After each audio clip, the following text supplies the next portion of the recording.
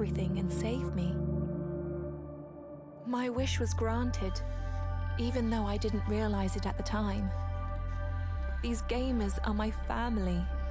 We are bound to each other without a blood connection. I had my adventure, and now I've passed the test. This is my home, the one my mentor foretold. I am Alice through the Black Mirror. My whole life, people have protected me. My family, my mentor, these gamers. Now, it's my turn to return the favor.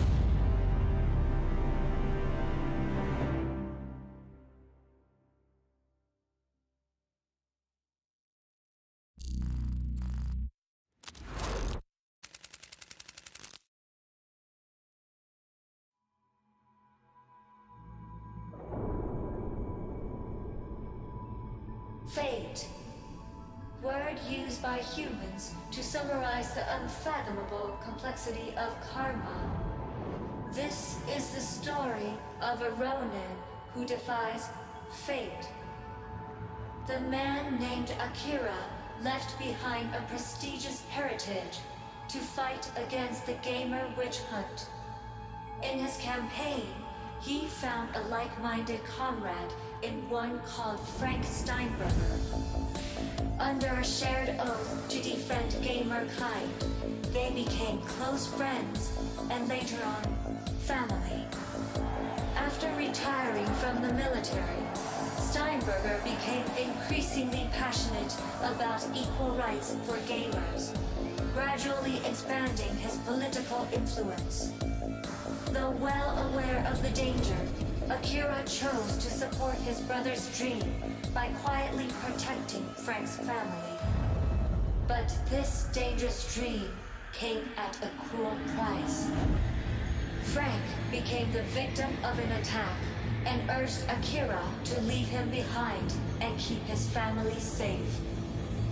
Unable to refuse the request, his best friend disappeared without a trace.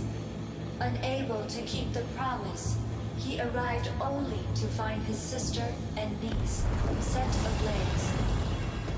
Consumed by the flames, right hand torn and left eye burnt, Akira managed to rescue Zaina, now the only remaining fragment of his life.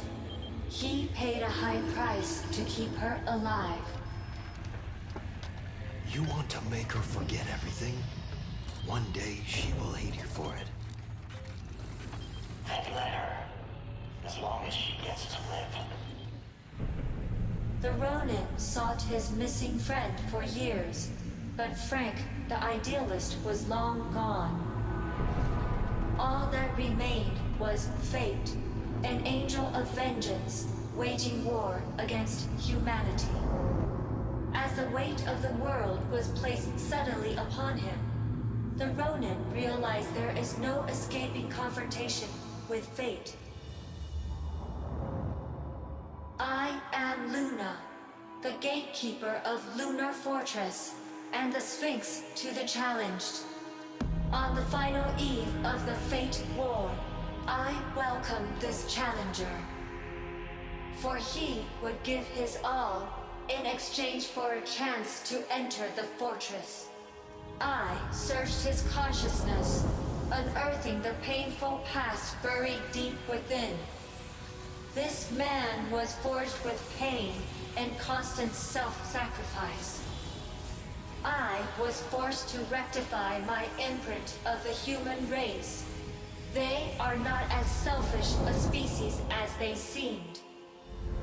I opened the gate.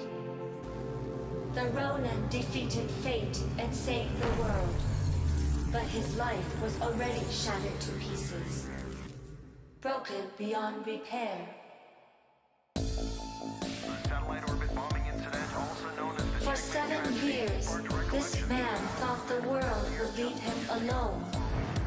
But as the conspiracy grows again out of humanity's selfishness, I will descend from the distant moon, bringing the call of fate. After all, Ronin cannot just lay down his blade.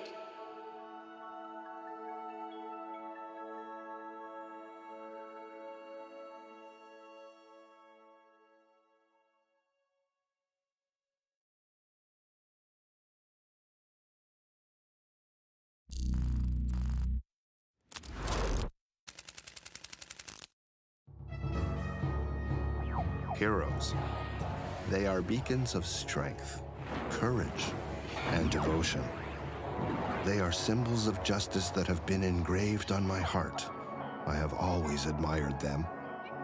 Even after realizing that I wasn't born to be one of them, I still hold on to my belief in heroes. When I grew up, my mentor helped me develop my talents in cybernetics. Through him, I was able to meet real-life heroes. They're just as powerful, dauntless, and selfless as I imagined they would be. I resolved to support them with all my powers. My mentor, however, has also shown me that the brighter a light is, the darker a shadow it casts. The greater a hero influences others, the greater risk they pose if they ever lose their way. Slowly, I began to understand. Behind the veneer of power and justice, heroes can be broken, frightened, and can even be corrupted like you and me. That is the burden all heroes carry. The fate war that doomed Earth took the love of my life away from me. The fallen angel that caused this calamity upon the world was once a hero who sank into desperation. Submerged in repetitive research and labor, I numbed myself with work, endlessly forging weapon after weapon for the resistance. Yet a rage for revenge burned silently in my heart, testing my lifelong belief in heroes. Until, all of a sudden, I remembered what being a hero really meant.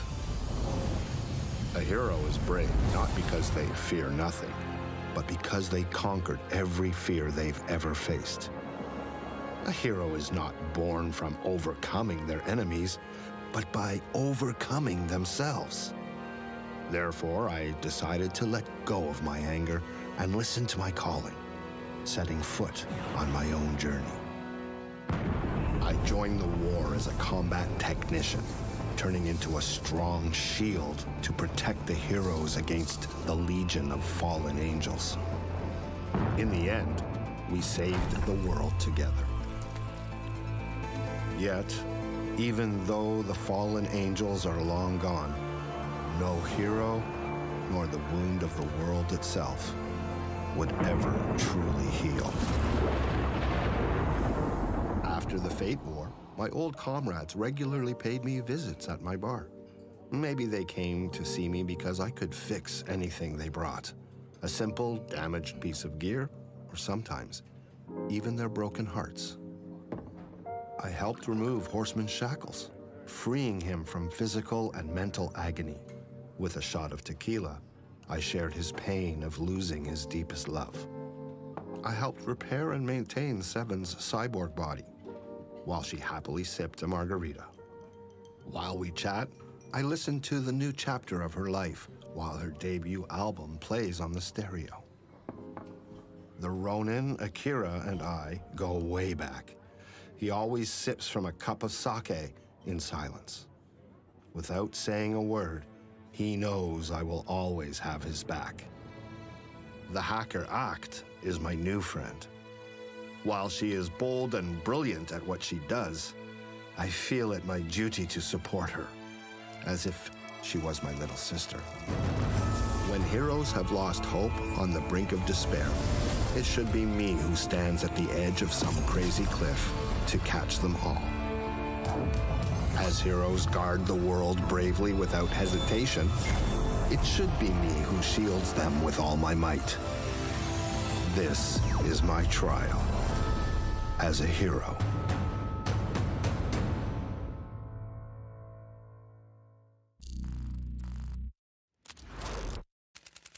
As an assassin, I make people tremble with fear. I am the finest cyborg that has ever been built. 7, on the label it says, is my name. Yet, the 7 in the mirror is broken into pieces. I've always tried to figure out, who am I? The very first time I opened my eyes, I could barely recognize my own reflection.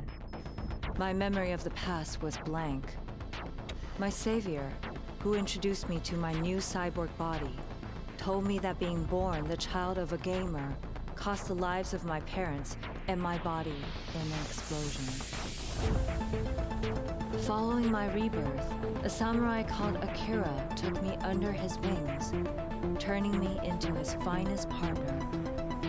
On the blood-stained battlefield, we stood fast together against the oppressors. We fought against the gamer Fate, who had been kidnapped and subjected to cruel experiments. His torture wore at his mind. He became a fallen angel consumed by revenge. He started the war that would end the world. Following my mentor, we launched an all-out assault against Fate's lunar fortress. 7 seconds before the doom of all living things, I thrust my blade into the fallen angel's chest, hoping to end it all there. Suddenly, my mind was filled with repressed memories of my past, backfiring on me like a torrent. The fallen angel people had come to fear was my father, Frank Steinberger. The man who I killed to save humanity had once made me the happiest girl in the world. Taking my own father's life rocked me to the core, waking me up to face the brutal reality of what I had done. In his eyes, I saw consolation, a longing for salvation. I'll never forgive Akira, my uncle and mentor, who erased my memories and kept the truth from me for so long. He cut my bond with the past and stood by while I murdered my own father. I'm slowly working on piecing my life back together. Now when I see my own reflection, all the pieces come together. 7 is my name, but so is Zaina Steinberger. From now on, the stage is mine, and my destiny is in my hands.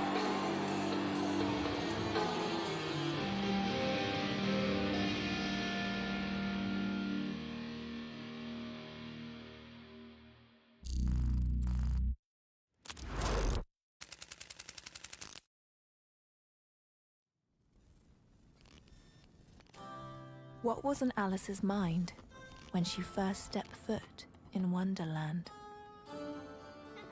Once upon a time, I lived in a place where I wasn't allowed to step outside. I was captivated by the world beyond my walls. Home is what Mama and Papa called the place we lived. They told me it meant shelter, yet it felt more like a prison than a home. I made a wish to turn into Alice, to go on an incredible adventure. However, the fallen angel swore to doom humankind, unleashing the havoc of his mechanical angels legion and destroying my dream. Mama and Papa gave their lives to protect me. When I rose from the ruins of home, I realized the adventure I had hoped for wasn't in Wonderland. In the ravaged world, I became a refugee, caught in the conflicts between the demons and mankind.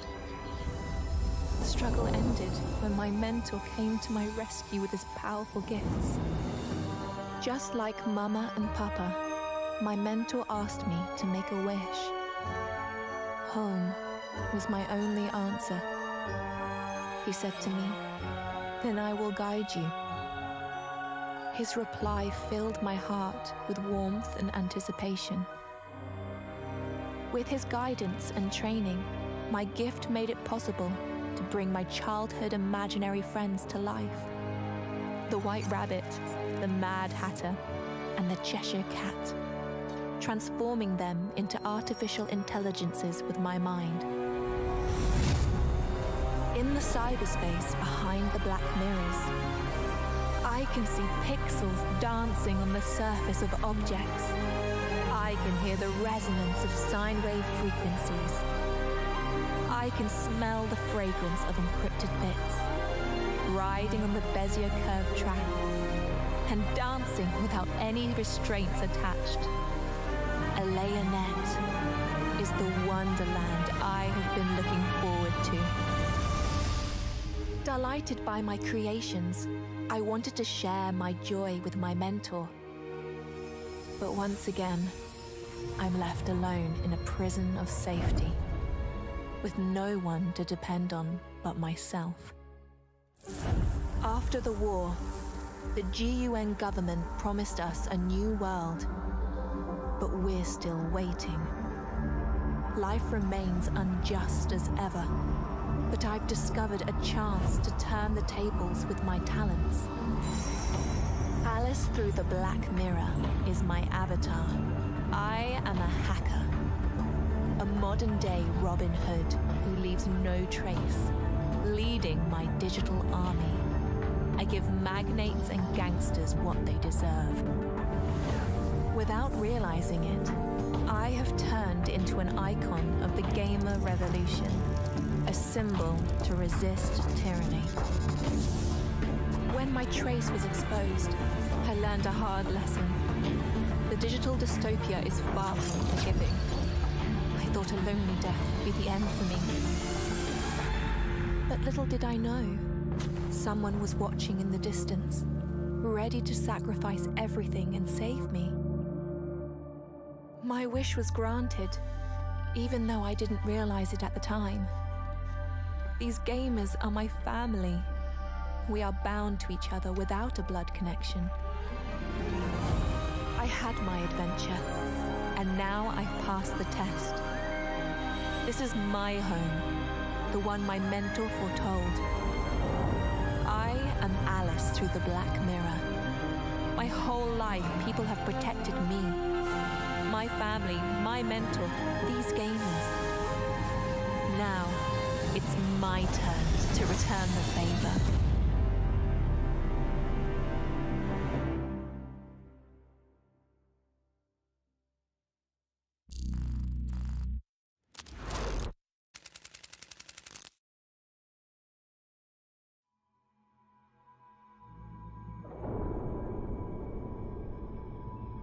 Fate.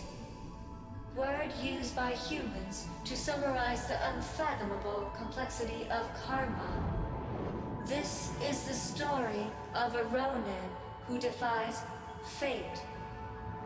The man named Akira left behind a prestigious heritage to fight against the gamer witch hunt. In his campaign, he found a like-minded comrade in one called Frank Steinberger. Under a shared oath to defend gamer kind, they became close friends and later on, family. After retiring from the military, Steinberger became increasingly passionate about equal rights for gamers, gradually expanding his political influence. Though well aware of the danger, Akira chose to support his brother's dream by quietly protecting Frank's family. But this dangerous dream came at a cruel price. Frank became the victim of an attack and urged Akira to leave him behind and keep his family safe.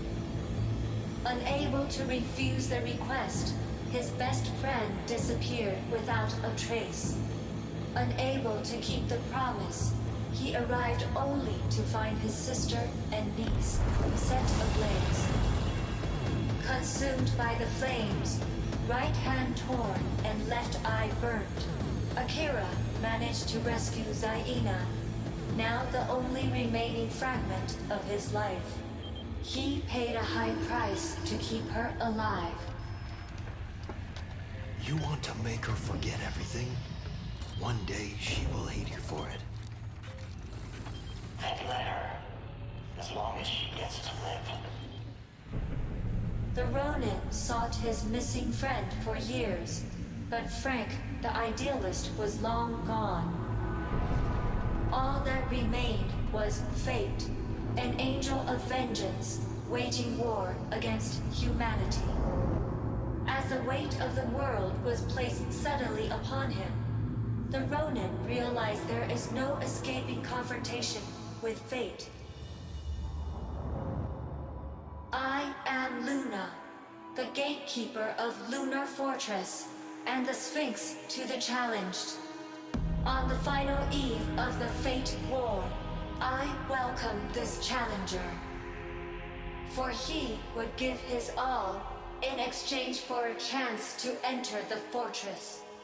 I searched his consciousness, unearthing the painful past buried deep within. This man was forged with pain and constant self-sacrifice. I was forced to rectify my imprint of the human race. They are not as selfish a species as they seemed. I opened the gate. The Ronin defeated fate and saved the world. But his life was already shattered to pieces, broken beyond repair. Satellite orbit bombing incident, also known as the For 7 years, this man thought the world would leave him alone. But as the conspiracy grows again out of humanity's selfishness, I will descend from the distant moon, bringing the call of fate. After all, a Ronin cannot just lay down his blade.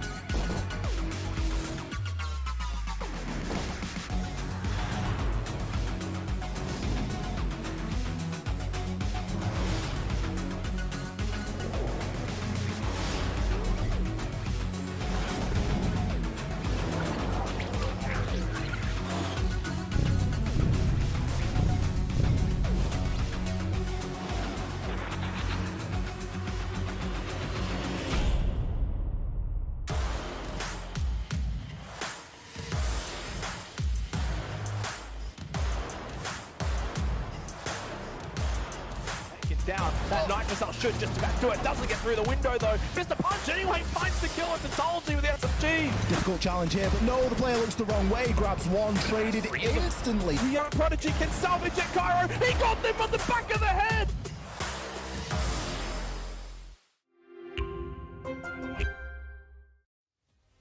Hello and welcome everybody here to the ROG Masters C Regional Finals. I am Black and Blue, with me is Lan the Man, and you guys are tuning in to this broadcast sponsored by Intel. And speaking of Intel, we have some of the best 12th gen Intel Core i9 processor powered laptops in the ROG Strix Scar 17 SE, released just this year. You've also got the RTX 3080 Ti laptops in that, so that you guys will be able to have, the best GPU to really power things through LAN. But how are you doing? And I mean, a lot of our friends here, there's lots of laptops you guys should be aware of.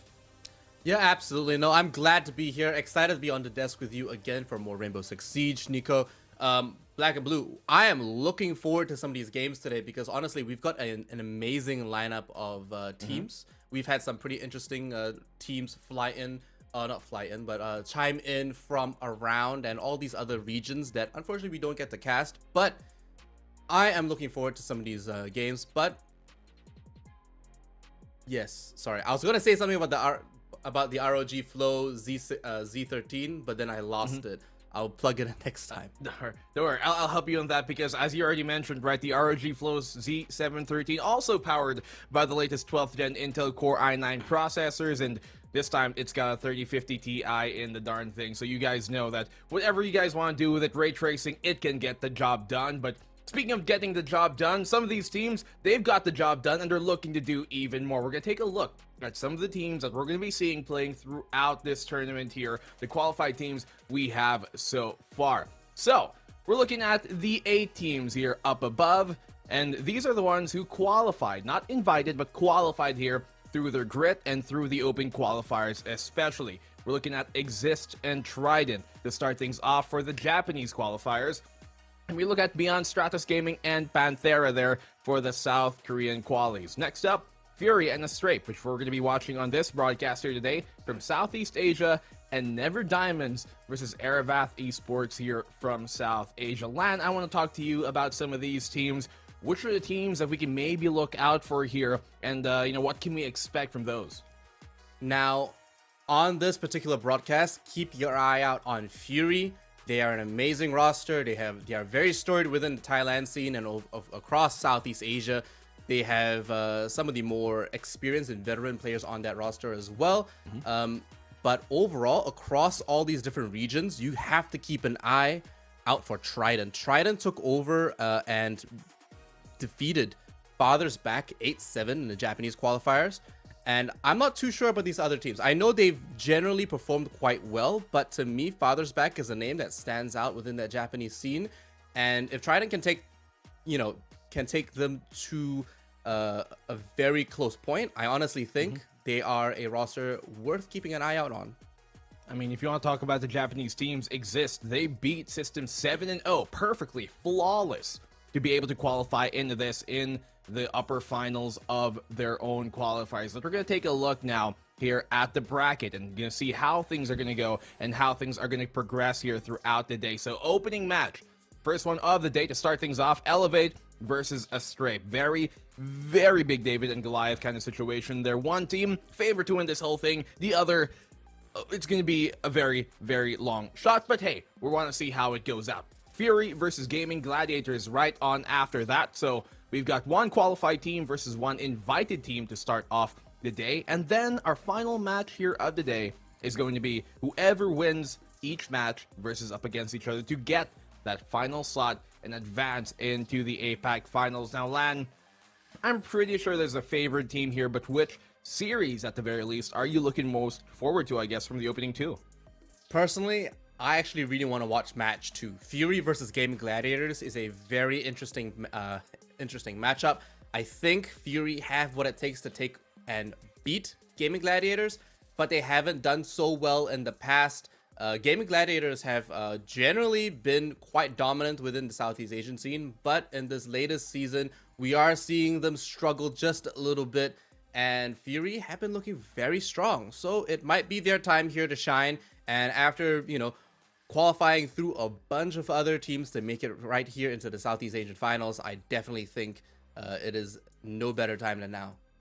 Well, it's not going to be an easy task for anybody, and especially if you're a team maybe here that might not be as favored in terms of, historical standings, you're going to get a really good reason to want to make things happen, not just because you're going to be able to advance to the APAC Finals, but because of the prize pool that we have here up for grabs that you guys should check out and tune into. A total prize pool of $40,000 is going to go throughout this entire tournament, and of course, you get to play in the lands in Thailand rather, and be able to represent, your region and say that you are one of the best. And when you play on LAN, you might as well know, LAN, that there is no excuses and there's no way to get around it. The pressure is on. But I mean, let's be frank, 3 out of the 4 teams here we have in the SEA regional finals are from Thailand, so they might as well have some sort of home court advantage.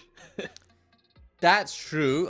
If Elevate or Fury do make it into the finals, which is very likely, they are essentially no love for a scrape. Yeah, no, I honestly don't think a Strape are gonna make it anywhere near past this first round. I honestly think that first match is gonna be a 2-0 towards Elevate. I think that's very fair to say, not because I don't think a Strape are good enough to hold their own in a decent match, but in fact because Elevate are just so dominant within the APAC scene and they are just so consistent. But if they, like I said, if they do make it to that final, Elevate and Fury are pretty much going to be put up in some nice hotels. They don't have to travel very far, and they are going to have the, like you said, the home turf advantage, especially because their body clocks and their general sleeping patterns will be so much more in sync, and they are going to be way more primed than any other team. Yeah, they won't have, the wear of the travel, and of course, if there's a crowd, then you're probably going to be sure that they're going to be cheering for them, right? You talked about, the stark contrasts, and fair assessment, I would say, with Elevate and this Strape. And I have to agree, yeah, this is probably going to be an Elevate series. When we actually do talk about it, we'll expound on why. But we'd love to be proven wrong. And so hopefully, for the sake of funness and parity, that we're going to have some really, really tight competitive matches here up today. But, I mean, we already know the matches that we can expect. But I want to ask you already, like, early on how you think the predictions are going to go in just a bit, because I think we both have the same idea on who might be in the grand final at the end of the day. But we're going to take a look at the first match, as we already kind of touched upon it early on. We have here Elevate versus a Strape. APAC's last hope during the Berlin Major in Elevate versus a Strape, who, I guess, in a very stark contrast, is the Thailand team that is really trying to get themselves there, but just hasn't yet, not in any other tournament. And well, there's always room for first, and they were able to beat a team like Varianx in the lower bracket, rather in their qualifying bracket, to make it this far. So I'm curious to see your thoughts really on how could a Strape win this. We know that they're not maybe supposed to, but how could they topple the Goliaths that are Elevate? Okay, let's be real for a second. A Strape, they have so much to work on in order to make this one work. But in their last matchup against Fury, we did see a Strape actually come close to winning every single round. And in every single round, they only barely just lost. So I don't know if that's Fury being sloppy because they're trying to just hide strats and just kind of just play it like it's chill, or if it's a Strape really upping their game. But mind you, when they beat Variance, that was their rematch against them from another league, and in that matchup in the other league, they actually lost to Variance in the same scoreline. So I don't know if a Strape are actually just inconsistent, but they're going to have to really work on their coordination. A Strape lack a lot in the team sort of like coordination department. Like you kind of just see Bolivian and perhaps even PigG in very varying places, not necessarily coordinating a push, like peeking corners at different times, not really working together, and the utility usage on those teams has a very low grade in my opinion. But they need to just keep it together, work on that team, work on that coordination, and keep comms open, because it often just looks like they're not talking to each other. that kind of lack in maybe, it seems, I guess, coordination has been one of their downfalls, but we're going to be looking at the map Vito now, how the series is going to go, where we're going to have these fights play out. Villa to be the opening map pick here, coming in from Elevate. Chalet to be that second map. And if we ever get to the third, Bank is where we're going to see where the money goes. And that's what I'm looking forward to, especially seeing it how Bank was one of the opening map wins here from Elevate during the APAC South when they were able to beat Knights. But opening ban from a Strafe directly in Oregon, that was also a map that we've seen them beat the Gaming Gladiators on here, Elevate, so makes sense. But what do you think of our map rotation here, what we're going to get? Villa, Chalet, and then Bank. I want to pick your thoughts here, Lan. Villa is a map where I suppose... honestly, I just don't see a Strafe doing very well on any of these maps. Like, Villa needs a lot of coordination. You need to know how to play vertical. You need to have strong map presence. A Strafe don't have that. They are good at taking fights. They are good at being unexpectedly aggressive in some places. But as long as Elevate actually coordinate this properly, they should have it in the bag. I think a Strafe's best chances are actually on Bank, and their best track record is on Bank. Unfortunately, that's a deciding map, and I don't think they're going to get there. Yeah, I mean, whenever you have a map that is a bit more favored towards the attacking side as compared to especially a map, like Villa, it does give them a bit more leeway in terms of being on both ends of the floor, and same with Chalet to that fact. So I do have to agree with you. I do think, Chalet and Bank, that's where really they're going to have to make things work, but they need to take this map number one. We know when you're the underdog, you're gonna need to hit the chin, and that starts with taking map number one away. But as you said, Villa, very utility heavy map, a lot of control spread throughout such a sprawling, wide-ended map, and that allows so much more to be done. You talked about how sometimes a Strafe, they want to win by out-aggressing the opponent and winning these gunfights, but we know you got a player like, like Super Onigiri on the opposing side who has made that limit on made that record on how many kills you can even get in a game, and that is not an easy opponent to play up against in this specific matchup, I think. Yeah, absolutely. It's they're up against the literal kings of this region, and it is not every single day you get that opportunity to do that on the main stage. Now, I always, for the last, 5 minutes, I've been talking smack about a Strafe, but the fact is, every time we see them, they have beaten numerous teams to actually get here. There are hundreds of teams over in Thailand, and they all scrim with each other. They share players, they share partners, but they literally somehow make it on stage every single time. They fought through 128 teams to make it into Operation League again. And now this time, I can only imagine they did the same thing. This time around, of course, referring to the bans, Nook and Thatcher being taken off the board is no surprise to me. Thatcher is something that I'm kind of 50-50 with it, aren't I? Like, I honestly think Thatcher shouldn't have to be banned anymore, but I suppose the range on his EMPs still make him quite valuable in that respect as a ban. I mean, if anything, people, I guess, were assuming that with the new EMP, side gadgets for the attackers, those impact EMPs, they would just nullify even picking Thatcher in the first place. But we ended up seeing that it basically kind of helps Thatcher in a way, because they get to trick for him, and then he throws his own gadget to really secure that wall to be open. But Azami to be the final ban here, including Valkyrie, makes sense. They've been one of the higher ban rates in terms of playing on Villa, especially, Valkyrie ever since the day. And Azami now, as the new age comes, on how much she can really shape things up differently for the defensive side. And that defensive side is a side that Strafe really need to get as much rounds as they can. The blitz here from DCH, I don't know if this is true, but I'd love to see it.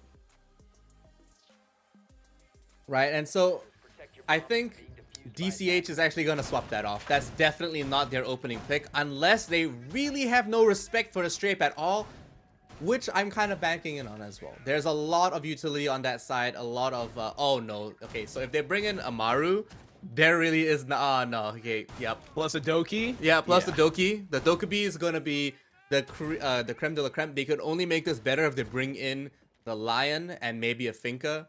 like all of course that are available at this point. If we can see that yellow meta come back, I definitely know that's what they're gonna go for. It looks like they're going to stay on that Flores to keep a little bit reserved, but the Finca is most certainly being swapped in. Sapper is not going to give up the opportunity there, and there we go, we got that lock.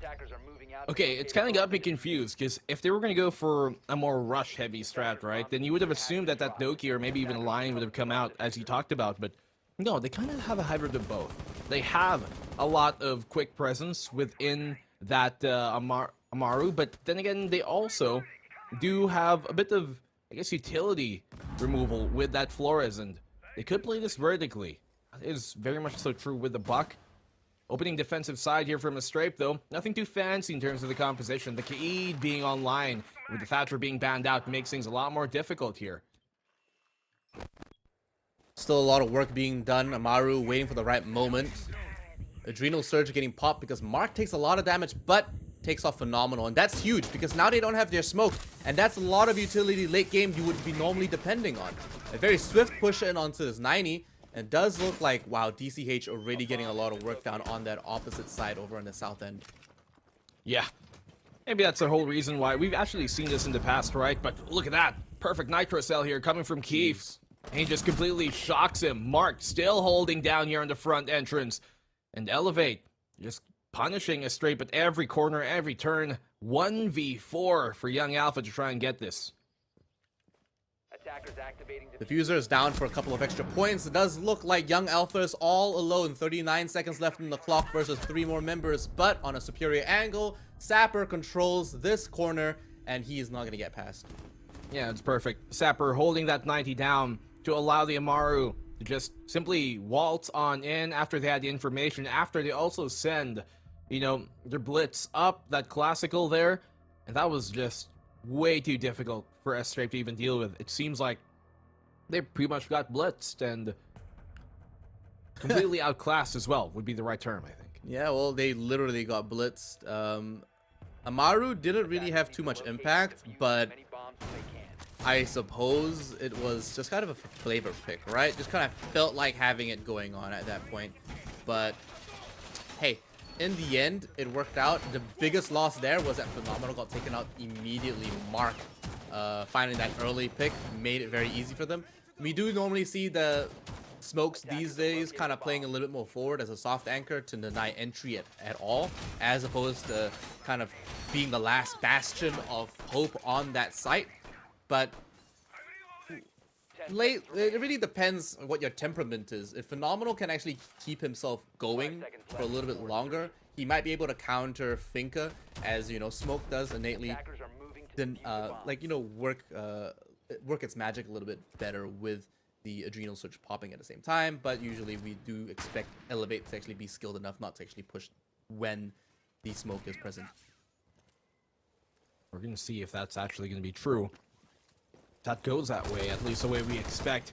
But Mr. Punch, he's back on that Ying. They can really push the pace here and the pressure when it comes to that site. Execute Dokkaebi as well is going to make things a lot more difficult here on the anchor for a Strape. Especially when they try and find out how their roam game is going to go. Both Electro Claws spotted out here on the statuary wall. They can deal with this without even doing much. I love it. Yeah, perfect impact EMP to open things up, and they should have no problem opening up this big master wall.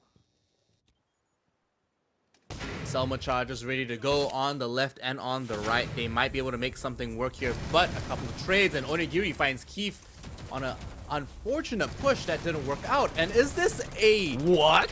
What? No, there's no way they're doing that in the damn middle of this site. Wow, just winning every fight. That DMR, I mean, Onigiri, he's one of the best DMR players you're going to find in the world. We know what he's been able to do with that. But Young Alpha, he's got a huge task up ahead. He finds the one, can't find a follow-up. And here it goes. Once again, Elevate completely storming into a second round. Unfortunately, yet another round where Strape just can't pull it together.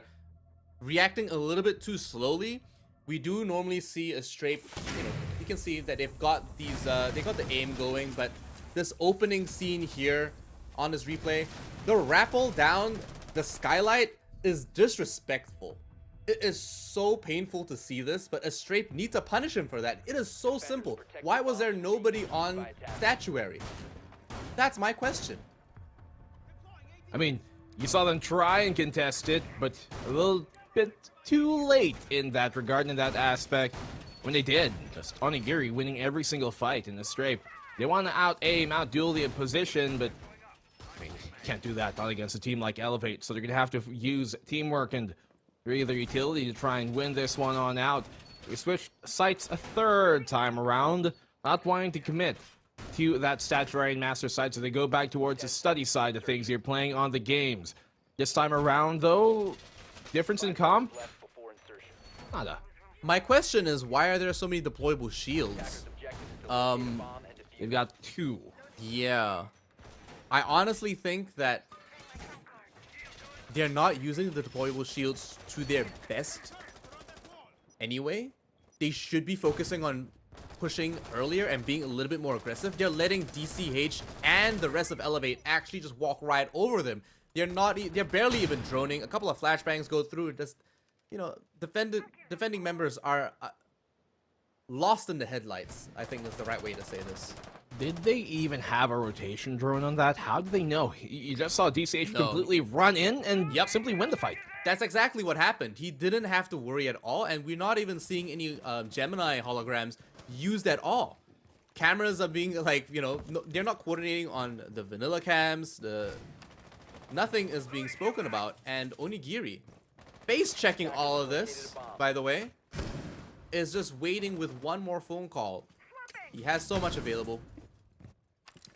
Now with another EMP, might be able to make this work. A couple of nice pings go down, and a Gone 6 to boot. They've used their utility. They still have 3 adrenal surges. How are Elevate going to close out this round? Look at this shield. Big task up ahead here for Pig G. He's going to have to try and deal with this 90 pressure. Hayabushi finds a trade. Equalize the odds just a bit. It's a big pick here for them to find that buck. Mr. Punch shaking out of the round. Phenomenal. He's got the classical haul to himself, but he's going to need a bit more help. This vault can be opened here, and if that ever happens, then it's going to be a big task, a big problem for a Strape to deal with. Yeah, it might be. 4v4 right now, and you're starting to pop the Toxic Babes. With 1 minute and 10 seconds left, Phenomenal might actually make a rotation down. He sees a couple of shots go through that window, but they are unaware of his presence. Oh, DCH has a good angle on this. He spots him out and still wins the fight. Phenomenal. Had the jump on him, but the double pick here from DCH to start this round off is huge. Mark now using the wall, using the illusion to try and slither himself into the site, but still, hard task. Shield still up alive here on the classical hall. Pig, he's got that nitro cell to toss out and chuck if it ever does come down to it. Keith, little does he know, around the corner, he spots him out, but Mark still wins that fight land. Keith, unfortunately, trying to hold that pixel, not working out to his advantage. Hayabushi being the only one left. Far end gets picked off with the DMR. Bit unfortunate, but Elevate completely running off their own instincts right now, as Strape are just struggling to even put up a fight. Yeah, I mean, they even pulled out the sense, right?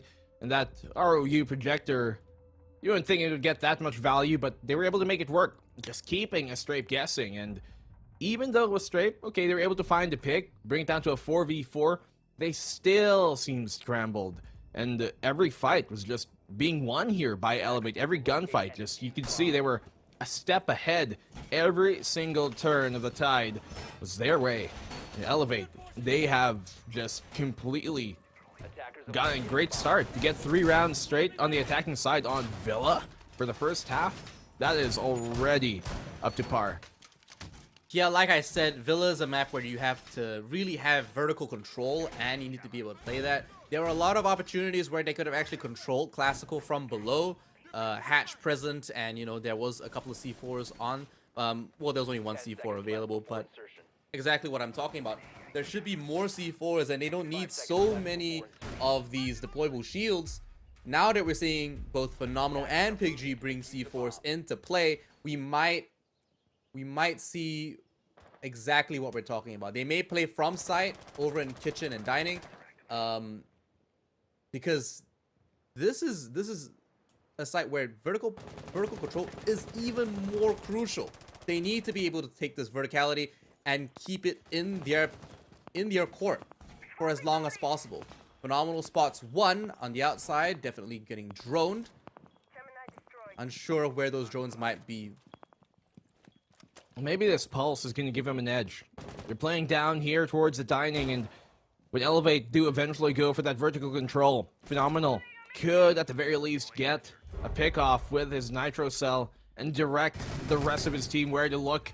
But Onigiri once again opening things up with that DMR of his on Hayabushi, and they lose that Wamai early on. The longer it's alive, the longer, the better it gets. But still, Keith also follows suit. Elevate just rising above the occasion here. We're not even seeing Sapper really bring the Monty into too much play. He's holding a couple of corners, but right now that's about it. Phenomenal has the tail of one member on the opposite side. May find him in piano, takes the corner, finally gets a nice shot onto him with the shotgun. Must retreat, takes out the Claymore on the way out as well. So a lot of value in taking down utility, especially with Sophia off the board. But Young Alpha caught on that site, needs a little bit more team, needs more of his team members to actually provide some assistance.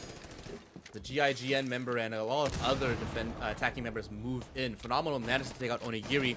That levels up the playing field 3-on-3, but he needs a little bit of backup. Sapper is going to prove quite an obstacle for them very soon. Yeah. Sapper being alive is going to apply lots of pressure. They can stick this plant. DCH keeping him covered.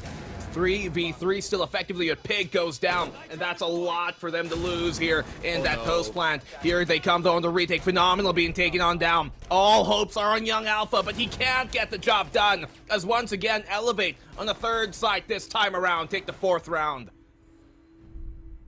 That is the third time within a week I have seen a straight fumble a throw by landing it on the edge of a door or a hatch or a window. The last two times I saw them fumble impact nades, and those were clutch moments. And so you can see that Estrape have the instinct of what they need to do. Throwing a C4 there to take out the Monty would have been the right call, and then rushing from that explosion to take down the other member on the attacking team in the corner of kitchen would have been a save. However, landing the C4 on that door does 0 damage to Monty with his shield up, and he literally stood there camping. Like, not really camping, you know, he was chill. He was so relaxed. He used the C word, the camp, for the champs here. No big pressure. I mean, we have to also understand that, yes, there's lots of pressure as well being in that position themselves straight, but still, you know, these type of things, small things that really lead to ultimately big implications and big consequences in the end. And Elevate, they're punishing them at every turn. Once again, Lan, they have this double, actually no, they only have one deployable shield this time. They swapped the alibi out for Goyo this time around, so hopefully that's going to give them a bit more stopping power. The shields have been a problem for them, but a very different kind of shield here being pulled out by Elevate. And Onigiri, a taste of his own medicine here delivered by Young Alpha. They get picked off with a DMR of his own. A nice call here. Rooney, definitely a force to be reckoned with. Now controlling that second floor, DCH has to be aware of their presence and might have the opportunity to bring out a couple of drones to gather a little bit more information. But as I said, there's not really a priority for them right now. They're gonna hold on to those 2 drones. A couple of drones have already been destroyed.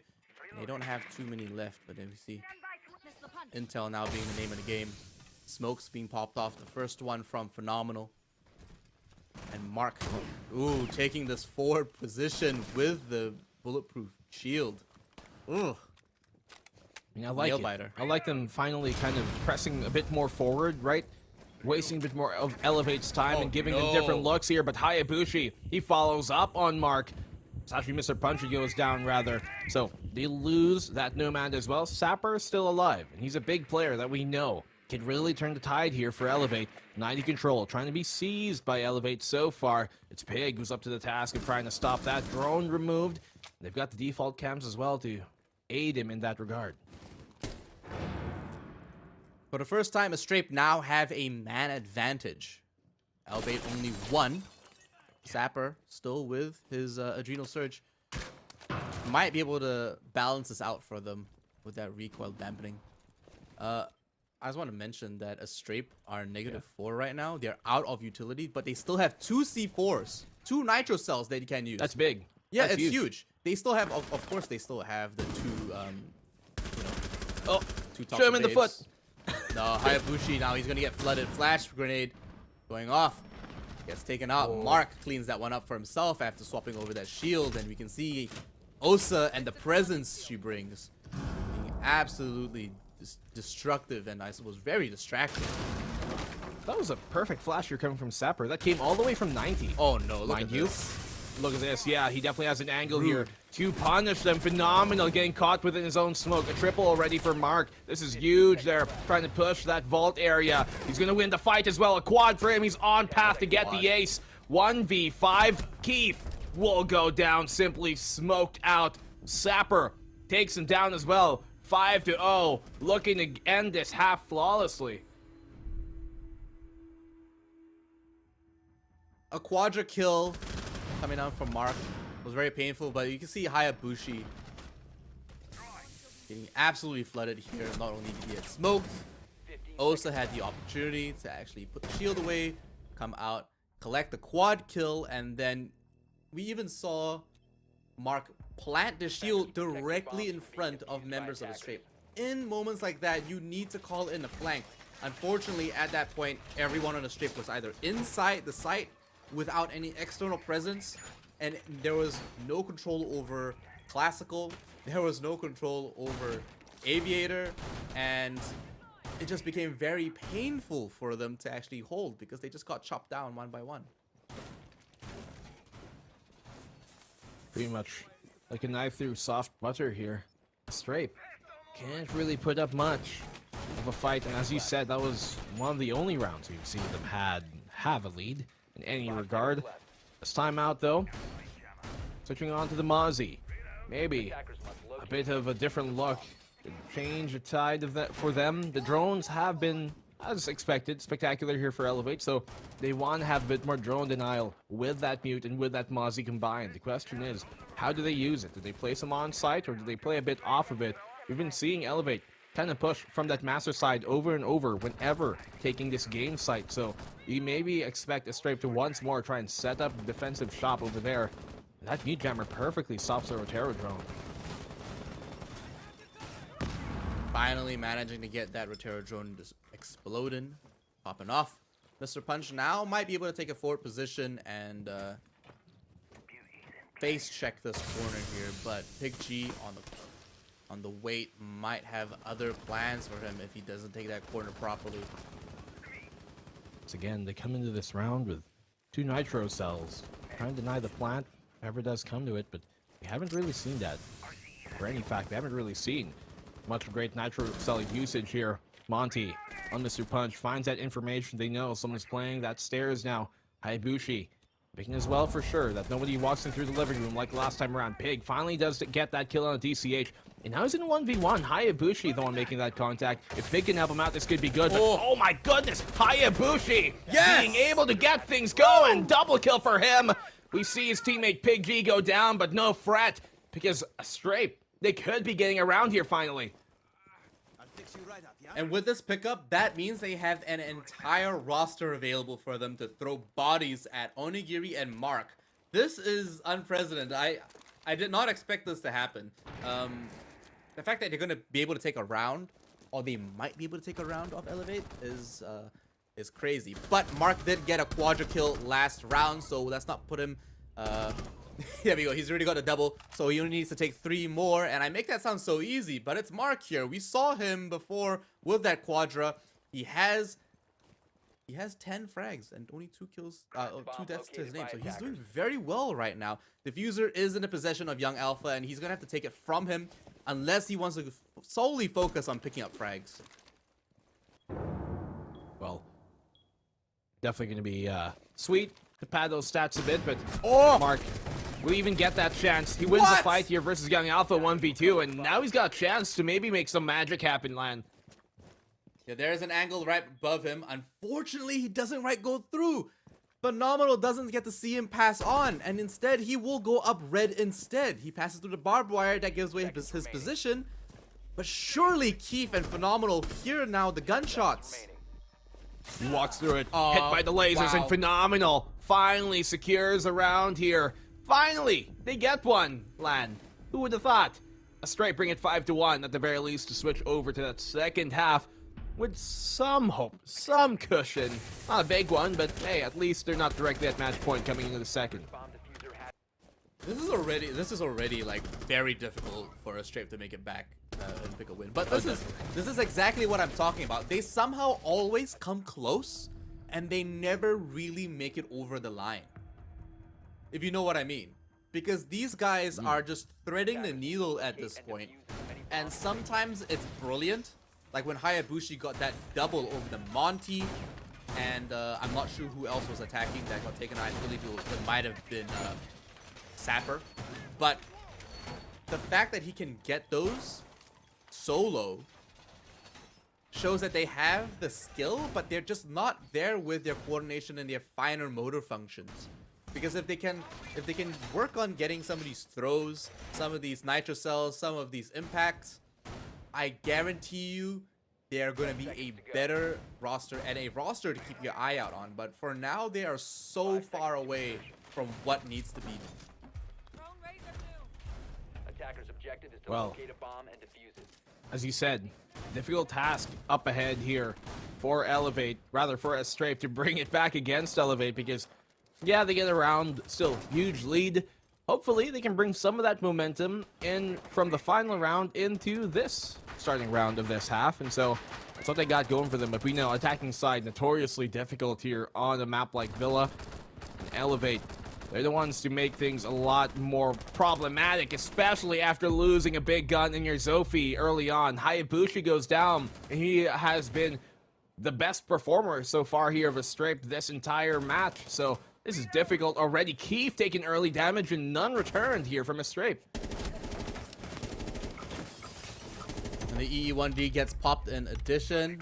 Big G picks up the one onto Onigiri. Flashbangs go out. Mark has to retreat into safety. Unfortunately, attacking members don't see him run right past because they're not even peeking those corners. I don't even know what's happening. Phenomenal doesn't even, he's not even aware that Mark ran past him, which is a huge L.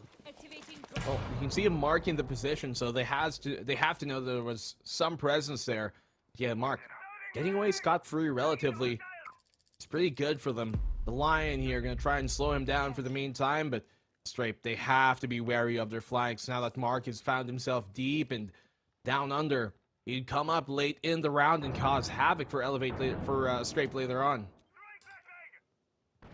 Yeah, Keith isn't exactly very healthy, and without Hayabushi and the value Sophia brings as an operator, they're gonna have to really focus on that intel. But now that they're losing more operators that provide intel, Lion and Doki now off the board, they're gonna have to rely on those 3 drones they have left available to them. Yeah, this is looking done this round. So difficult for a Strafe to turn back around still. Mr. Punch finds that pick on Phenomenal. It's all down to Keith, low HP, and Mark, as we said, comes late into the round and just secures it here. Look at that sight line that they pre-prepared. Very good heads up. Nothing less than we would expect from the Kings of APAC so far. Elevate, they secure match point early on. Now, when we were speaking prior to the broadcast, this is something we predicted. We predicted that Elevate would take this very fast, quite swiftly. A Strafe are putting up a little bit more of a fight than I anticipated, but the result is going to be the same. Unfortunately, a Strafe are just not there in terms of coordination. They have the idea, they have an understanding of what they want, but they're not there in terms of refinement. They need to actually focus down and just make sure that they cover for each other, because whenever someone throws a flashbang, someone still has to hold that line of sight. It's definitely going to be, something that you're going to have to see them do. And they're going to have to, as you said, work through teamwork. Where's the cover while somebody's prepping utility? That's been a general problem we've seen from a Strafe. And as you talked about as well, they get far enough into qualifying into the top 16s, the top 8s of these type of tournaments, but can never really close up the gap once they face a true opponent who has standed the test of time. And Elevate, they're one of those teams. So Strape here, potentially final round, but I want to believe they're going to give us at least one more round before bowing out of this opening map in the series. Hayabushi, let's see if he can stay alive a bit longer here and get more value out of his life early on. It says 4v5. Now, mind you, they've actually left one of the panels open on that wall over in Statuary into bedroom. They're gonna want to take very aggressive angles, and I think Elevate are trying to shut this down before it even gets started. If they can deny entry at all, look at this, 4 members outside that closet. And that's Mark, gonna make things very difficult if they try and filter in, though. Yeah, a couple of pings go down, and he knows exactly where they're coming from. He knows he's gonna get absolutely covered. Swarmed. He takes a lot of damage, has a C4 already. He's gonna have to pop that real soon, but no, a frag grenade, well timed, finally denies him that presence, and he gets completely flushed out of the walk-in. Luckily here for Strape, they don't lose a player in that regard. Young Alpha could have almost went down, but fortunately for him, he was just out of range for that. Onigiri doesn't have DMR in his hands. He's got Doroni. And I would have expected the DMR, considering they're trying to play these long sight lines, that they leave some of these panels open, as you said, towards that master bedroom side. Young Alpha, very dangerous position. He's got these feet exposed. He almost gets a pick in that return. Doesn't really find it yet, though. I think he got hit with the... No, I take that back. Hold on, I just want to mention that they burned a lot of utility to push Mark. To flush him out, they threw in a lot of flashbangs. They used a lot of frag grenades. Sapper shredding the needle of this, throwing down some topless babes, got the shotgun out. He wants to take these angles and he wants to push and challenge them. Unfortunately, a Strape not willing to take that particular angle and now trade in DCH for Hayabushi. Oh, the swing here from DCH. Dispatching that hole up on Onigiri. Catching Keith, expecting him. They've got the Doki call going on, the logic bomb. Onigiri, lots of damage he takes in that bout. Has to be careful right now. 3v3. Young Alpha is out of his surges. But Onigiri still finds a big land. They bring it to a 2v2 as a trade comes in. This is the closest that a Strape have ever come in a round in terms of numbers. And now that they're evenly matched on this 2v2, Phenomenal's gonna have to push this in Statuary. But DCH with the angle from Astronomy and a couple of handy live pings might be able to make it work. 15 seconds left on the clock. Downs him, drops that diffuser, and Mr. Punch to follow as well with a nice clean headshot for Big G. Ends that on their first half on Villa. Wow. Elevate. Even though they go down 3-5 in that round, they still are just so good enough to recover back into it. 7-1. And this is already, I guess, kind of what we were expecting, right? We expected maybe one round for a Strape, as is common for them. They get that one round, but that's all they're really able to dish out in these type of matchups. Hopefully for their sake. I mean, we expected Villa to be the hardest map for them in this entire series. Chalet and then potentially Bank is coming on up, and we hope to see a bit of a more, I guess, competitive game here coming in from a Strape, but still, difficult task they have at hand, especially after witnessing how on point, once again, Elevate seem to be. Yeah, and of course, don't forget that we're proudly sponsored by Intel and the ROG Strix Scar 17 SE and the ROG Flow Z13 with their beautiful 12th gen Intel i9 cores. So those processors are definitely the all the talk of the town, and there are more to come. Of course, more tech is being released every single couple of months. So by the day, by the tide, by the moons. But I mean, we talk about the shift here in pace and what a Strape trying to do, but it's Elevate who have just really been able to turn things up. I mean, we saw it one round, right, from you, Lan, and there was lots of criticisms I was hearing from your side and what a Strape could do, but I think more so importantly, yeah, that was one of the few moments where we actually see them activated to know that the way that we know they can. Mark, of course, an absolute monster, picking up this triple. Gets denied soon after that, but overall, Astray, they put up an okay fight in some of those rounds, but they still struggled overall. It's, in the end, truth be told, it is a learning experience for new rosters like Astray, and they're gonna have to just really work on their fundamentals, review some of those VODs, and come back after a quick discussion for that next map. Yeah, well, we're going to talk about that next map when we do come back from the break, so don't go anywhere, because the ROGC finals here will be back in a hair. We'll see you guys in a bit after this break.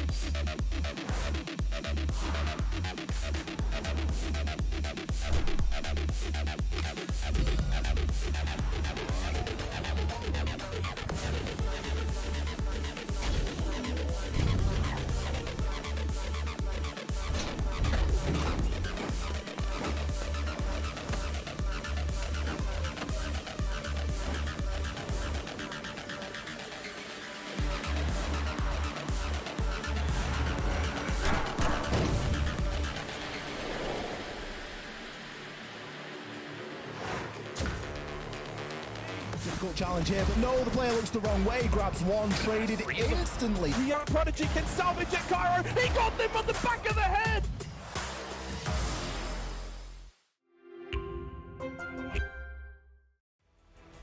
Hello and welcome back here to the ROG Masters, sponsored by Intel, guys, and you guys should be aware of some of the laptops that we got here powered by Intel as well. One of them being the ROG Strix-Scar 17 SE, powered by the 12th gen Intel Core, the latest i9 processors you can find that really got things going, and they also have the GeForce RTX 3080 Ti graphics cards in those laptops, so you can get whatever you want, ray tracing, everything done. That is a power horse of a laptop. But we got something as well for you, Lan. How you doing, and how do our friends should know about what else we got here for them? Lan? Okay, it doesn't seem like Lan is connected with us as of the moment, but I'm going to let you guys know about our ROG Flow Z13s, 12th gen Intel Core processors as well, with RTX 3050 Ti laptop GPUs in them as well, which is also another workhorse of a laptop that can get really lots of stuff done. But hopefully we're going to get Lan aware of us in the bit as of the moment. As we I'm open here it- now. We I'm saw here now. the opening map be really dominant for Elevate. But how you doing, Lan? Don't worry, I got your spiels covered. But quick thoughts: gosh. how you doing after that map number 1, and what really can we expect maybe coming into Chalet, which should hopefully be a more equal playing ground for both these teams?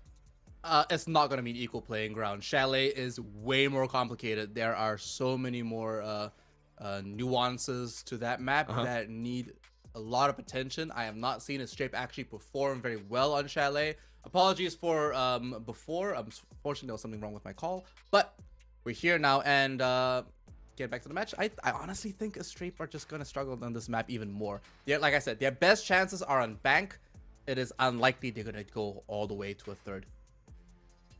Yeah, I mean, that would be, I guess, the best case scenario, right? If you're a Strape, if you can extend this into that bank map and see what they can do. But I have to disagree. I think Chalet is going to be a more equal map here from the Strape. If anything, they could get a second round, at least more than what we saw from them during Villa. Villa being that defender-heavy map can be very difficult on their attacking side, and we saw that really come to the fold, although we only saw 2 rounds, I guess, played out here by a Strape being on that attacking side.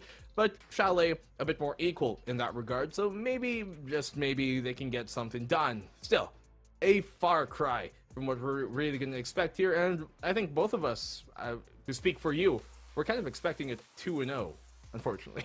Unfortunately, my biases are there.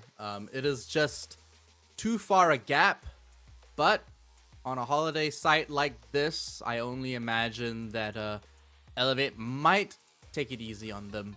We are unsure, of course. At least they are still in good spirits, but the bans should roughly be about the same. I honestly don't think they're gonna let Nook through.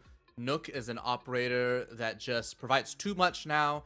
We're seeing her actually with a very high, like 90-something% ban rate. I'm not particularly sure on the exact number, but I do know that teams just generally don't want her in there because she just does everything. There's the suppressor changes, we've got the EMP impacts, and then in addition to that, on top of it all, the silent step and the invisibility that just makes her a complete ghost. Flores being banned off first makes complete sense on a map like Chalet, just because a lot of these hallways are very narrow. And as I say that, Nook gets through the bans. So what do I know, guys? I mean, Nook can still be powerful, but I'd argue less powerful so than on a map like Villa, which is a lot more sprawling. At Flores, as you said, makes sense, right? It's a map that we see a lot of maybe like mezzanine holds and those library stairs holds be completely dismantled by a single Flores doing his work. Valkyrie taking off of the board here once again, second time in a row. We know how much value she gets. Lots of information, lots of nooks and crannies. You can hide those black eyes. You certainly don't want to deal with it. Final ban here. I wouldn't be surprised to see another Azami ban, considering it's a straight banning here. Azami being banned out would make sense, but it will be the Wamai, just because there is a lot of open air and a lot of open space. So that means a lot of throwable utility can get denied by that magnet and actually pulled away. So this makes it very viable to actually use the Wamai in a lot of the smaller spaces as well, just because a lot of the rafters provide different facets that actually keep them concealed very well. The phenomenal, the castle main himself bringing it back should provide an interesting defense here for us over in Master and Office. There we go. The Nook coming out here for DCH. We know he is a complete menace on that, right? Just slithering through the defense many times on over. And a Strape, they might be the victims of that exact attempt. Castle coming out here. We're playing up top towards those bedrooms, towards the offices rather. And you see a lot of teams on this type of defense love to extend closer towards that library side. 2 ADSs in the piano room. I'm curious to see what kind of presence they show towards that southwestern library side. As I said, it doesn't seem to be much just yet until we send the camera over there, but I did see Phenomenal on that castle make his way towards it. I am going to expect that they're going to have a... No, these are footholds. So yeah, they do expect some sort of presence to be made here But we don't see that typical shield above the library stairs to help him hold it down. And Onigiri. Wow. Was that a one tap? Yeah, well, he saw him right through their own line of sight, their own setup. So that's easily taken off the board. DCH definitely taking advantage of the fact that Nook is available. Takes on the camera. Now has presence over those staircases. Mr. Punch getting his drone denied, unfortunately, but still managed to make it quite far. 3 members left on a strafe, and it doesn't look good already. Onigiri with the DMR? That's... Okay, why not? Why not? Why not? We know what he's able to do with that DMR. We know he can get you close to a 30 bomb on that darn thing. So, I'm not too surprised. Young Alpha, he goes down, especially to Onigiri, who has just been a complete wrap-up for this entire map already. At least in this entire round. 2v4. Okay, Keith. Some luck. Mostly skill. But it goes his way, and that's what they need. A nice clean headshot from DCH, leaving Keith all alone. No utility, no Nitrocell. Just him, a trusty SMG, and maybe a superior position. Right behind that desk. Gets his head spotted. Dodges it like the Matrix. He is Neo. He is the one. A double kill going down to Keith. Now rotates over to the bookshelf. Sorry, the wine shelf. Dodges a frag grenade, but unfortunately getting double peeked by Mark, and Ko does leave him dead in the water. Onigiri. Complete absolute menace in the opening round here. Finds the opening pick and finds 3 right after. So Elevate just... yeah, they're continuing the pace that they set, continuing the trend that was placed upon the Strape from that Villa map, and they just look as sharp as ever. The Strape, who really have to step up here, back to the master bedroom and office site. So nothing really to change here in the site that they pick, but composition-wise, double SAS out. Ibushi back again on that Jaeger. Let's hopefully see that he can get more value out of his lifeline, because the longer he's alive, the better a Strape seem to do in general. Yeah, that's absolutely true. He is a... I mean, we've seen him perform quite well. Unfortunately, the problem recurring with a Strape, I don't want to sound like a broken record, but they're leaving themselves open, really. Hayabushi getting caught that late into the starting of the round wasn't necessarily the best for the roster or the team. They could have played that a little bit better, in my opinion.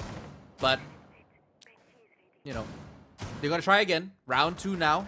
Fresh start.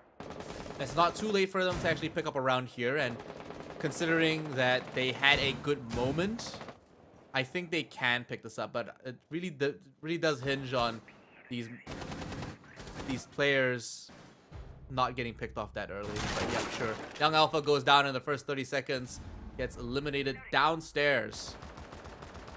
Off screen, but yeah. Even Keith taking a lot of damage now. That's not something you want.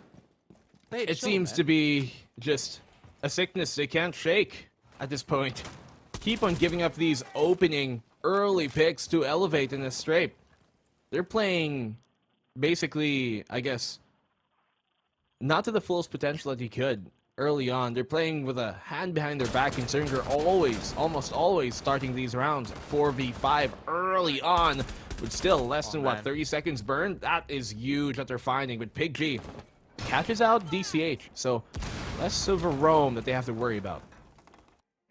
That leaves a Strape with an interesting angle onto that entrance. Keith now rotating downstairs into Wine Cellar.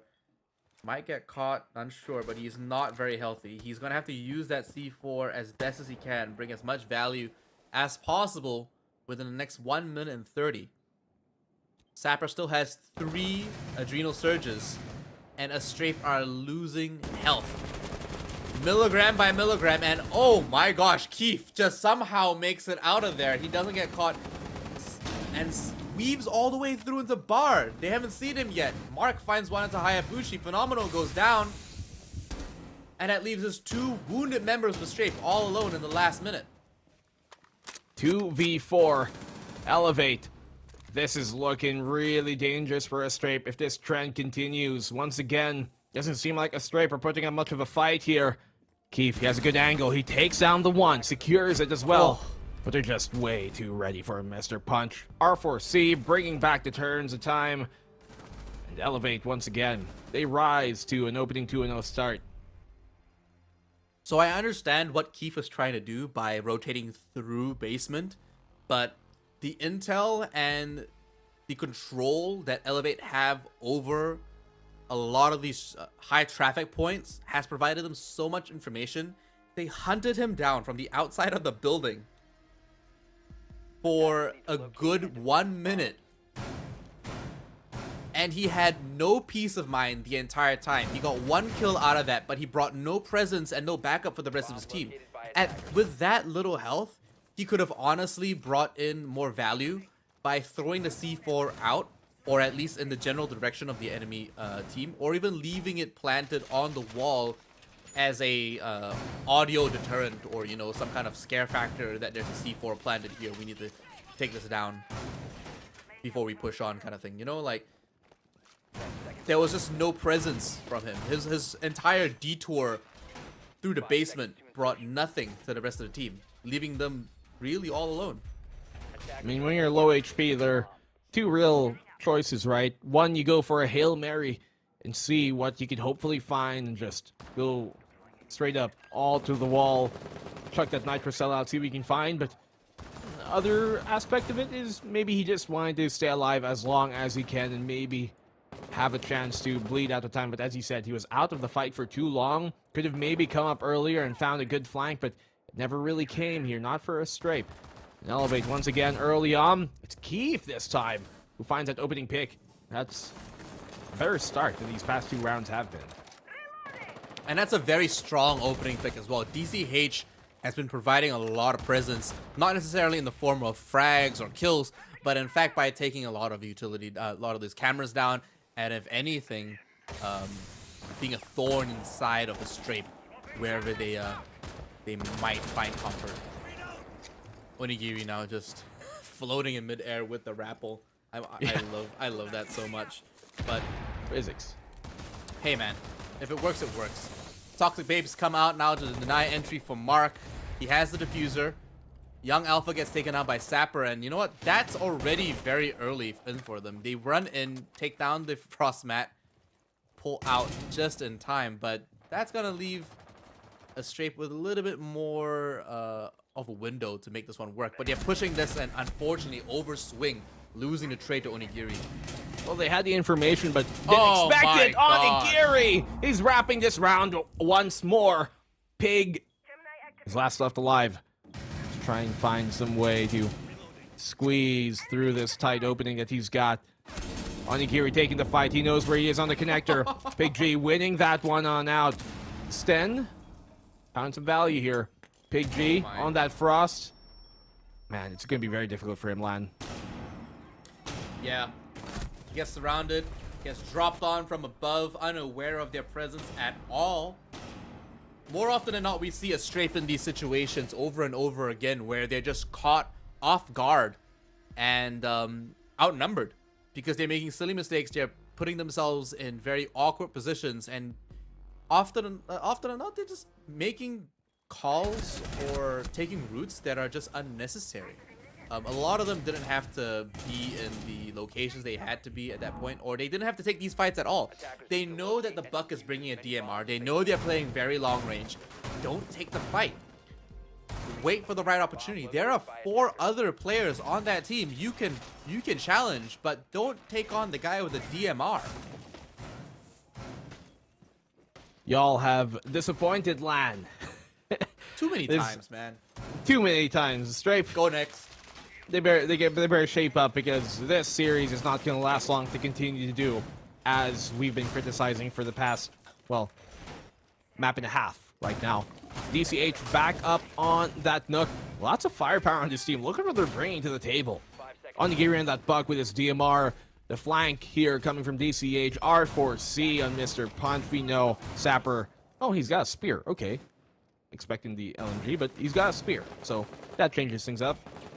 And honestly, Mark, the spear and the the recent changes to the LMGs do make the spear a little bit more desirable. Yeah. We do see the LMG still used a lot, of course. The large mag is very tempting. But Yeah, let's focus you now just on this current round. DCH can't now mag rotating them. downstairs. Oh, absolutely. You could just like suppressive fire at an enemy the entire time, and they just would not be able to leave a corner, allowing your teammates to actually coordinate a push on that. But, I mean, hey. Alpha. He's taking some damage from that fight line. Oh, And no, we the know barbed that wire. peeking out, it's been difficult for them to try and deal with. The barbed wire, you said, but the shotgun, that reigns DCH. supreme up close. Phenomenal finds DCH. Another big pick. He's gone down twice now in a row early on. DCH totally tried to disrespect them by pushing through the barbed wire. Pre-fired twice, and it did not work out. They managed to actually lose that. Phenomenal. Young Alpha taking a little bit of What damage. an aim. Hayabushi fragged out of his mind. Taken down. And Onigiri vaulting right through line of sight and unpunished. A couple of red pings go down. The hall is contested. And as we see, all Elevate really care about is making it onto point. Yeah, but you see how Mr. Punch was coming up the stairs on that pressure? Keith, though, big, huge pick, absolutely, to find Onigiri here, who has been an absolute menace that the Strafe haven't been able to deal with. Now they do, especially a bit earlier in the round. Again, this. See, now this time around, there's nobody here to actually, like, hear Keith push through. They're not aware of his presence down below. They might run into him, though. He has a corner now. He could run library stairs. come up on Mr. Oh. Punch. Unfortunately, sees the feet, but doesn't react in time. Mr. Punch takes down Keith with a clean kill. Now leaving Pig G over in the bar stock all alone. Young Alpha secondary over in bar itself. But they're surrounded. Did he just hard clear that, like face checked it and just somehow managed to win? I'm not gonna expect anything less from a player like Mr. Punch. He finds a pixel angle as well with a mere hollow on 1v3. Once again, all odds are in Pig's hands. It's a winnable position here. He has superior angles. Doesn't look like they're gonna get him with those flashbangs either. The goo mine hits Mr. Punch. Not able to capitalize on that. Pig G will have to play with time, and unfortunately gets taken down on the pixel here. Oh, that's not a pixel, that's a corner of the bar as Sapper pushes up and takes a very forward position. Another round going towards Elevate. Will a Strape actually pull in a round for themselves? Well, that would be the big question, right? Yeah. I was expecting at least, a Strafe to maybe get 2 rounds at the very least. Get one more better than their Villa was, but it's not looking good for them. And we know that Chalet can be so oppressive when you're on that defensive side. You can seemingly get hit from every single direction, trying to anchor down on the site. They're going now here to the dining, which is, I would argue, quite a difficult site to hold, especially early on in the life of Siege. Yeah, favored for sure. Nowadays, maybe not, but still, there are great ways to play this map, and we see lots of strongholds on this map, to be quite honest with you. So some teams eventually end up preferring this, if anything. I'm curious to see how Strafe exactly try and switch things up. They pull out the castle, which we know a lot of teams love barricading up those big doors or using it up above. And it seems like here for a Strafe, they're kind of doing a hybrid of both, paneling up that piano room and seeing what they can hold on from there with the vertical control. Yeah, vertical control is very important. We haven't seen them go downstairs just yet, but this kitchen here now might work out for them. They have to be aware of course, the lack of presence, really. We've got one member upstairs, and it does look like maybe there might be some resistance here. They take this angle, like, again, every single time. They just face check all the angles. Bolivian trying to take this by himself. Not necessarily with the best weapons either. But he's got a high task ahead of him, trying to hold on to office. Well, Hayabushi, he gets found here on Igiri once again. He's such a big problem for a Strafe. The Strafe keep on seemingly feeding themselves into these sight lines, trying to challenge on these long angles that really do not favor them. Once again, Elevate They're ready to punish every single time. Yeah, already getting to work on the floor. DCH. Ooh, wow. Young Alpha picks that one up for himself. DCH had the angle, loses the duel. Unfortunately, doesn't retaliate in time, but Onigiri now getting to work on that vertical play from below. Does look like that wall will go down. Phenomenal now having to play this long with the UMP. An interesting choice, considering the weaponry he has. Against the DMR, Onigiri will wipe the floor with him. So I hope he makes the right call and actually calls for backup. Maybe even just using suppressive fire for the meantime. Unless he finds a head here. But, well, Young Alpha, he had the DMR, and it's probably one of the best weapons, actually, for shooting at the foot, considering the high base damage. But Onigiri, these long angles make it a lot more difficult for the defense to try and challenge. As he said, that UMP is going to have a much more problematic time in trying to fight back with. A pig. Toxic Bathe on that to try and deny that entrance from the main lobby side. Young Alpha, he's got a DMR of his own, but not the same zoom scope. So, magnification won't really help him out in this regard. Keith, big pick though from down below in the basement. He finds Mr. Punch, and that's a pick they need to try and get the man advantage. Phenomenal, still alive now behind the desk in the office. Might be able to catch them off guard. I'm not sure if Onigiri is actually aware of his presence. Drone doesn't see anything as it is all the way downstairs. They only have, I think, 2 drones left available to them. Phenomenal. Taking the angle, unfortunately, at the wrong time. Doesn't see Onigiri push. Not sure what they were worrying about at this point. But a triple for Onigiri through the floor. This man has wall hacks or something. He's got too much going on for him. But Sapper's got that diffuser going down. Might actually stick that, and yes, he will stick that. Unfortunately, Young Alpha with a triple kill of his own stops him and is able to get that diffusing. So a straight actually win a round.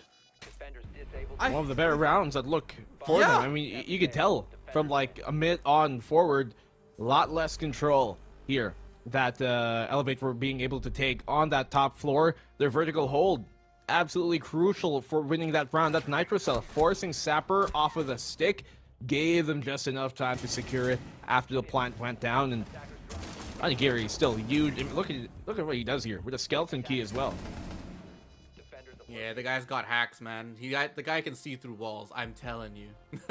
No, but seriously, it is good comms and a lot of experience. Now, a Straper going downstairs, Snowmobile and Wine Cellar. It is far more defensible here. They should be able to play this. They need to have 3-story control, though. They have to play this all the way up into Library. It'd be difficult for them. The book hasn't closed just yet. No. Pages turned, yes, but at the end we're about to find out if Strape can actually get a second round here to end this half. Guys, by the way, we've got a giveaway for you all, and you should be aware because we got some pretty nice swag for you guys to try and pick up. First step of doing that, leave your comment on the selected streams and predict which team will advance to the APAC Grand Finals and tell us why. The comment as well must be posted with the hashtag ROG Masters APAC. The prize winners will be randomly selected and as well announced by the end of the month. So make sure you guys do that. Once again, tell us in the stream which team you think will go to the APAC Grand Finals for this broadcast and put the hashtag ROG Masters APAC to potentially win yourself some nice swag. It's a really cool bag, actually, if anything. Yeah, 2 different designs for that bag as well, so make sure you don't miss out the opportunity. But Mark, with his own opportunity, now has that exothermic charge go down, but Phenomenal with better timing. Bandit tricks it perfectly. And you know what? They really messed that up with the EMP. They used both impact EMPs on that wall, and they just absolutely just botched it. Now they're... Oh no. No. No way they're going to be able to remake this considering how much has been done utility-wise already, right? And damage to Phenomenal, too late into the round, they're going to have to play this one on out. So, 5v4. Unfortunate happens, but, I mean, the nature of the beast. in this type of setting. They don't have an exo. Actually, no, they have one more charge here to use on that thermite. That's all they've got. They're gonna have to push into this site raw. Really, there's no easy way to make this happen. Mr. Punch Big pick. getting taken down actually makes it a little bit more winnable now, but Hayabushi on this angle is going to be very hard for Elevate to push through. They're going to have to take down this barbed wire, slowly ease their way in onto site, and maybe get this wall down. Mark finally gets an angle here. He has that exothermic down. Does look like he'll finally get that big hole. Oh! See you later, Hayabushi. So difficult to try and challenge a glass. But Onigiri, he finds another pick here. Things are just crumbling on this Strafe defense. 2v4 right now. Smoke's on now. It's going to be hard to contest with the glass on the opposing end. But Young Alpha, okay, he gets a pick and somehow still finds one through that smoke. It's effectively here, Lan, a 1v2. Well, no, he got the pickup on the TCH, so that brings it back into their favor. It's a little bit less winnable now, but Pig G, unfortunately, will not see that member in time, and with a late reaction, Onigiri cleans that one up for themselves. A round over now, and into the swaps. 5-1. A scoreline we saw last time as well on the last map. Although difference was the Stripe were able to win the final round of that half, but still, it's not like it ultimately mattered because they weren't able to bring that momentum into the second half. Weren't able to win a round at all. So Elevate are able to, at the very least, get things up 5-1, have a firm advantage. And look at Onigiri, 13 kills. He is at like a 2.2 kills per round so far. That is insane. Yeah. It's actually kind of nuts, and don't forget, he's gotten a couple of triple kills already. So there are a lot of rounds where he's mainly the one picking up the frags, whereas the other members of the team are, they're bringing in the support for him. He is, of course, playing that main fragger, the Buck, with the surprisingly playing the DMR, but it's working for him. It's working for him. A skin. Love it. Is that allowed? Oh, it's the cards. Just the cards. Oh, you're right. Hey, it's okay. I'm still not used to it either. But yeah. It is what it is, man. It is what it is.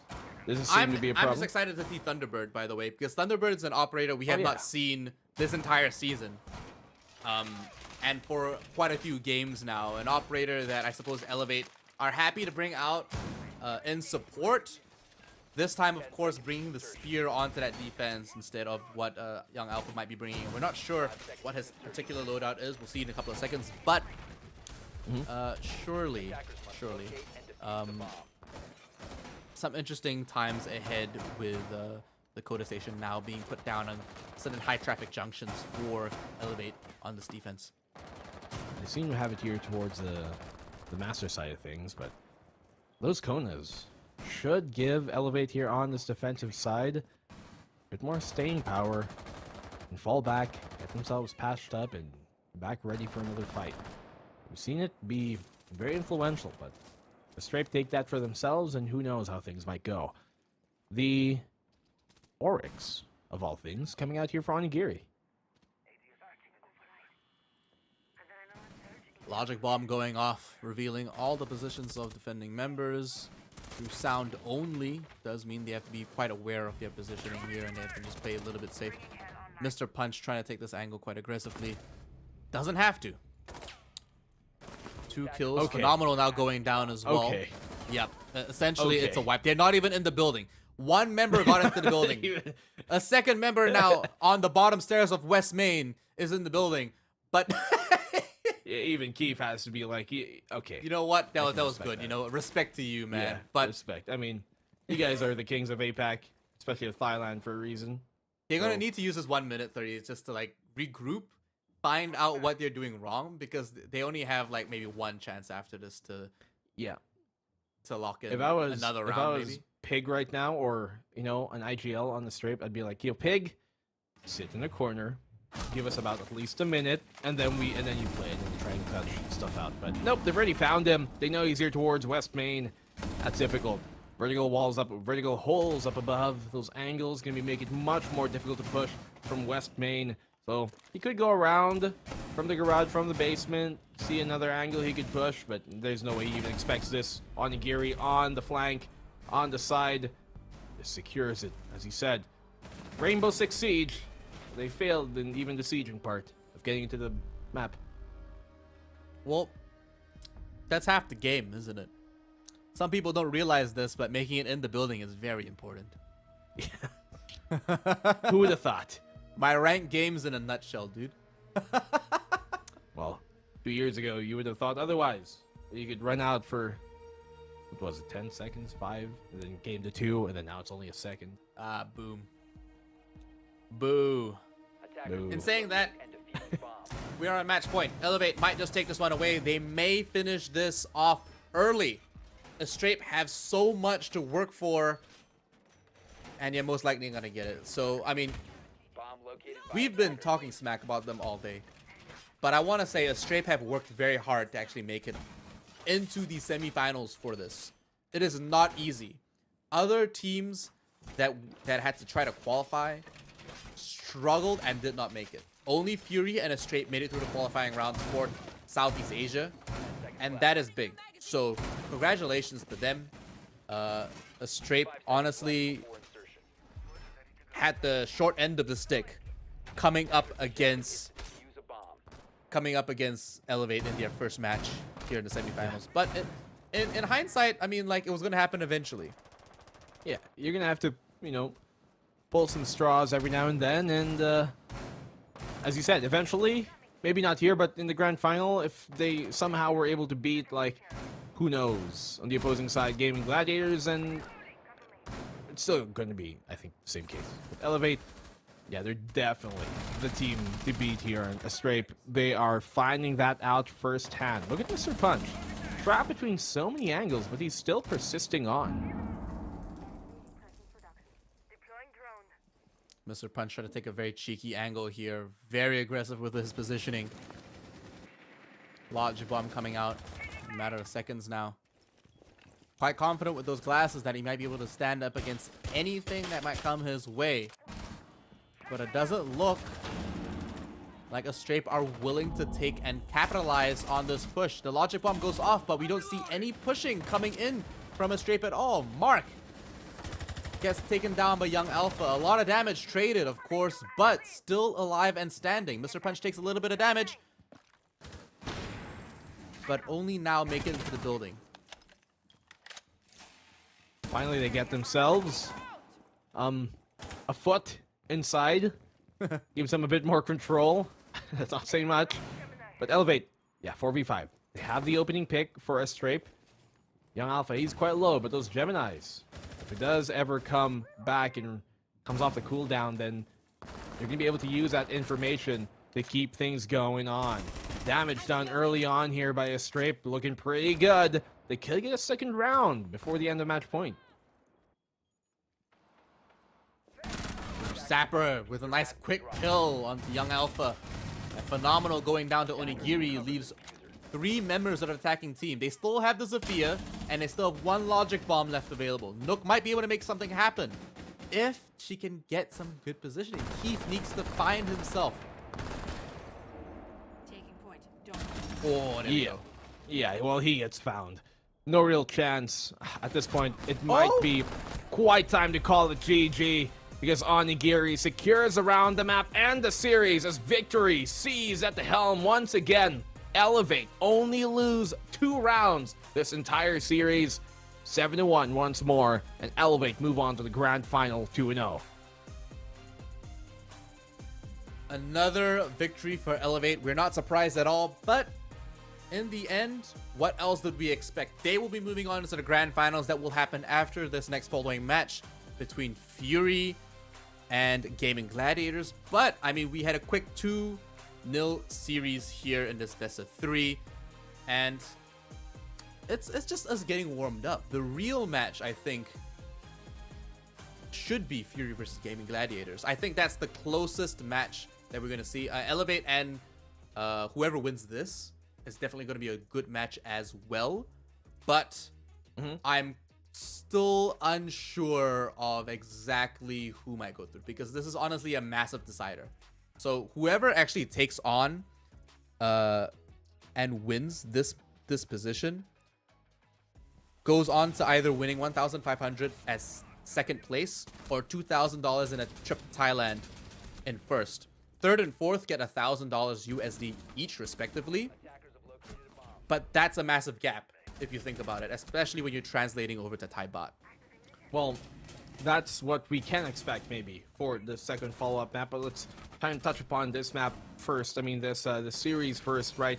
Astray, unfortunately for them, as you said, they kind of pulled a short straw here, and they have to go up against, you know, one of the reigning champs of the entire APAC scene in Elevate, but ultimately they were still able to qualify this far ahead, you know, beating two other teams to get here in their open qualifier, their respective qualifier, and that already says a lot for Astray, because we know that they're a team that does struggle when it comes up going up against the bigger guns in the region, but they always at least try and do their best and put up a good fight. So still valiant effort here coming in for Astray.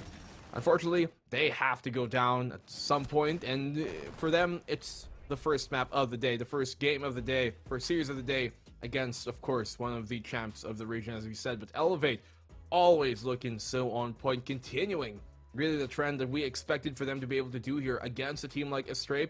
And yeah, we knew from the get-go this is a stark contrast in terms of power levels of these two teams. But the next one we got coming up on our hands, I think that's going to be a much closer game when we've got Fury here coming versus against Gaming Gladiators line.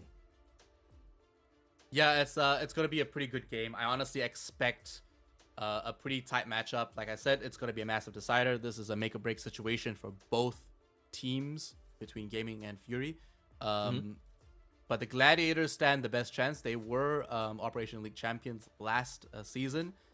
Fury have had a rough season in the past. So far, they're looking very strong now, and especially now that they have the new waifu buff on their ARX 200 skin. So honestly, like, I think they have the advantage in this sense.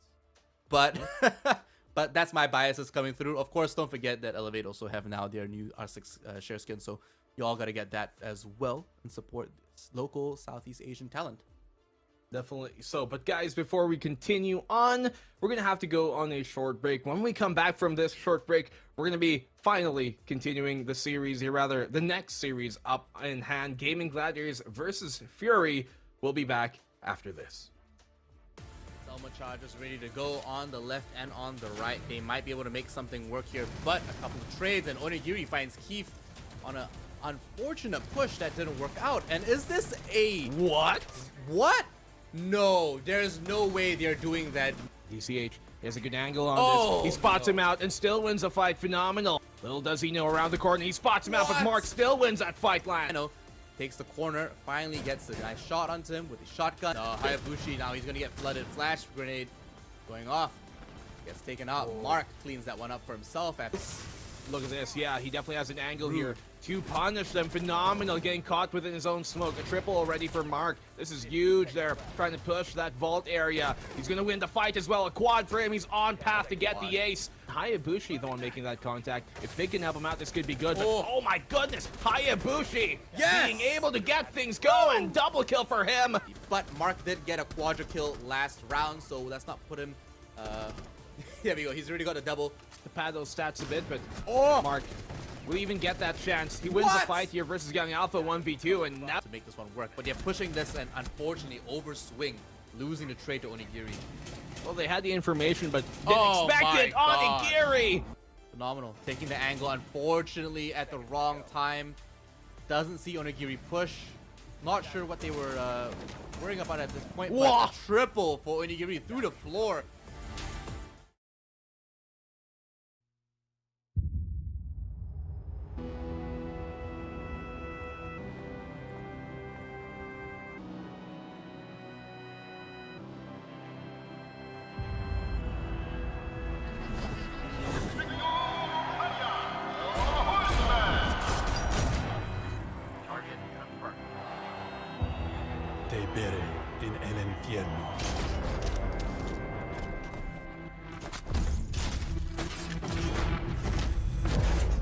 Desperado.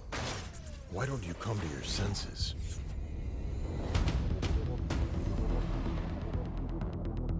Our gifts propelled us to hide from the surface over human history. We've been forbearing for thousands of years. We're not gonna take it anymore! A single spark can start a prairie fire. Vamos! Akira!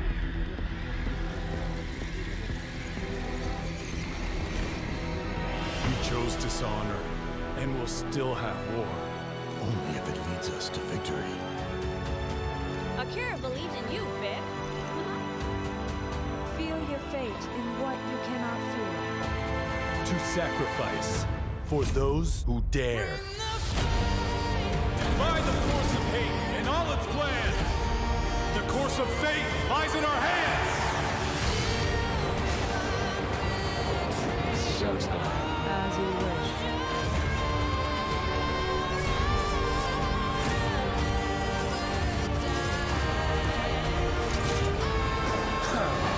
No one can take us down.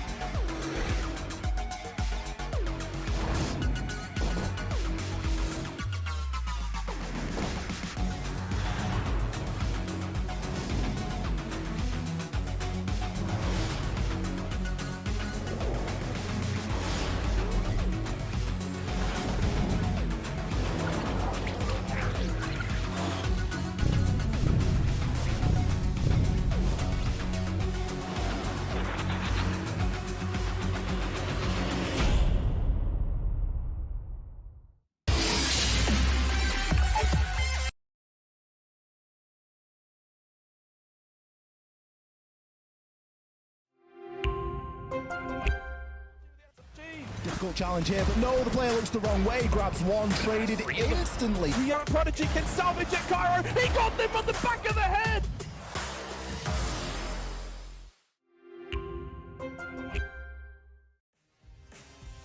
Hello and welcome back here, guys. Once more, second series of the day here. We are at the ROG Masters, sponsored by Intel. And speaking of Intel, we have some of the best Intel-powered laptops here with i9 12th generation processors in the ROG Strix Scar 17 SE down below. But that's not the only laptop we got here. And my man Infian finally joins us on the desk. First of all, to give you guys some great information, especially about their laptops, and second, later on, about the game. But man, we've got the ROG Flow here for you. Yeah, the Flow is pretty cool. I mean, it's kind of laptops I've always looked at. If you're working in tight cafe spaces, or you want a laptop on your desk alongside a desktop kind of situation with the monitors. I think that form factor will work really well.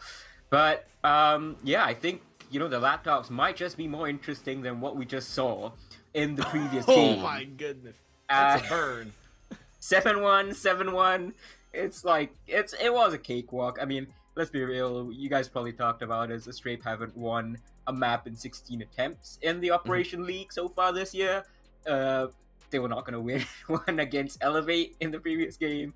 They got one round each, and that was it. But this next game, I think, Nico, this is going to be a real game. This is going to be a proper matchup.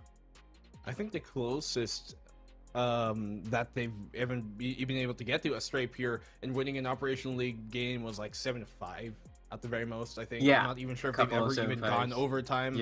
At the very least. So we talked about stark contrast, yes, between that series and what we expect from this one. We're getting Fury here now versus obviously the Gaming Gladiators. Gaming Gladiators latter surprised everybody on how well they were able to perform during the summer split.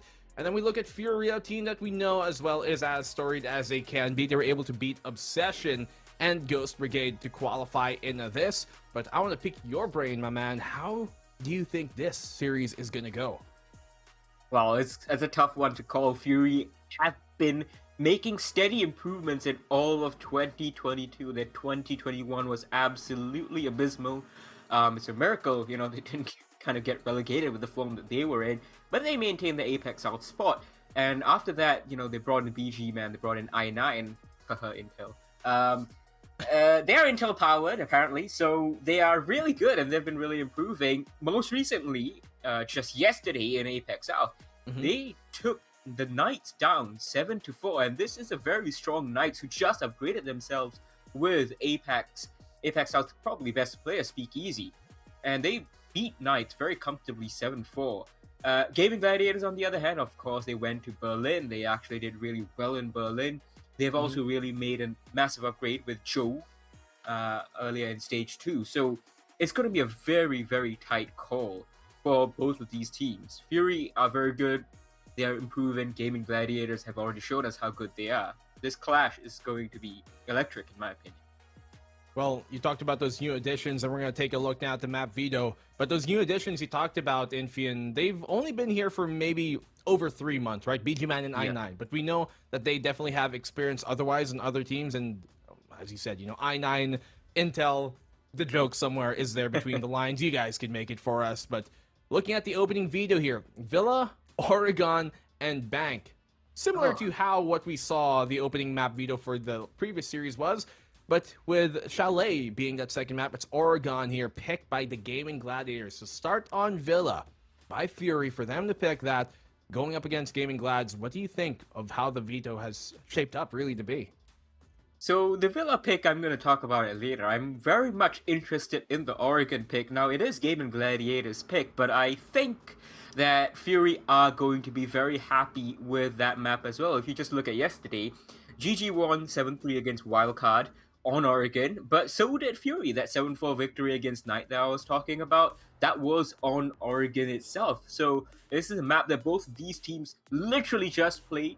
They have had time to process and look at each other's Oregons as well. That's going to be very interesting, in my opinion. Now, the Villa is a little bit more of a question mark. Both of these teams so far this stage, they haven't played it in Apex South, and just checking. In Operation League, they have, though. Fury beat Obsession 7-2 on this. So it's a little bit of a good map for Fury as well against lower tiered opposition. It's hard to say whether Gaming Gladiators will give them that easy of a time. Well, as you said, there's some recent information that we did see, like, as you talked about Gaming Gladiators playing Oregon, right, in Apex South, the only game I believe they've even played in the league so far, but they have that information to go off of. These maps recently played by them, and that at least gives them, some sort of premonition on what they could expect coming into this. But I'm going to pick your brain about predictions early on. I know it's difficult, much more difficult to call than our opening series was, but I'm going to let you answer first before I throw in my own. Who do you think is going to come out on top of this before we get the series going? I think it's hard to look ask Gaming Gladiators. I think, yes, if you look at the Operation League table so far, Fury have 6 points, Gaming Gladiators have 3. Both of them played 2 maps in there.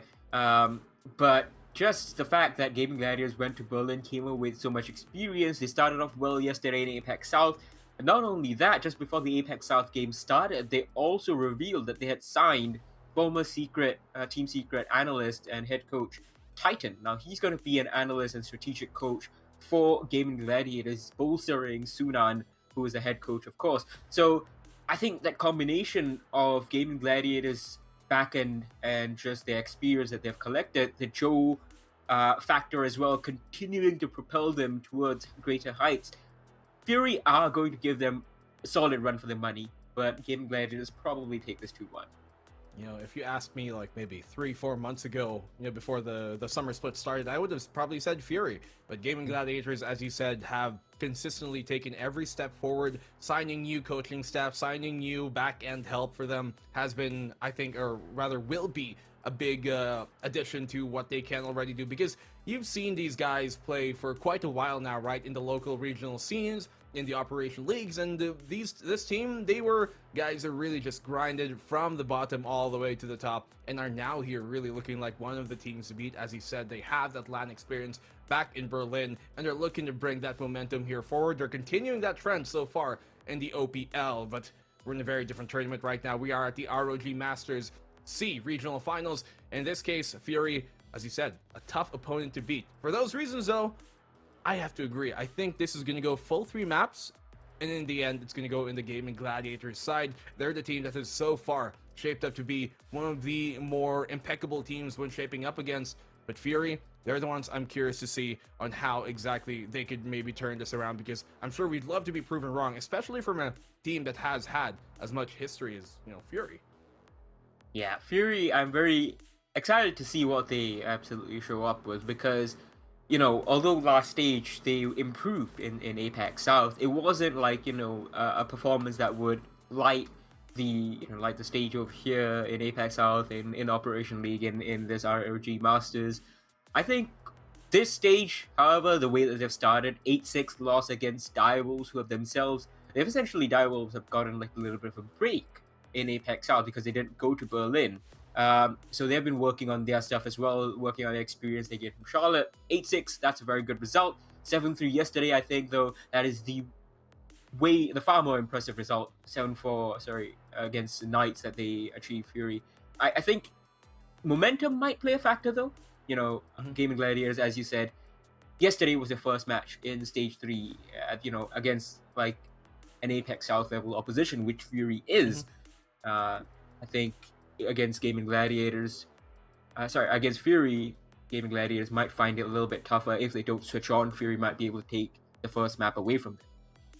Yeah, I mean, we look at the Gaming Gladiators when they do come up against, you know, that really high-level opposition like Elevate. They lost to him, right, recently in the regular season, 3-7 on Oregon especially, which is arguably a map that we're probably going to end up on here today. And you look at the opposing side here for Fury, and when they were able to actually go up against, you know, APAC level opposition in if I'm mistaken, was it Knights? Yes, Knights, as you talked about, you know, 7-4, they were actually able to beat them, and that was a really good sign. Yes, they've been on a win streak as of late, but then again, they were going up against teams like, no offense, Obsession, Strafe, which aren't really, I guess, the toughest opponents for them, because they've had a history of beating them on that stage in the first place. So it's not something that we necessarily want to take into regard. But as you said, you know, Oregon, previous time they played it, they won. Fury, Gaming Gladiators, they lost, and so they have a bit more to go off of. But a lot of times, losing helps benefit you, because from my experience, you know, losing in a scrim or any type of tournament setting, you lose that map, now you know what to adjust, and maybe, hopefully for Gaming Gladiators' sake, they know what they have to fix from losing that match right previously versus Elevate on Oregon, and they can adjust that into this map, because, well, we know a team like Elevate, they're on point. Fury has to be just as on point once more to be able to beat a team here like the Gaming Gladiators that have had, you know, the whole SEA and APAC South flag hailed above them during Berlin. But there's a lot more to be fought on over here, because you win this, you go to Thailand, and Gaming Gladiators, they're the only non-Thai team here still left remaining, as, you know, Elevate, from Thailand, obviously Fury from Thailand as well. So maybe some home court kind of woes there could come their way, but the Gaming Gladiators, we know they're definitely capable of playing across borders, across seas, and trying to make things happen. Yeah, I just wanted to point out, that thing about how you learn a lot more from loss. That's exactly the thing that Damwon Kia said, I think, after stage 1 when I talked to them. I was talking to Rin, and basically he said, look, we won too much previously in stage 1, and then we thought we were just going to walk these APAC playoffs. We didn't. Nope. And of course, they got a real reality check missing out on the Charlotte Major. Now, they didn't really improve that much, in the Berlin Major, even though they were quite poor. But that's not to say, that's because of other reasons. It seems like they're having internal issues. It definitely reinforces your point that you learn the most from the losses. And Gaming Gladiators, I'm really excited to see what kind of new strategies Titan is going to be bringing. He's got the European mindset, he's got the European playstyle that he's basically become very familiar with. And yes, with Secret, he wasn't the most exciting kind of a coach, and they didn't have the best results. But Gaming Gladiators, it's definitely an upgrade for them. The fresh perspective alone is going to be what's important. But we can get a fresh perspective for you guys away from our faces and into Villa. Well, as you said, we're going into Villa this time around. Opening map for this, right on after Oregon, and then Bank if we ever do get to that map 3 to see who gets to pull off the greatest heist here. Operator ban phase to start things off. Attacking side, we saw a while ago that here on Villa, the opening bans did go towards Nuck and that Thatcher. I'm curious to see if we're going to get more of the same, but I do know that some of these teams, they like employing that Nuck.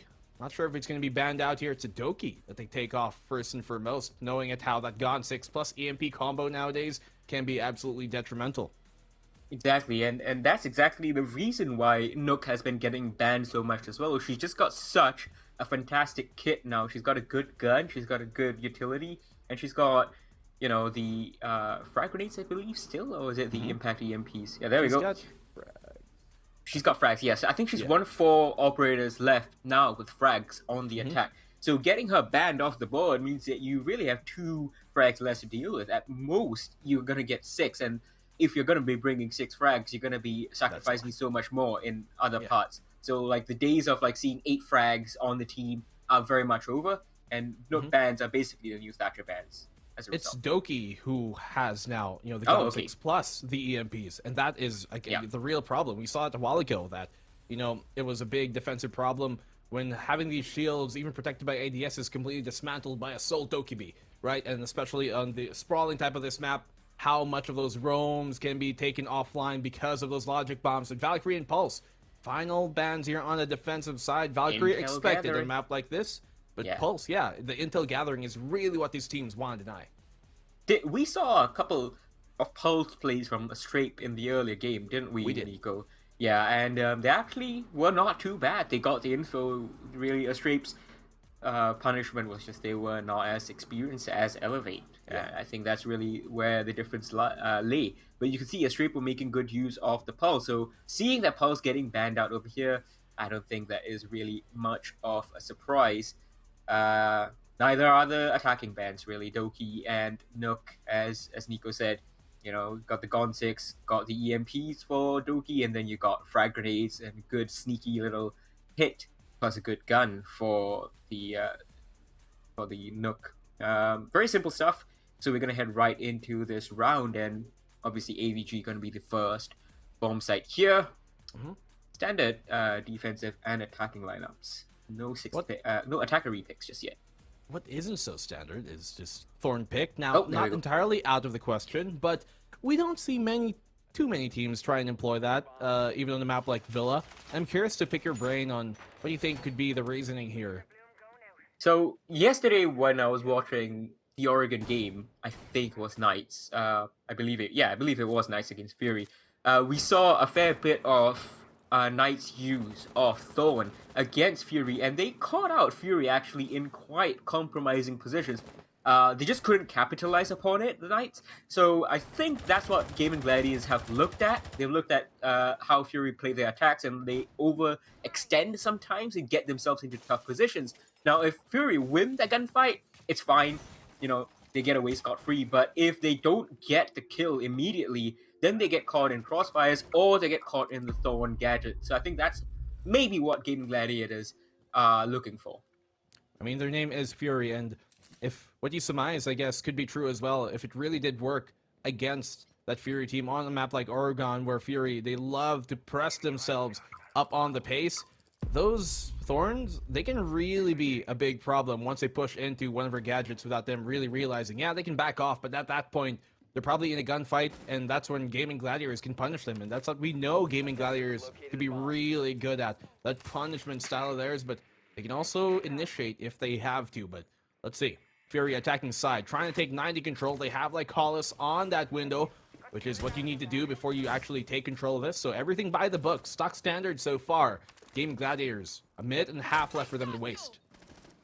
Sending out the impact grenades. It's not going to get the Electroclaw, I believe. No, it's not sure what exactly it was disabling that. I think it must have been a mute jammer.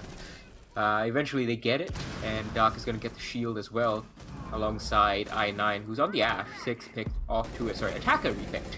Still call it 6 picked. BG Man is aware of Alpe below, trying to get him, and that's the first engagement, really, that's coming before Dark, unable to land the shots.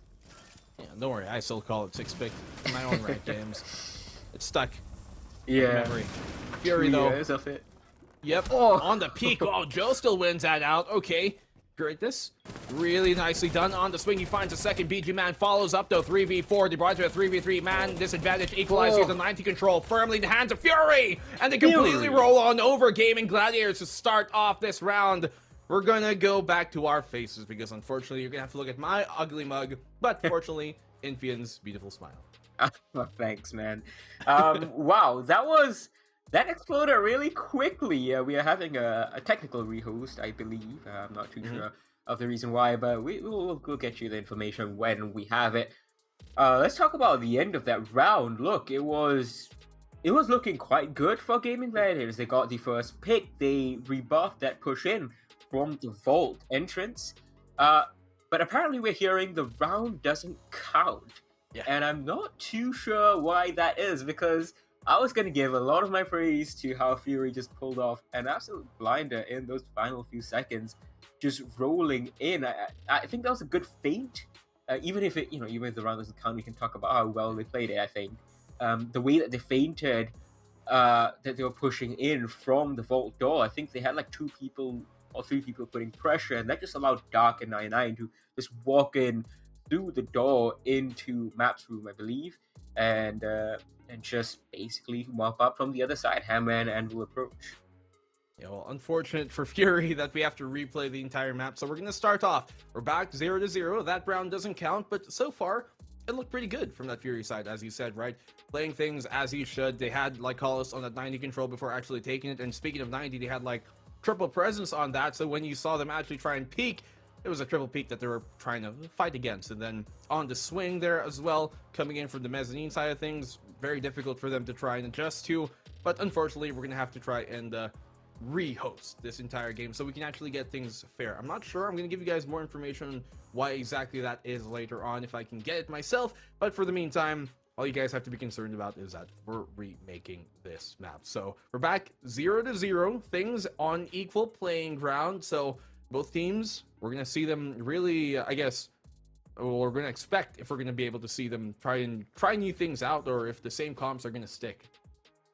Yeah, indeed. Apparently, looking at the messages from our observer, who's doing a really good job, but they just made a little bit of a mistake. The sides were apparently wrong, so Fury should have been defending, it seems, rather than attacking. That's going to change things up quite a bit. I think the mentality that they for sure got themselves into with that swing of things in the first round, especially a nice attacking round such as that, is a little bit frustrating for them, but I don't think they're going to mind too much. They didn't. I don't think they realized it even when the game started, because we saw no complaints, no asks for rehost in the chat. So it looks like these guys just focus on the game, just focus on the round by round, whether it's on the attack or on the defense, and it's going to look pretty solid for them, no matter where they are. Fury, statement of intent, even if it doesn't count from them, even if they are starting on the defense right now, it's still like, 6 rounds later, they are basically saying this is what you're going to be contending with in just 6 rounds. No matter what you do on this first half, this is the attack you're going to get. And Gaming Gladiator is going to have that on the back of their mind, could add some pressure for them. I've definitely seen an occurrence where teams start on the side that they did not pick, but then just were like, okay, we'll play it out anyways, and then continue on with it. So that's not what we're going to get right now, obviously. Map picks on which side they start is very important. So we're going to get things back on over from the top. We'll take it from the bumper. Fury, they're going to be opening up here with the bans. I am curious if we're going to get the same exact bans now that things have been swapped over. I wouldn't be surprised. Yeah, there we go. Fury take the Nook off the board again. We're probably going to see Dokebi taken by Game Gladiators. Because as we basically explained in the first time that the false dawn of this match, there we go. The reason that these operators are being banned is just because they bring too much good utility. 2 frags off the board with a Nook, Gon 6 and EMP off with the Dokebi, and then you're going to have the Intel Ops banned, Pulse and Valkyrie coming over here for the defenders. There we go. Game Gladiators going with the same bans, and I believe Fury are going to do that. I'm not sure whether that's the rules. But then the fact that we're doing the operator bans again, I think, does mean that the teams do have free choice, because otherwise the observer could just pre-select the operator bans and launch right into the action phase, or rather the prep phase. Yeah, there we go. Oh yeah. So literally the exact same bans, nothing changing in that regard. So we get things sped up upon. Same with the points. If you want to hear our points, just repeat it once more from what we said like 10 minutes ago. But no, yeah. Opening side this time, Gaming Glads, they're on the attack. And Fury, they're on the defensive side. I was curious that Fury were on that attacking side, considering that this should have been a pick in their favor. But, okay, Malusi coming out here on the defensive side with the Azami. Something we saw banned out a while ago in the earlier series. They come out playing the Azami here. The Jackal is what the Gaming Gladiators seemingly open up with. I'm curious if Fury, how they're going to be playing this. If they extend towards that master side, which we know a lot of teams like to do when holding up here towards the study site. But Fury, they're a team that we know can definitely push the pace here and extend. Maybe overextend some every now and then, but they definitely can extend far from the reaches of what might be commonly expected. So same bottom site, different sides for both of these teams, and 0-0 once again. We are seeing a Lion and a Finka still being brought by Gaming Gladiators. Lion, of course, I think that makes sense. He's become one of the most potent operators. Right now, you can see that 50-round drum magazine that he has on the V308. And he comes with the 2 new EMP gadgets. And of course, you got the classic EE1D. So overall, he's become very much meta in Stage 3 with the new changes. Finka, though, that's a little bit more of a surprise. No longer has her Gon 6, I believe, and no longer has her frags. And the recoil as well has been changed for the 6P41. But Api is going to stick with it, and he's going to die with it. Well, opening pick, that's big. Now they lose those adrenal surges early on, but Hoven, he equalizes the odds here. 4v4. Rick's holding on the long angle to try and cut off that rotate when they try and fall back into the site. Joe lurking down below. They know that Fury, as we talked about, they love to extend far and wide. This Jackal, I think, is a direct pick here, expecting on the Fury side and how they like to play this defense. So Tolji, this Lion, they're going to have to time this right. It's Hoven there with him to try and support that control that they're trying to take. They can move towards the classical hall soon. They are on top here on the landing. So Joe making sure their flanks are checked. Nobody really playing down below yet. So 4 versus 4, half the round still left to be played over here. Some nice little pings coming in thanks to the Alibi Prisma. As you can see, Tolji, he's got the Gon 6 as well. This Lion is absolutely incredible in this current meta, and I would say absolutely vital. Doki was complaining about how, Dokebi and Lion are back in the meta, and he said, well, it's good that these operators are, less picked before, and you're seeing more of them. It's just very annoying to play against. Just unfortunate for him, because it's just absolute necessity. Well, opening pick here goes in Tolji's way. And we can see Lycolis making full utilization of those Kima barriers to keep him safe. But same idea here by the Gaming Glads to try and take this vault, open things up with that Doki. Allows him from a distance, from more safety, but that's where you see the strength of the Azami to try and patch these holes up. I told you, he can break it with one more hit. Lycolis playing a very difficult spot, but they put him in this position for a specific reason. They know he can handle the pressure. He's got 2 impacts to try and trick anything coming his way, but it's going to be very difficult for him as well to try and do that. He's got to be careful. Lycolis is playing a very dangerous game, peeking into various angles, and that's a freebie. But Gaming Gladiator is still just like we saw with Fury in the first round that didn't actually end up being the first round. The attackers just explode. They take their time, they figure out the positions, and they just pick apart the defenders in the final few seconds. A little smart here by Rix to drop down on the ground so he isn't seen by Hajime, and just really address both angles one at a time. Tolji on the glass. This is for real. Will he stick onto it? A lot of times typically you see that be a repick swapped on in to keep the defense guessing. It's Fury. Yeah, there we go. I think they're sticking with this Warden, which might actually help them fight back just a bit against the proper glass, but nah, the Lion probably gonna swap into it.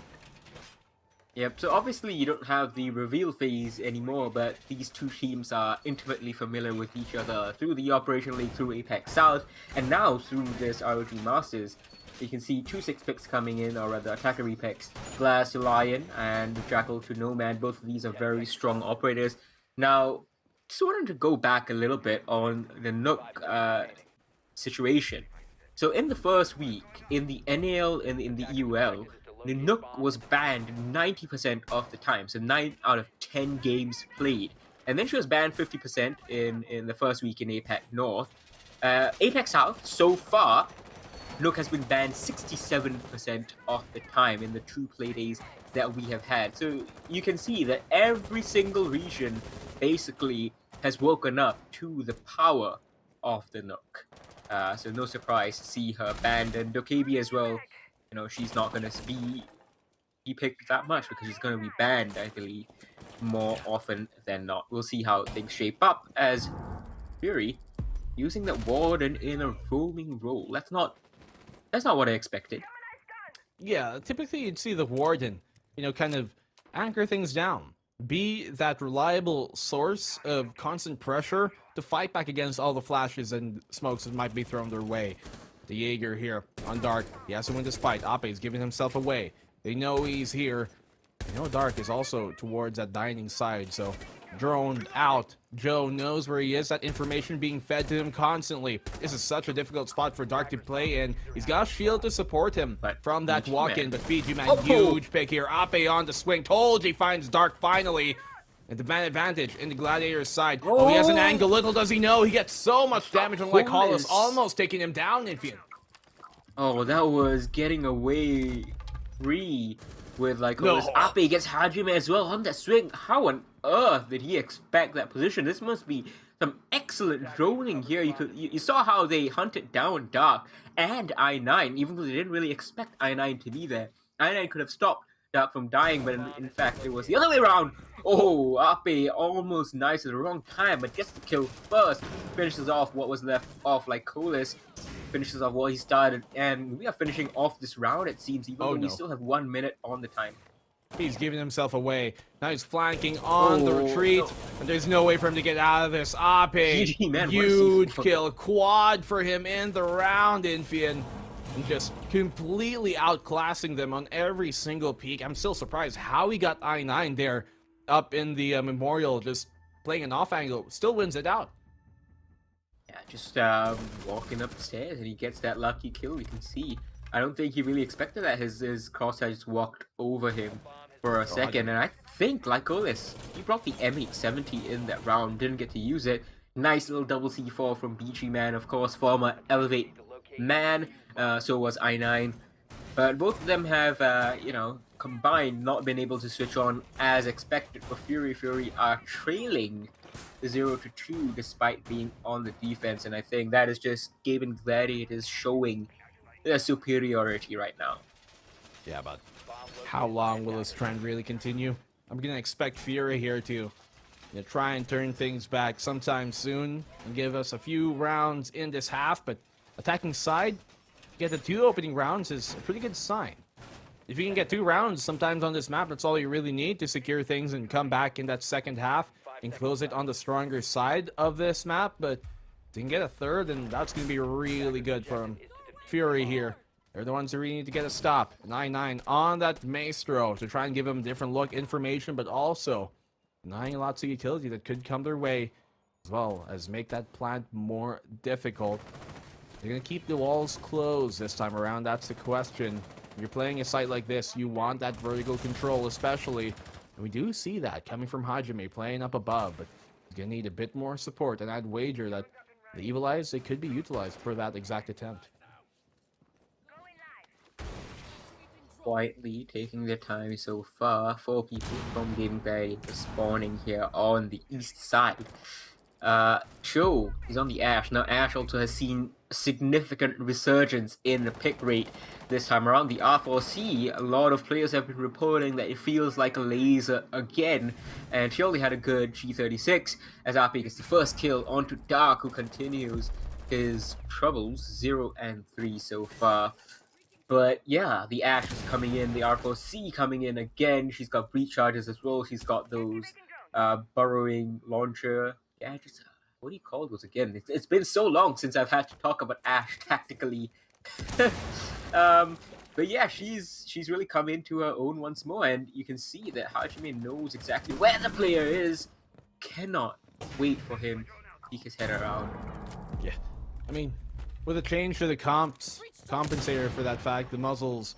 Yeah, I've always been a believer of the R4C, and I still choose to. G36, okay, reliable, but it ain't as sweet. It doesn't feel as good as the R4C ever was. Now, the Ashe, as you said, still lots of value to be found by that, right? You get the breaching charges, otherwise you could have flashes. The double breaching what she's got for a gadget is really important too, but let's see how exactly they utilize it, because they've used a lot of the soft breaches here already, but they started out this round with 6 of it anyway, so they've got lots to work with. Ape, a double kill to start off this round.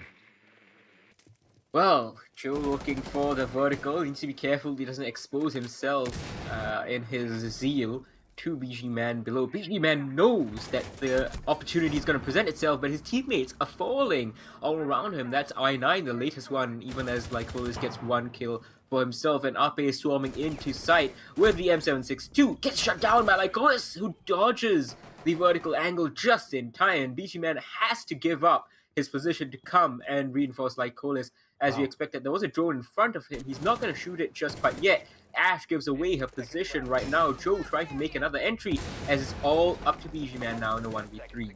10 seconds left able to go. to escape. Oh, Hovenhurst. GG just have too good information. Yeah.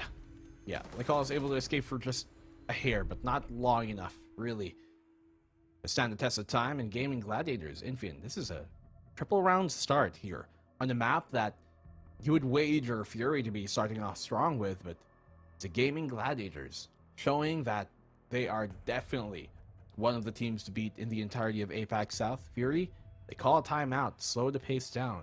We know, a hallmark of a great team is one that can come back and win the round right after they call their timeout. I'm hoping here for Fury, knowing that they can finally get the job done and answer back, give a bit more back here, the Gaming Glads. So, very interesting while we have this time as to take their timeout. So there was analysis done on every region's Stage 2 games, including the Berlin Major itself, CGG, which I'm of course a part of. But there was an article that was written, not by me, where they looked at how the attackers, really shape up and what the win rate is, how likely a comeback is. And basically, generally at the Berlin Major, a 4-2 half, no matter which side, is a 66% win rate, because you won 66% of the rounds. But it actually came out that a team that's starting on the attack, even if they they suffer a 2-4 first half, the attackers on average win the game 54% of the time. And when you narrow it down to Villa, if you have a 2-4 half, that's down to 44%. But if you have a 3-3 half on the attack on Villa, which Gaming Gladiators have ensured at least a minimum of, it's a 75% chance of winning the map. That's where we are right now. Gaming Gladiators have a 75% chance of winning Villa because they are 3 up on the attack. Well, that is a stat to be, I guess, wary of if you're Fury, but not too afraid of. We know that they can... There is a 25. There's always a 25. There is always a 25. As long as there's even a 1%, there's always hope.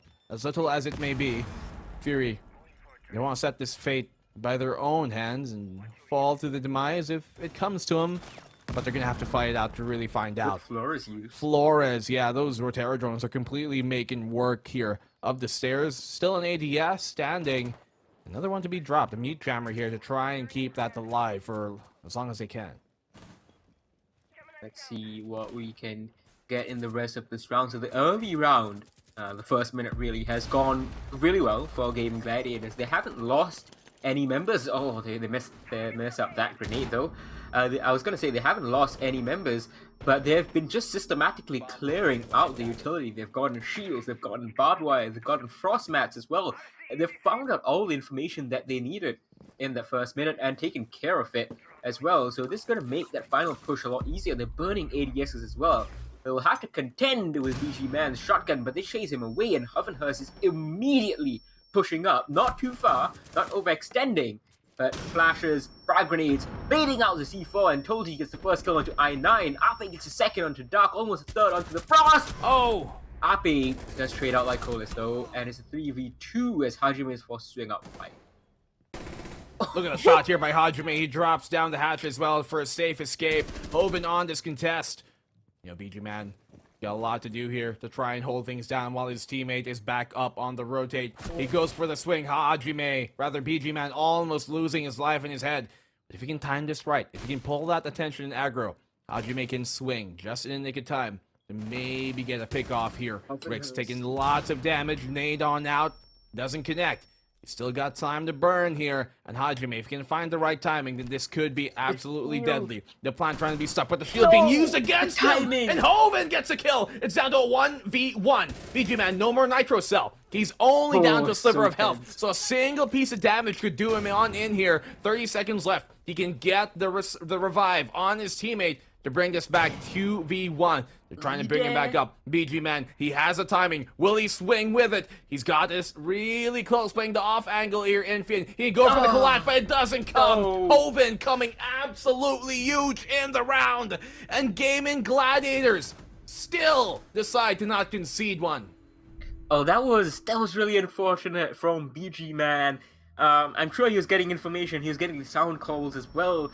If he had just committed to the push, if he'd just been a little bit quicker on it, he would have got that. But he hesitated, and even when he finally made the push happen, it was crouched and slow. And even, had he won the fight against Hovenhurst, he would 100% have been traded out. Unfortunate, they nearly brought back what was a 2v4, I believe. When it happened before Hajime's sweet double kill. But speaking of 100%, you know how I was giving you the percentages that, if you go at least 3-3 on attack, you win 75% of the time on Villa? Guess what the percentage is when you go 4-2 up? Hit me. 100. Wow. 4-0. 4-0 on attack in stage 2. No team has overcome that in stage 2.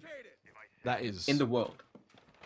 Astronomical numbers and a heavy weight that Fury have to take off their shoulders, but there could always be that exception to the rule.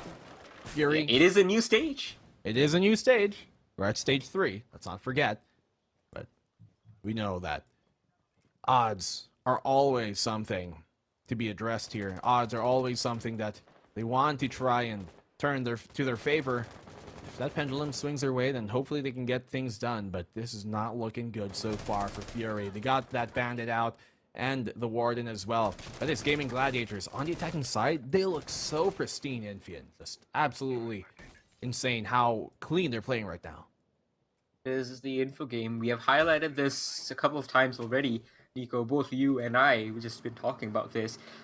The info game, it's so good from Gaming Gladiators. They always know exactly where every player is, and you see, they even know that there's a player here on the stairs, and there we go, I9 roaming with the Warden, caught out again. It's too easy for them, and I bet they know that Hajime has gone down as well with the alibi. He's waiting right now, but whenever he decides to surface, Gaming Gladiators will be waiting for him. They know players, they know utility, they know setups, they know just the lineups, they know everything. And they're showing their prowess. Ape gets another kill. Second for him in this round, I think. Dark goes down, and there's Hajime revealing himself. Well, they didn't know that one, but they will now. They're incredibly dedicated here to playing as clean as possible, but also being able to just suddenly strong arm their way when they have to and win those fights. Sometimes it does take a bit of superstar power to win these type of rounds. Oh, he goes undroned. They have no idea that Gemini Replicator completely missing the angle held there by Lycolis. So Hoven might have been a small mistake, but could have big implications and consequences further on. Lycolis, he goes down still though. BG Man on the trade from Tolji. 2v3. Not out of the question for Fury to pull this back, but the odds still against him. Really, the one round where we start, like, where I go hard on the praise and they start misdroning things? Twice it's happened. First Hajime, then Lycolis, and then Hajime again. Actually, if Hajime hadn't revealed himself, that drone, I don't think it saw him. Might have been able to get one on the vault in. I don't think anyone was even on it. Yeah. PG Man now, he has a little bit of a tall task. He needs to fight this cross angle. He doesn't. Joe takes him down, and the plant is going down. Hovenhurst is going to get it successfully, and Joe cleans it up. Gaming Gladiators still come away with the round win despite a couple of information mistakes over here, and Fury are now 5 down. So great on that supporting role. Joe is always so consistent on the back line.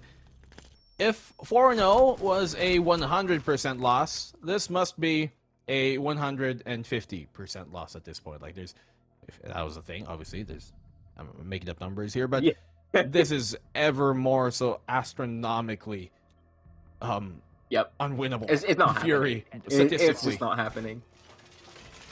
5-0 on Villa attacking? That's absurd. Okay. Yeah, unfortunately, you know, the Intel i9 power sponsors and powers the Asus ROG, but clearly they're being very impartial in this tournament because i9's having a terrible game. He's 1-5 now. At least we know that everything's clean, right, on the competitive integrity side. 100%. No questions to be asked because it's Gaming Gladiators with all the answers right now. More attacker repicks coming in. Maverick to Jackal, Yana to Ashe. Now, okay, that Yana to Ashe is not something that I would have expected because Yana has a T36 and she has frag grenades. But Joe, of course, taking over the Yana at the very last second. I think he was initially swapping over to the Jackal after initially picking Maverick. So, okay, Yana's still there, the Ashe is still there, and you can see that the focus of this attacker lineup is really to clear a bunch of utility. You've got 4 frag grenades, 3, 5, 9, 12 throwable, excluding the, you know, these X-Kairos right now, which can be used for castle barricades as well. You don't have to because you have AP, but you can. Just so much utility on the attack. They started off with 10. Yeah, AP let one loose. Yeah. There's a lot here to be eaten up. And not an ADS, not a Wamai Magnet to be found. There's going to be a problem. These laser gates are all that really stops them from checking everything in. Yeah, the ADSs that you know, potentially would have been there, they aren't actually in this round. There's no Jaeger, there's no Wamai. They would have been burned very easily. I think maybe that's why they realized and they dropped the Jaeger and the Wamai. They realized, look, these guys are bringing so much throwable utility. They're clearing the stuff so well. Our ADSs are not that useful, so there's no point really bringing a Jaeger with a 2-2 speed and health situation in the 416. As Abe, once again, I don't know how many times he's gotten the first pick in this series so far, but that's another one for him. As Dark's donuts continue, 0-6 now. Maybe the Warden would have been better than here. Not going to have any projectile denial. Some way to at least mitigate some of the throwables coming their way. Agreed. They pick up the Alibi, which at least gives them a deployable shield, but I think there could have been much more value held from anything else. Yes, the MX-8, very, very deadly weapon, especially up close with a fast fire rate, super accurate, but will that really be enough to turn the tide here of this bout? Gaming Glads, they're looking on pace to maybe take a flawless half here. They've taken vertical control, one that we know is very important for this defensive side to have when holding the dining site. They've got the drone in already, walking into that laundry. They know what to expect coming on forward. And if they can get another pick here, they're in prime position to hold the plant and have it in the post as well. Oh, that's huge. Another nice shot from Lycolis, though he's been getting good SMG-11 kills this series. He's 4-5. He joint second best player on his team right now. But Fury, I hate to say it, they're really being hampered by Dark and Iron 9 only getting one combined kill so far, as Hovenhurst holds, and that's an important kill. Iron 9 gets his second off the game, very important, and it's 1 versus 4. Rix can't do it. Iron 9 gets his third, and at least gets 1 round for his team. It's technically a way back into the series, even though in stage 2, no one managed it. That was a huge kill to find that Ash there. When they thought it could have been a round that was securely theirs, the pick coming from Lycolis on that mute. Absolutely huge. They drop Ape, a big gun here for the side of Gaming Gladiators, and Fury, they take a round. Still, the odds stacked against him. Who knows? Maybe this is an attacker-sided map nowadays. Who knows? Maybe stage 3 has just got some sort of magic to it. Absolutely right.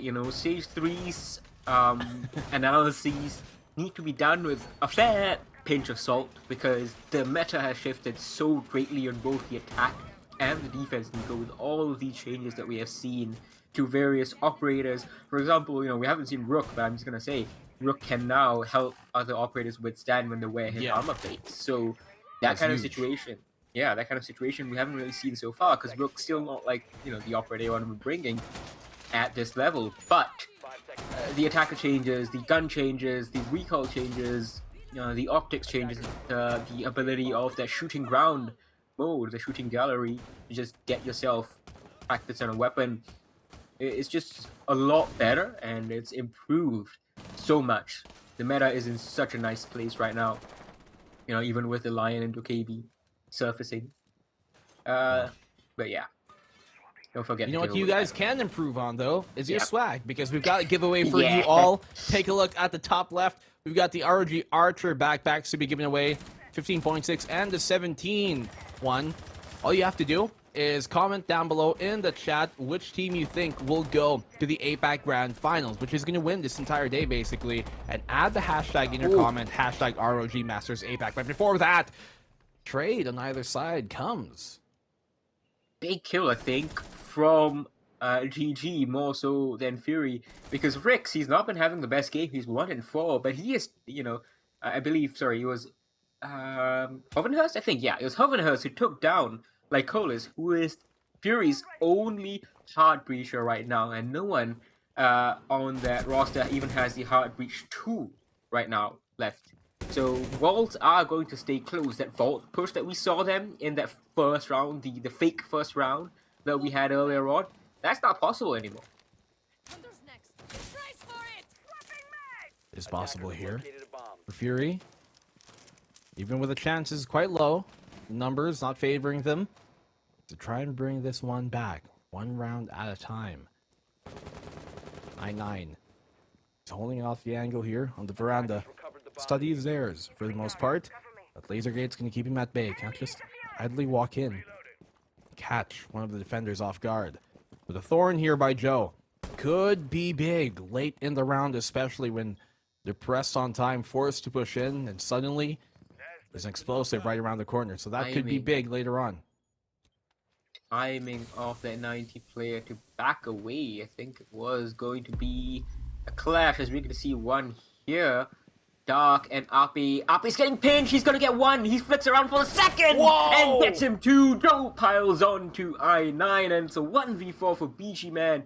He is the only one on his team positive in kills. He needs to go massive into the double digits to make this round his team's. Huge here. That is star power. Bailing you out of a difficult spot. Ape, completely. Monkey business. BG Man. He knows that this round, it's against him. This should be match point here, almost assuredly, barring some hijinks. He gets a one. He gets a follow-up, yes, but that's all he really finds. Match point taken already here. Coming into the first round of this.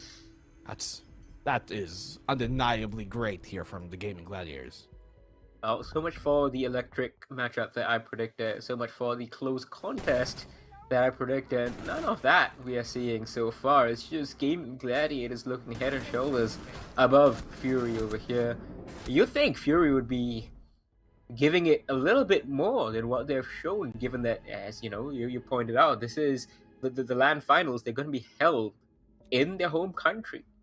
They could be just, taking a few hours of a drive going to Bangkok for the finals, if they of course beat Elevate after this as well. But forget beating Elevate, they are not even close to beating Gaming Gladiators.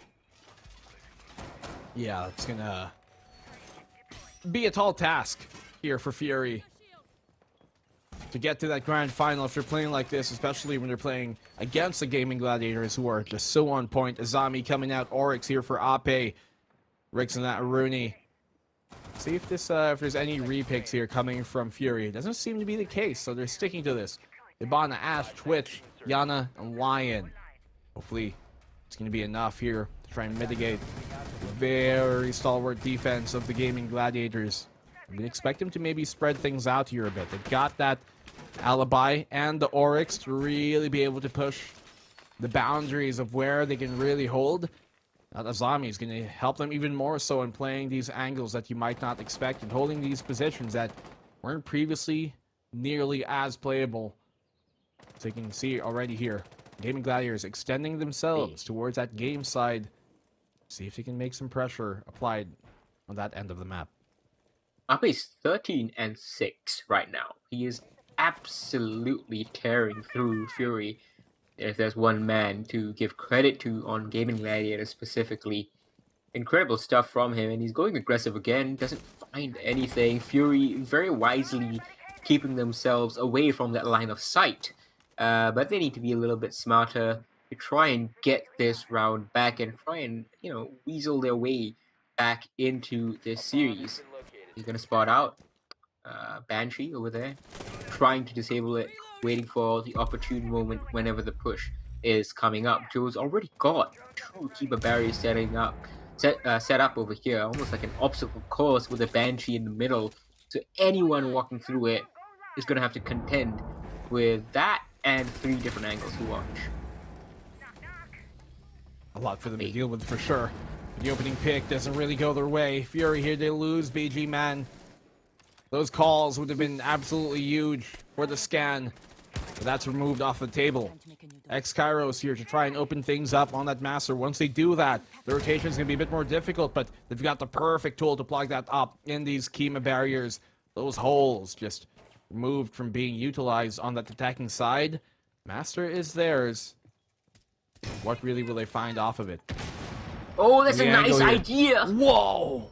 No way it actually works for I9. He does get taken down though, but he's available to be picked back up if he can find a safe space to do so. Unfortunately, he can't risk get his second kill off the series. He's been very quiet, given how loud the rest of GG have been. As Ape gets a quad kill, he's looking for the ace, and he gets it! Taps off this map in style. Absolutely incredible, and that was 18 kills from him on the map as Gaming Gladiators absolutely clobber Fury 7-1. Wow.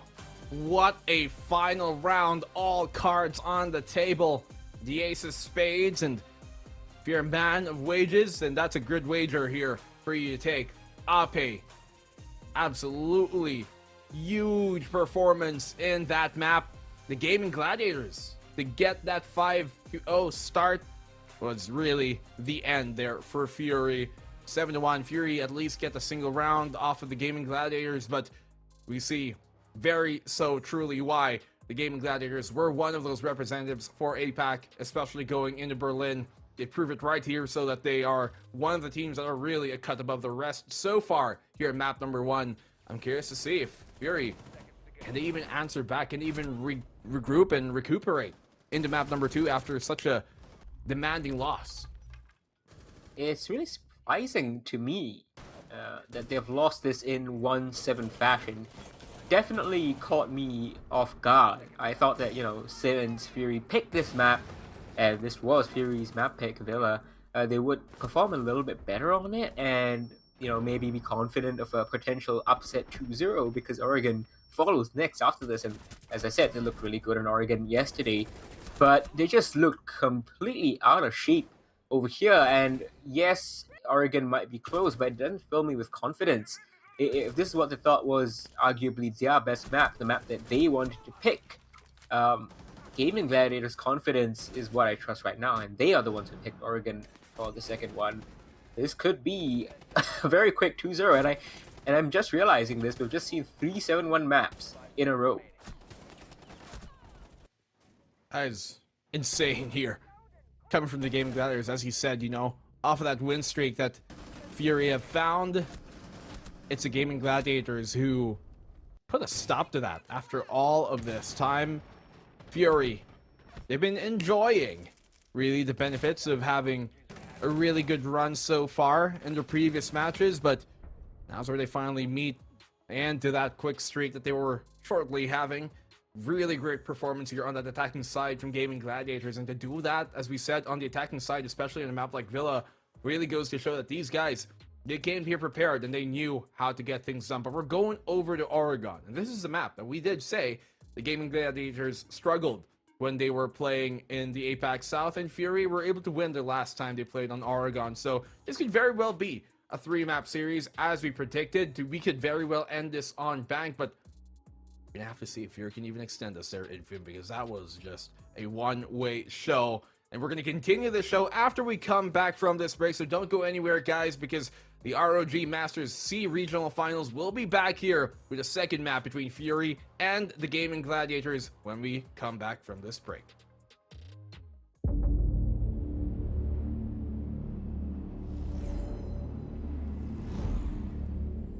It was the age of gamers. It was the age of oppressors. It was the epoch of utopia. It was the epoch of dystopia.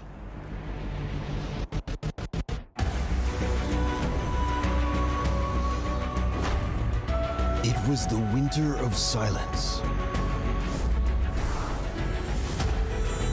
It was the spring of uprisings.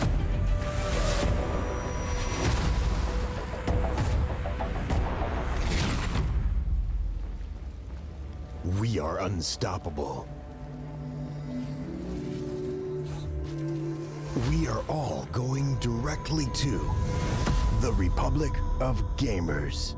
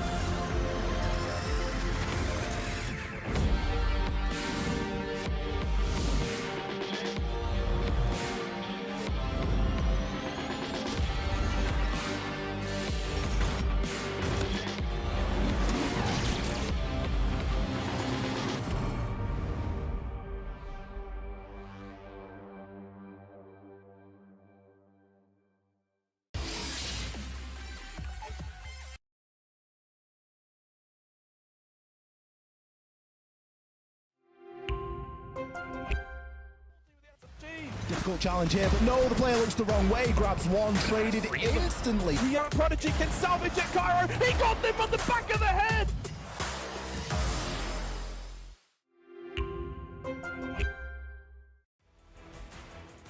Hello guys, welcome back here once more. Going into map 2 here of the ROG Masters Asia Pacific Sea Regional Final 2022. I am Black and Blue, with me is Infian, and what a map we just saw. But before that, you guys should be aware that this entire tournament, this entire event is sponsored by Intel. And you guys can check out some laptops here by ROG that are powered with the latest 12th gen Intel Core processors, i9 12th gen processors that can really give you some beefy speeds, and RTX 3080 Ti laptops in the ROG Strix SCAR 17 SE. Once again, 12th generation Intel Core processors, 3080 Ti. You can get some ray tracing, you can get whatever you want done with this beast of a machine, but that's not all we've got for you guys now, do we? Indeed, the ROG Flow Z13, that one's also really good. It's also got an i9 processor, and you're not going to be falling any short of it. But if you know you don't really need the 3080 Ti power, this one's got a 3050 Ti, a very capable GPU as well, and in that small form factor with how light it is as well, as you saw in the break just now. It's going to be really fun to carry around, especially with the form factor that allows it to become a tablet, and that's something I would love, especially trying to work on a plane, for example. Keeps the space low. Yeah, definitely. I mean, these ROG, they're definitely dedicated in building and deepening the connection with the gaming community, and having laptops like these, those are absolutely very important for you to be able to game on the go and do whatever you need on a workstation and be wherever you want and do whatever you want whenever you have to. But guys, we know that after that last map, it seemed like the Gaming Gladiator is doing whatever they want, whenever they wanted here versus the Fury side. And Fury just couldn't find a response, not throughout the attacking or the defense. They had one round, but that was all they got to give. We're going now over to Oregon, a map that we've seen Gaming Gladiators lose the last time they played this, and Fury win the last time they played this. But are we going to get more of the same, you think, Infium? Because that was just really, I'd be disheartened if I was Fury from seeing map number 1. Nah, this is a good map for Gaming Gladiators as well. Make no mistake, yes, they lost it against Elevate, but like, I position this question to you: who doesn't lose a map against Elevate? It's Elevate. Yeah. Everyone falls against Elevate, at least in APAC, right? Yeah. And the fact that Gaming Gladiators taken down 7-3, I think that is, as you said earlier on, failure is like the best teacher for them. That's going to be one heck of a teacher, because you lost against the best team in the region, and I think they're going to have picked up quite a few good things. But that's not to say that Fury are going to be pushovers, even though that first map might suggest so. Now, I'm not as confident in this anymore after seeing that 7-1 on Fury's own map pick, but I do believe that Fury beating Knight 7-4 just yesterday on Oregon, big surprise, big upset. I think that's going to give them a lot of confidence, and that's what they're going to be relying on. Just carry on exactly what worked yesterday and try and apply it over here against Gaming Gladiators. Slight differences in playstyle, sure, but it's something that can translate if you translate it right. I agree. It's going to be something that really the odds are against Fury, especially after that one. Confidence maybe wavers a bit, especially after seeing a dominant performance like that, but Fury, they have to regroup themselves. They have to get their heads into the game because they're losing potential elimination here. They take an L here at map number 2. This is a map that should favor them at least a bit more than the Villa map was, and I would wager that they still have really good chances of extending this into that third map. But you can tell, especially after map number 1, there's levels to this business, and Gaming Gladiators, they seemed a step above. Opening bans here, what could we expect? Well, we'll see. So yesterday in APAC South, on Gaming Gladiators side, they banned out Thatcher and Valkyrie, and Fury banned out Nook and Kaid. So Fury are going with the same route so far. The Nook is their attacking ban, and we'll see what Gaming Gladiators follow up is. Maybe it is also going to be the Thatcher. Maybe they're not going to deviate from what both of these teams did yesterday. Both of them won on Oregon yesterday. Fury beat the bigger team 7-4 to Knights, and then Gaming Gladiators beat Wildcard 7-3. Change, though, from yesterday from Gaming Gladiators, but not a change from Villa, Dokkaebi being banned out. Whoa, okay. So similar bans to what we saw a while ago, right? Based on Villa, the Mute coming out here. That's curious ban by Gaming Gladiators. Very powerful operator, we know that. But not one that typically faces elimination in the vetoes this early. It's a very fascinating ban over here because yesterday when they played against Wildcard, it's Wildcard who banned out Mute. So they didn't have Mute available on Oregon yesterday, but it was not because of themselves. Maybe it was a ban that they kind of expected, Wildcard to do, and therefore they allowed Wildcard to have it. As Fury doesn't deviate, and they continue with that Valkyrie ban. So essentially, the defense, so Gaming Gladiator is going to find like the defense and attack quite similar in some ways because they won't have Valkyrie available and they won't have Oregon available like yesterday against Wildcard. Fury are going to find it a little bit different. Only the Nook ban is the same as yesterday for them. Well, that at least leaves some familiarity for their side to work with. Capitao here, being soft locked in by Rix. We'll see if that switches, but we're playing on the basement site. And we know that the Mute can be an absolute menace on this, so perhaps the Gaming Gladiators don't want to deal with the Mute here. We see, a lot of that maybe, like, towards the laundry side control being very difficult to try and enter from on the attacking side with a lot of Mute jammers holding that down. The freezer control as well, it can be just such a big problem for them to deal with, but we're going to switch here. 3 switches out. Zophie, Habini, and the Lion in. I know it's Ibana, I just like saying Habini. Yeah, dude. I was just like, I paused for a second, I was like, am I losing it? Did he just say Habini? Yes, I did. That's Habini, Well. the BB. Well, we'll see what shapes up with the Habini over here. Single heart breach from Gaming Gladiators. Now, we saw Gaming Gladiators punish Fury for bringing single heart breacher earlier on in one of the 2 attacking rounds that Fury played on Villa, because it was a 7-1 stomp if you guys are just joining us. We don't expect this one to be a 7-1 stomp, but we are definitely favoring Gaming Gladiators heavily to win this. First engagement, it's going to come between Ape and Dark, potentially. There we go. Dark has no clue to focus on the play inside of Kitchen, but BG Man takes him down right back as Ape just walks in, not expecting a player from Freezer Stairs all the way up there. Well, 4v4. Let's see on the swing right now, Joe. Oh, he doesn't even win that fight. Great pick from I9 to drop Ape early on. We know Ape's been such a menace. Drops a big gun here for Gaming Gladiators to utilize, and as well, the lifeline taken off for contention for this round. Ovenhurst trying to get some information on the hatch as Rix is going to get the other one open as well. Good time being made by the attackers even if they've lost 2 of their members. Luckily, they haven't lost, I would say, critical pieces of this push. You still have 2 frag grenades, 2 EMPs. You've got the Lion E1D, you've got your flashbangs, and the Hibana, of course, who is opening up these 2 key hatches that were left closed. So it's still doable. Just need to win their gunfights and need to be wary of these flanks. They are aware of someone as Ovenhurst goes chasing for Hajime, but he doesn't really have that much more time. It's 40 seconds thereabouts left in this round. Well, 4v3. Fury, they have that man advantage. Already looking better than their Villa was on the defensive side. Hajime, he can swing and find the right timing here. He could absolutely shut down this entire round for the Gaming Gladiators. You can see them looking for him. It's basement, by the way, is a site they have to take, but they're still up above here on top of the 2nd floor.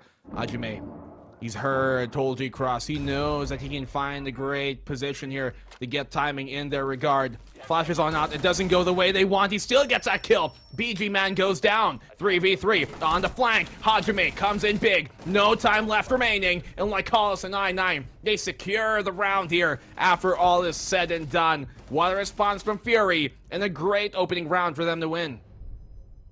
That was very important, I think, just for Fury's mental sake, because they just come off a 7-1 destruction derby over in Villa, and they couldn't allow Gaming Gladiators to get an easy foothold here to start with on Oregon, especially when Oregon's a lot more defensive sided than Villa was. So they needed to win this first defensive round, because it's a defense and you're supposed to be winning a defenses on Oregon. And also just to, as you said, reply to Gaming Gladiators that this is not going to be as easy and give themselves a little bit more confidence, internally. Like, yes, this is a map that we are confident in. We just won it very nicely yesterday, and we can do it again, even after a horror first start. Yeah, this is not done. Not by any stretch of the imagination. Not while Fury are angry, grasping at another map to try and take here. Another round, rather, to try and take over what they were able to do on Villa. Is that for real? 0. Fisher himself comes in. Yes, it is. Can be very actually useful on a map like this, especially when you're taking the top floor, and how much information and value you can find out of those sticky cams, as I like to call it, from Classic back in the day. Ape, he's going to be the one to try and address this bridge. If they open up the tower, this will give him a lot more control, because that glass can absolutely decimate these long sight lines. Speaking of that, Tolji, big pick here to find BG Man. BG Man off the board, not the worst operator, although you're going to be, hurting for the C4. Lycolis is on the Warden this time around, Nico. I noticed that, which is a little bit different from Villa, where we saw a little bit of an odd situation. The roaming Warden with I9, clearly that's something that they thought wasn't working, because I9, he's doing well. He's got his 3rd kill already in just 2 rounds. He took like 7 rounds to get 3 kills in the previous match. So I think just in general, the fit of the operator is a lot better with I9's playstyle, and it might just work out the same for Lycolis as well, because he was playing a lot better on site as well, as Ape just brazenly pushes in and just kills Lycolis to deny me my point. We're never going to leave us with any real truths here. Not one that they can prove themselves. Ape, he's given away his position earlier on. Now they can confirm that, and he still wins a fight here versus Dark. So, it's all on the Hajime, but he's shut down immediately. Great response here. A quick, swift end to the round, if anything. Finally knowing that, hey, top floor, we can take it. They just blitz onto the site. So Gaming Gladiators, they equalize things up 1-1. This is far from done. This is a map that we know that, I mean, it's only round 3, yes, but it's a bit more equal in terms of win percentages than that Villa typically is, statistically. So, Gaming Gladiators have a response of their own to Fury's earlier retort, and that's a good one. I think it can be summed up, that round, really, in that glass push down attic. The audacity of it, doing it with a glass, no less. I know we've seen like DMRs in the hands of people like Onigiri, like the earlier matchup specifically, just use such great devastating effect. You mean but 28 kill record Onigiri? On Oregon, Onigiri, yes. Yes. That's DMR, the man, yeah. with a DMR. Yeah, you don't see him do it with glass, even though you see him do it with like the 417 of the Cam RS. So the fact that we saw just that glass push from Ape, I think it was Ape, yeah, just running in. It's just a statement, like, yes, you can set up your intricate defenses, you can set up your strategies, you can even take a couple of those round wins against us. But let me remind you, we are Gaming Gladiators, which is smacked you 7-1. And let me remind you, in stage 2, the team has started on an attack, won the match 54% of the time. Well, it is a first-person shooter at the end of the day. And shooting heads, that's what these guys, the Gaming Gladiators, they seem to be all about that bout.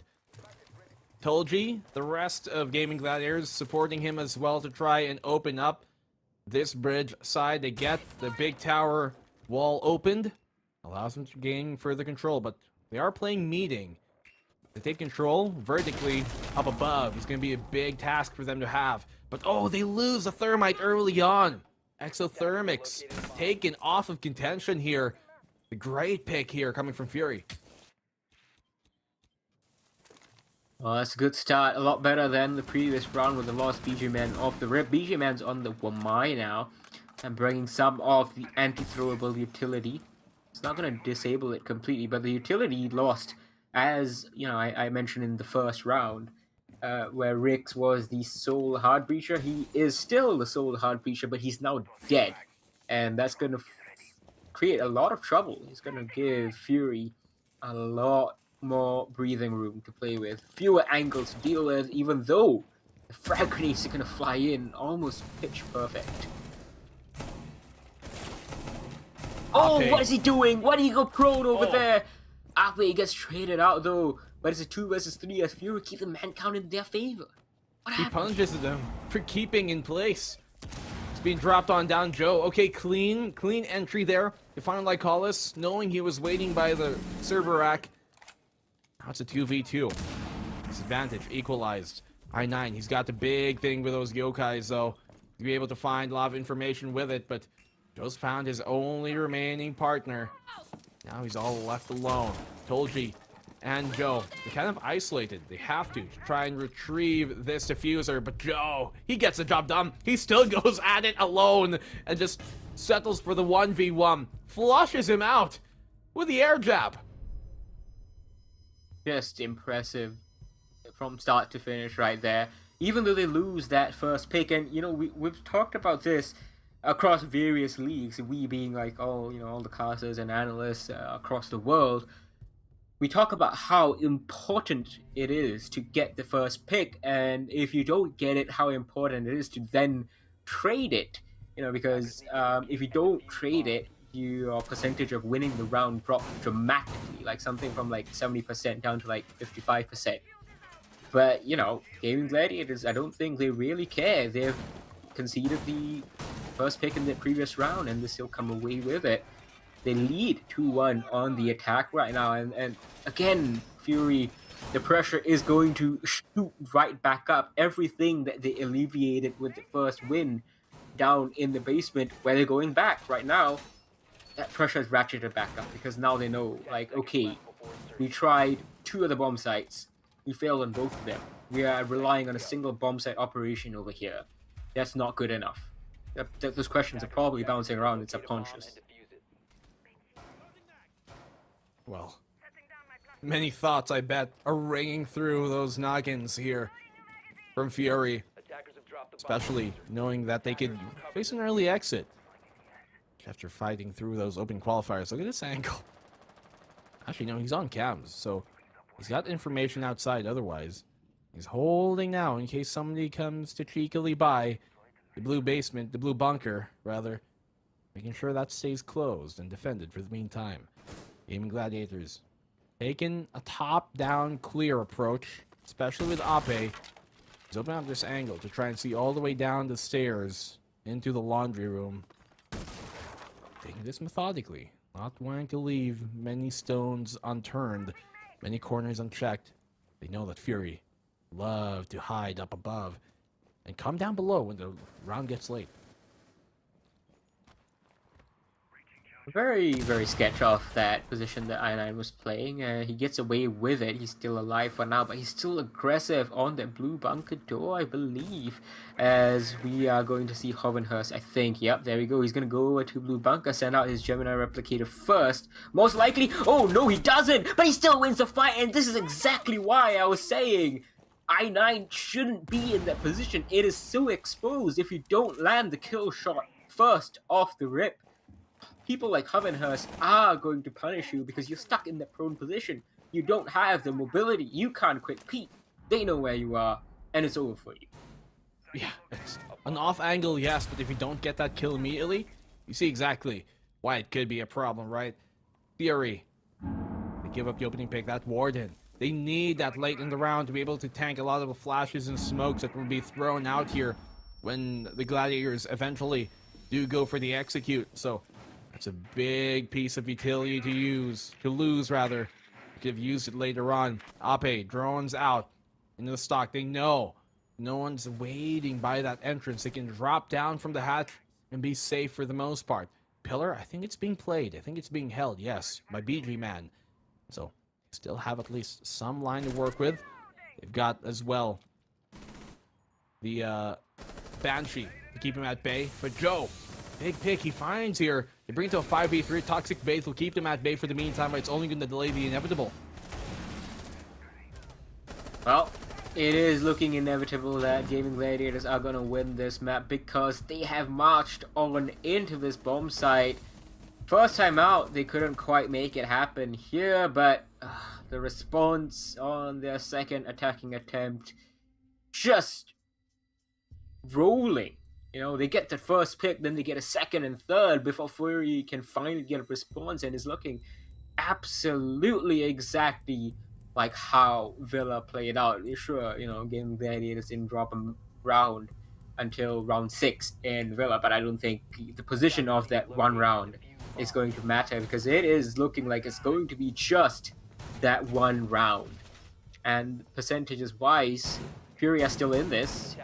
You know, they still have a 44% chance of making the comeback happen, according to those statistics from stage 2. But Nico, come on, use the eye test, right? You think they're gonna make this comeback? I don't. Put me on a spot, but nah, this is difficult. I would like to see it, yes, and who knows, attacking side, that would be true, possibly, right? I will defer the numbers to you to find that out, Mr. Numbers Man, because really nobody knows it more than you do. But in terms of the eye test, just based on how they're playing right now, that opening map was not a good precedent for Fury to set, right? And the Gaming Gladiators right now, their attacking side has been clean. The rounds that they've been winning have been far favored in their side. The only one that did come down somewhat close that Fury lost was that 2v1, but then Joe just made, I guess, a muck out of, you know, I9 in that case. And so this is really looking like momentum heavily in the favor of Gaming Gladiators. It looks so clean. And both of the Berlin reps really here for APAC are just looking far above the rest of the competition. It's absolutely insane just how big of a disparity it's seeming to be right now. But I don't want to call the cards before they're placed on the table. It's Fury. Who knows how things might be changed up, especially if they can find an opening pick here with the information they're gathering on Ape.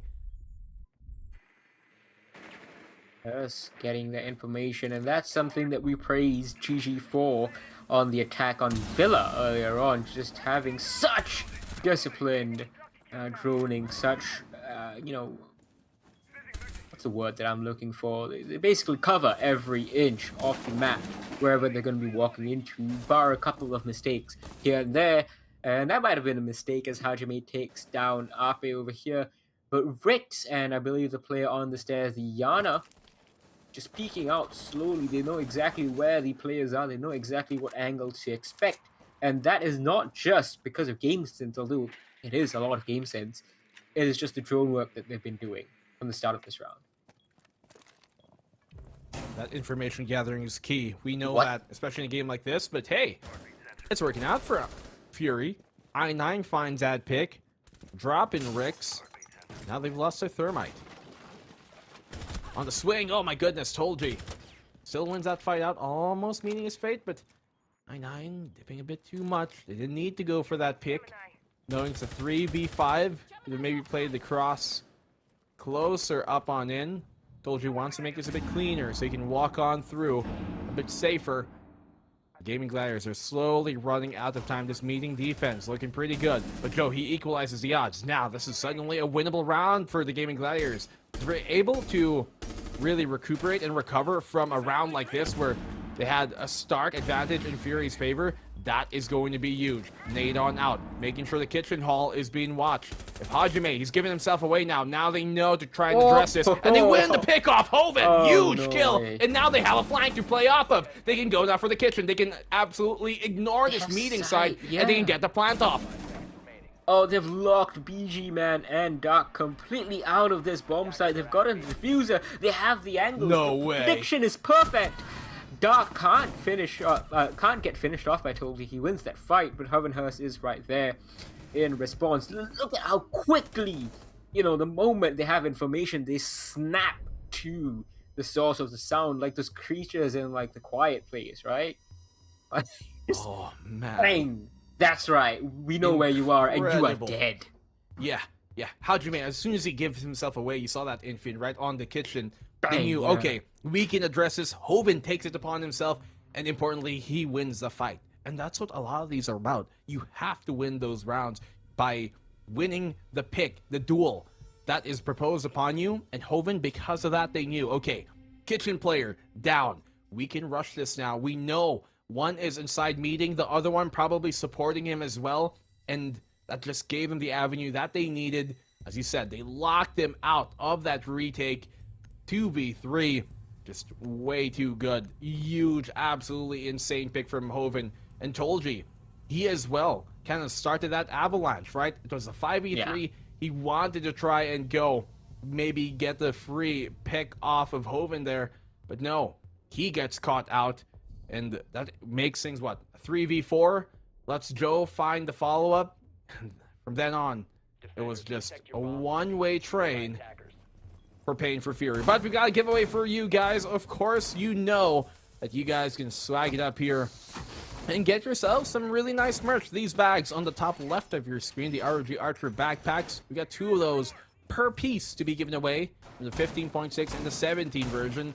All you guys have to do is leave a comment on the chat on which team you think will go to the grand finals of APAC, which team you think will win this entire day. Is it going to be Gaming Gladiators, or maybe that Elevate Squad Hell?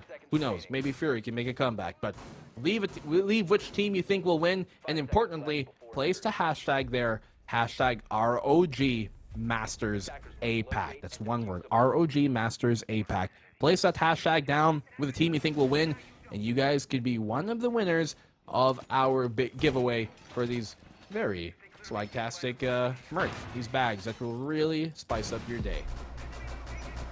They're already getting an early engagement. Tolji rushing in with the blitz. I think we saw Elevate rush with the blitz earlier on, didn't we, against the straight? And we have 1 kill going the way of Fury, but Tolji and Ape have responded. That's 1 in the face. BG Man gets smacked down. Another smoke grenade is going to go out as Ape is going to use one himself, I believe, from the back stairs to just hold things down, and everything just slows down after an explosive first 30 seconds. People are still putting down barbed wire. Did they even place on both Black Mirrors? No, they haven't. See, the only one here is the solo Black Mirror facing towards that freezer side, so they weren't able to set up the one towards the blue bunker. That makes things a lot more difficult now. You can see them only just preparing some of the site right now. Gaming Gladiators, they take the fight early, they lose early picks, but they're able to try and bring it back into a 3v3. Ape, he has to win a duel here. Seppa angles favor him, but will it come his way? So Ape over here still holding down this corridor. I don't know if they're aware of the freezer play. Yes, they are. Told he's going to go in, but he's going to lose that fight, even though he flashes that guy as Dark finishes him off. Hajime takes down Ape, DMR to DMR engagement over there, and it's a 1 versus 3 for Rix. Now, he's capable of winning this, but Fury have found some rhythm in this round. The basement's the only place where they found it, and it's looking winnable, but everyone's looking in a different direction. Rix gets 1! Oh! Can't swing onto Dark, he knew the position. Just shot over his head for a second. Yeah, it could have almost been. It hit him in the shoulder. Could have been a 1v1 there, and then from then on after, who knows how things could have gone, especially against the DMR up close. 4-2, Fury. Much better already than their Villa was, but we kind of expected this. How their attacking side go. Rix always so potent. Look at that. Barely missing. Hits him in the shoulder. An inch to the left and up above. Could have been maybe a different story. Could have ended this 5-1. Gaming Gladiators still have an advantage here to play off of going into the second half. So, time for the percentages again. Guess what the percentages is right now for Gaming Gladiators' chances of winning. No? Yes? No. 0. No. In stage 2, if teams went out 4-2 on the attack on Oregon, they won 89%. Wow. Oh, okay. So you're asking Gaming Gladiators? Win percentage, not Fury. Okay. 89%. Yeah. Does that count? Post-mortem. Yes. Wow. How do you know? 89% chance. Essentially, obviously, it's descriptive, really not prescriptive. So it might be different, as we said in stage 3. But Gaming Gladiators form another early pick. Dark just falls immediately walking in. That's Sledge gone 2 frag grenades, and yeah, just looking absolutely listless. Gaming Gladiators, I expect them to wrap this up 7-2. Close? Potentially here. Gaming Gladiators. This is a round that, hell, if Fury won, that's going to be cutting the cushion down to a single digit. Things going to be different from then on. Ape climbing his way up the big tower right on time because BG Man, he's looking to address this. Isn't that so fortunate? He's got the perfect time to win this on out. Ape gets a kill, looking for even more. And GG. That could be called soon if this continues on its trend. Bomb located by attackers. Now, you're seeing a little bit of time taken by Fury, a little bit of a pause. Everyone's on different positions. That's not something I like to see, especially when you're down in man count. You can see I9's doing that solo push again. He's gonna get caught out, no surprises. The other players are just not ready to support him. Lycolis was on breach. Hajime was off somewhere in Narnia and he gets killed there. And it's Lycolis, he has to ace clutch. He doesn't. It's a flawless round for Gaming Gladiators. And this insistence from Fury to play it solo, it's really hurting them. And quickly, because I know you have a point coming up, but quickly I just want to contrast this with just how Gaming Gladiators do it. Even in the previous round where, Rix was in that 1v3 and nearly got that 1v3, the way that they play their solo pushes when they're forced to do those solo pushes, it's very calculated. Rix got the first kill, immediately turned tail and went for the second one before Fury could respond. When Fury do it, they give Gaming Gladiators time to grow back into that moment. The shock factor immediately wears off.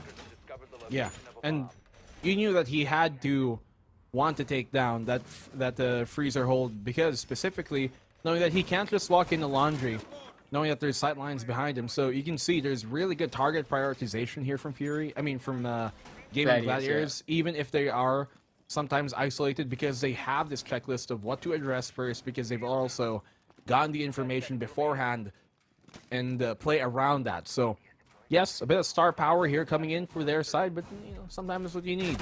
The game that can be swung sometimes by these big type of plays, and the GGs, they're exactly one of those teams that know they have some of the best players in the world to be able to try and do exactly that. The Fury, we can't count them out for the count just yet.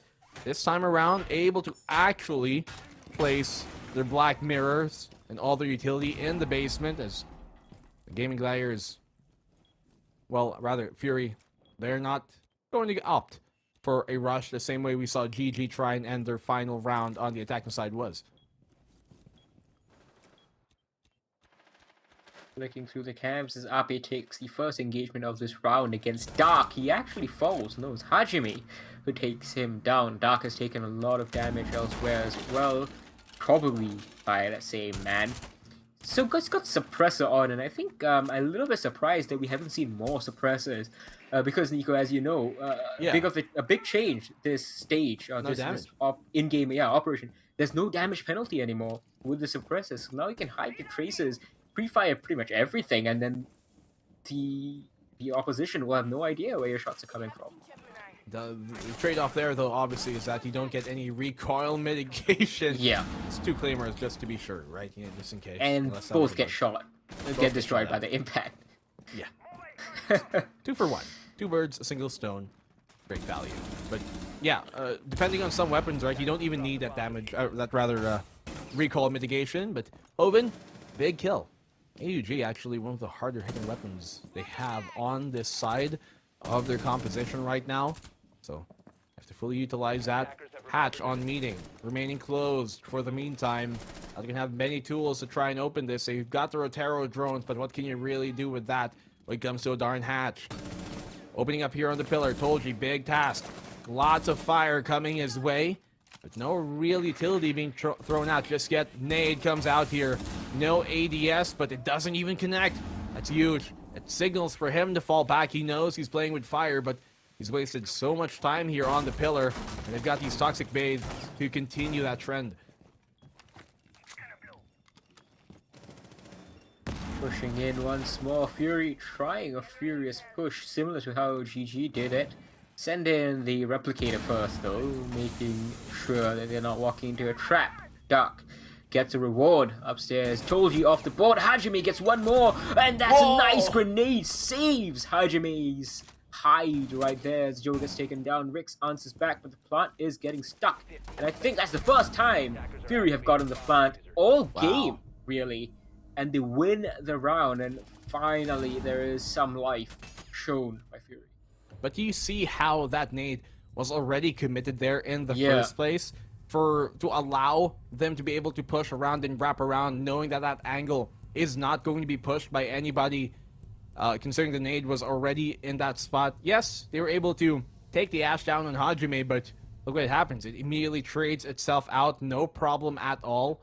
Fury, much better round than I was expecting from that one. They give us a breath of life, some wind in their sails to maybe keep on floating. And if they don't let this get to match point here, then this is very possible for them to come back and, who knows, extend this maybe in an OT, or hell, even win it to bring us into that third map. I don't want to call it before it happens. I don't want to jinx it for Fury's side, especially for their fans, but Fury, they're starting to walk towards the right direction as of the moment. 5-3, getting ready it is. They have a cushion. They are in the driver's seat. They have won that first map in 7-1 fashion. But this is looking a little bit more like a game. Fury with the first attacking win. Very important to see. Gives them a little bit of a lifeline. Reduces that gap down to 2 rounds. Should they be able to repeat what they did in the previous round, win this basement attack again, and then Gaming Gladiators will have a little bit to think about what they want to do, how they want to proceed next. As Hogan builds up Dark. That's a response. That's an answer. How will they proceed? Nitrocell, opening pick. Dark goes down. No more nades for them to use, aside from the ones on Yana, obviously. So, the great opening find here, based off of the information they gathered. This single nitro cell still on Rix is going to be big, considering you're playing on basement. Laundry plant going to be so difficult. They can just chuck that in if he's still alive. Deny a plant that way, maybe find a pick. But look at the freezer flank here coming in from Hajime. 2 big kills. The R4C coming alive like it's 2019. He gets a double kill off of it, but okay. An impact, dropping him down. Direct impact on it, like a Pokeball. Hoven finds that pick afterwards, and Hajime is down. Effectively, a 3v2 here in the favor of the Gaming Gladiators. Ape secures it. And now it's down to I9 and BG Man. Chase off by that frag grenade. They actually got Joe in the previous round. Fury are not looking so good anymore as they did in the previous round, but they still can't do this, specifically due to I9's replicating. He's going to get some more information, find out that this player is still playing elbow. BG Man's going to give chase, but the problem is he still has a shield to contend with. I9 has 1 frag grenade. BG Man's going to send out his drone. Oh, and Hovenhurst doesn't actually manage to stop it. He predicts the wrong way. He thinks he's coming from outside, and I9 piles on. Gets traded out by Ape, but it's a 1v1. Well played there by BG Man. Playing with his expectations, but Ape He knows exactly where he is. He goes on the swing. He thought he was dead. Man. He walked away. He thought he got the round. He thought he got the kill. You see him flick away, thinking it was done. Appy. Or maybe trying You to can't readjust do that. He got the back first in shot. the cover, but no way. He falls and falls into his own demise. Fury bring the round back. 5-4. A single round is all that separates them in this lead. Goodness gracious. That is... Oh, that is painful for Ape. He's going to be kicking himself, and you know that might spiral in a little bit. The pressure building on Gaming Gladiator's side instead. As I said, Fury got one more attacking round. They repeated that basement win. It was a lot closer, but they still got it, and it's 5-4. Gaming Gladiators cushioned down to 1 round. They slip up, and Fury will be level with them. Can Fury make this happen? 11% chance for them to win this map according to Stage 2 statistics. Can they really do this? Well, certainly a time to try and change the odds. Only possible here at the ROG Masters C Regional Finals, presented by Intel. What an incredible round there for Fury to win. One with a bit of, I guess, mishaps, misplay from Gaming Gladiators, but they punish him for it. It's a lesson, kids. Mag dump and double check. Make sure they're dead. Well, what a swing from Hoban, though. Again, I think this second round in a row he's gotten the opening pick. Doesn't really shy away from those engagements, or any engagements, given the 11-5 AD sports right now. A big round from Hovenhurst. This time, making sure he puts in the hurt. Real well, like always, they've taken this master's side.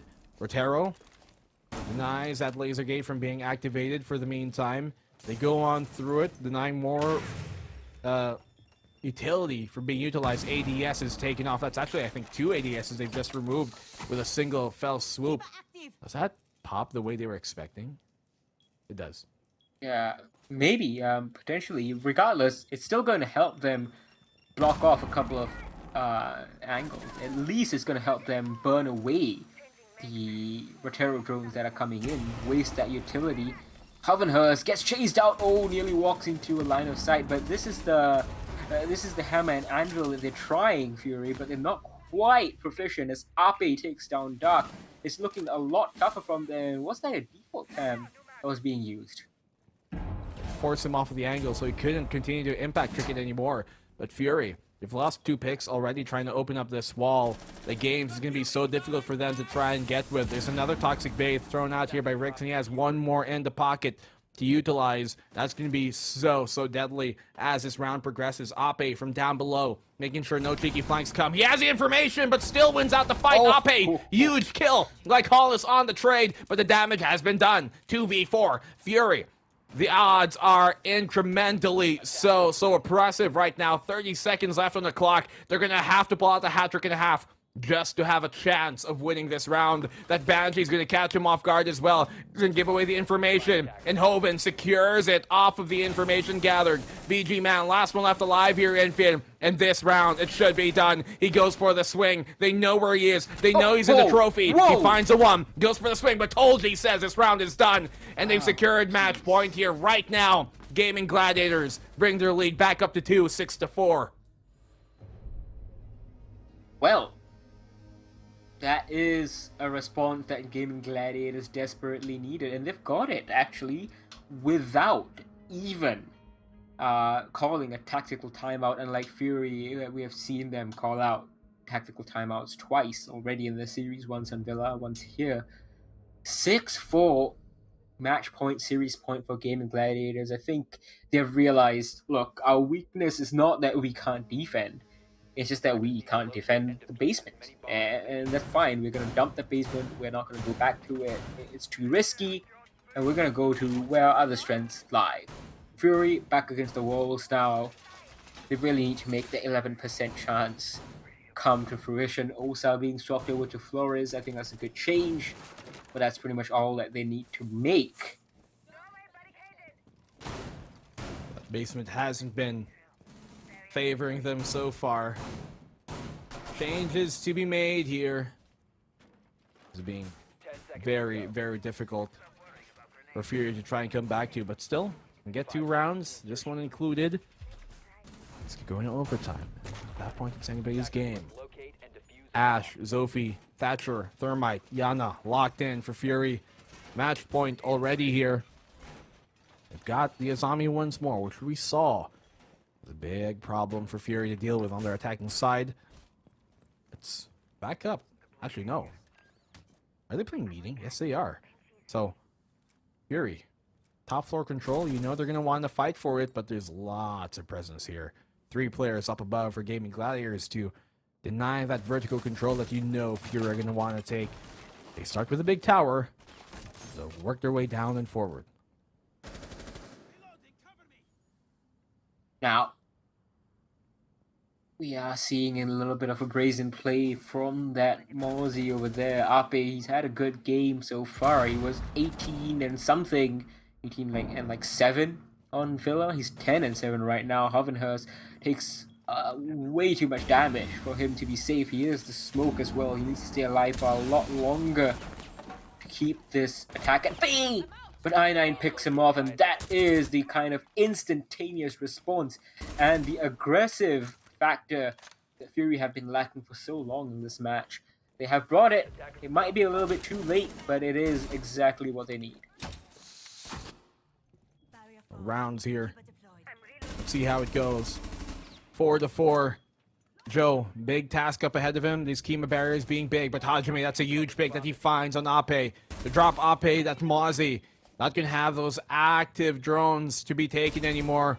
Joe, he's here in the corner. They can flush him out with some of the utility that they've got, but no more nades to be thrown. Actually, no. They've only got claymores. A bunch of them. If they put in too many claymores into this round, where are the flashes that they could have otherwise utilized?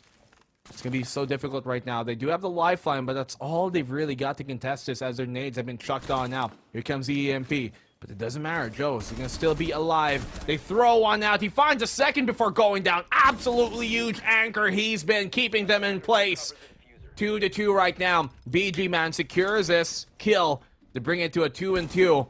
Now Rix, he's coming on up. They're not exactly sure where he is. If he times this right, Infian, he can end the whole series right here, right now. Oh. Rix is in a great position, shoots out the drone almost to his own detriment as Tolti tries to deliver that killing blow. I9 goes chasing for Tolti, but Tolti's gone back to a defensive position that is going to be really hard to dislodge from.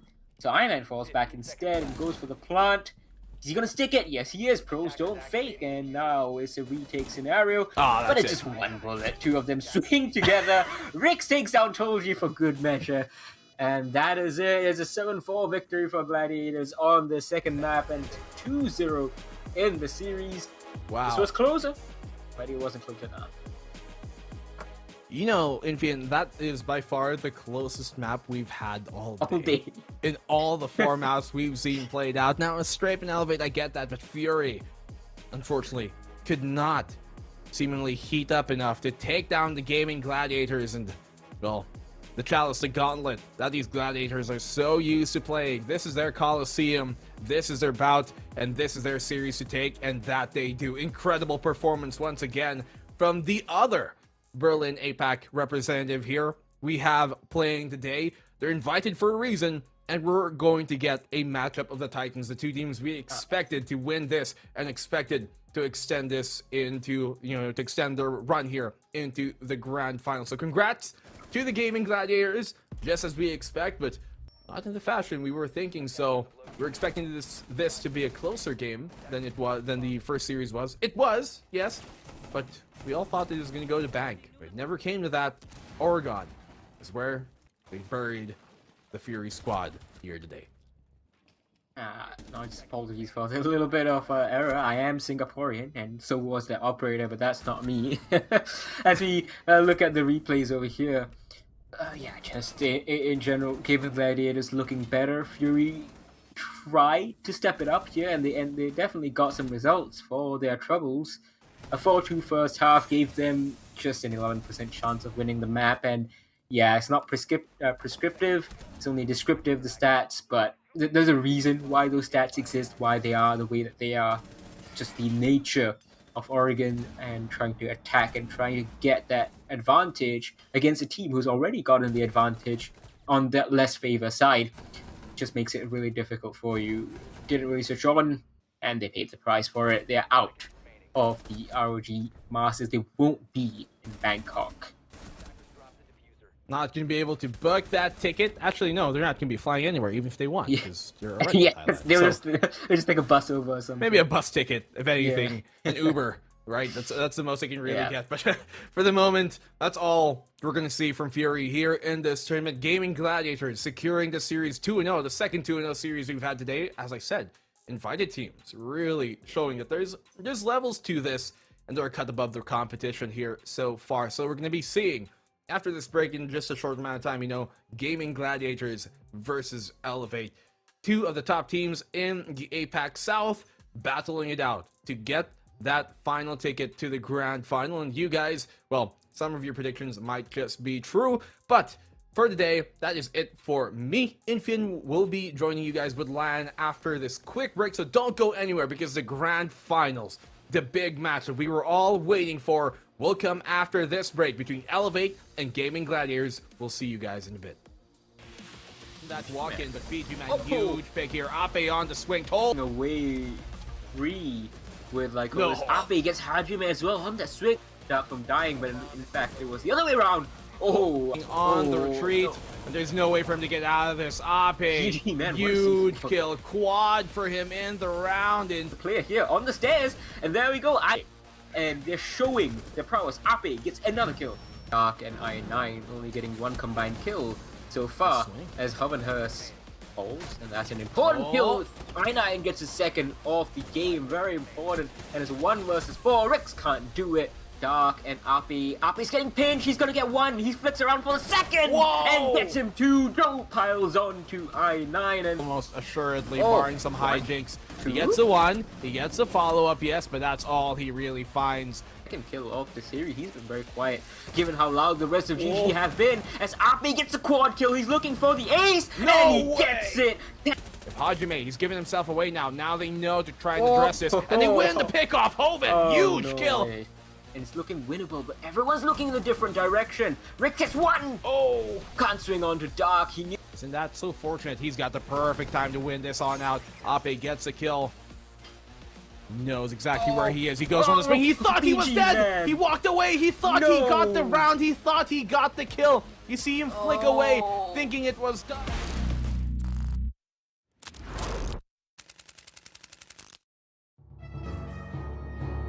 Heroes.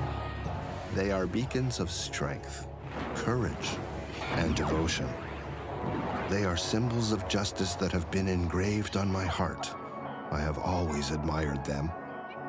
Even after realizing that I wasn't born to be one of them, I still hold on to my belief in heroes. When I grew up, my mentor helped me develop my talents in cybernetics. Through him, I was able to meet real-life heroes. They're just as powerful, dauntless, and selfless as I imagined they would be. I resolved to support them with all my powers. My mentor, however, has also shown me that the brighter a light is, the darker a shadow it casts. The greater a hero influences others, the greater risk they pose if they ever lose their way. Slowly, I began to understand. Behind the veneer of power and justice, heroes can be broken, frightened, and can even be corrupted like you and me. That is the burden all heroes carry. The fate war that doomed Earth took the love of my life away from me. The fallen angel that caused this calamity upon the world was once a hero who sank into desperation. Submerged in repetitive research and labor, I numbed myself with work, endlessly forging weapon after weapon for the resistance. Yet a rage for revenge burned silently in my heart, testing my lifelong belief in heroes. Until, all of a sudden, I remembered what being a hero really meant.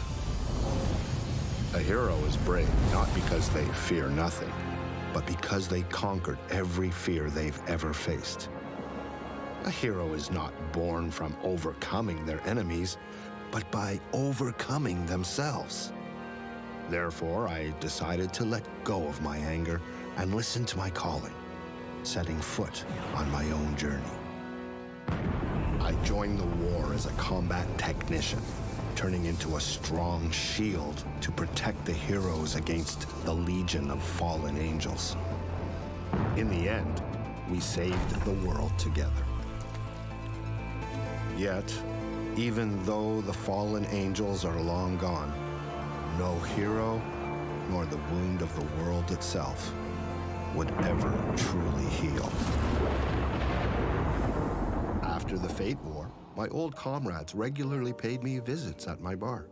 Maybe they came to see me because I could fix anything they brought. A simple, damaged piece of gear, or sometimes, even their broken hearts. I helped remove Horseman's shackles, freeing him from physical and mental agony. With a shot of tequila, I shared his pain of losing his deepest love. I helped repair and maintain Seven's cyborg body, while she happily sipped a margarita. While we chat, I listen to the new chapter of her life while her debut album plays on the stereo. The Ronin, Akira, and I go way back. He always sips from a cup of sake in silence. Without saying a word, he knows I will always have his back. The hacker Act is my new friend. While she is bold and brilliant at what she does, I feel it my duty to support her, as if she was my little sister. When heroes have lost hope on the brink of despair, it should be me who stands at the edge of some crazy cliff to catch them all. As heroes guard the world bravely without hesitation, it should be me who shields them with all my might. This is my trial as a hero.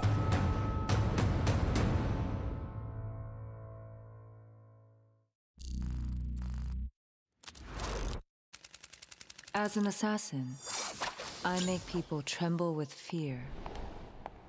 I am the finest cyborg that has ever been built. 7, on the label it says, is my name. Yet, the 7 in the mirror is broken into pieces. I've always tried to figure out, who am I? The very first time I opened my eyes, I could barely recognize my own reflection. My memory of the past was blank.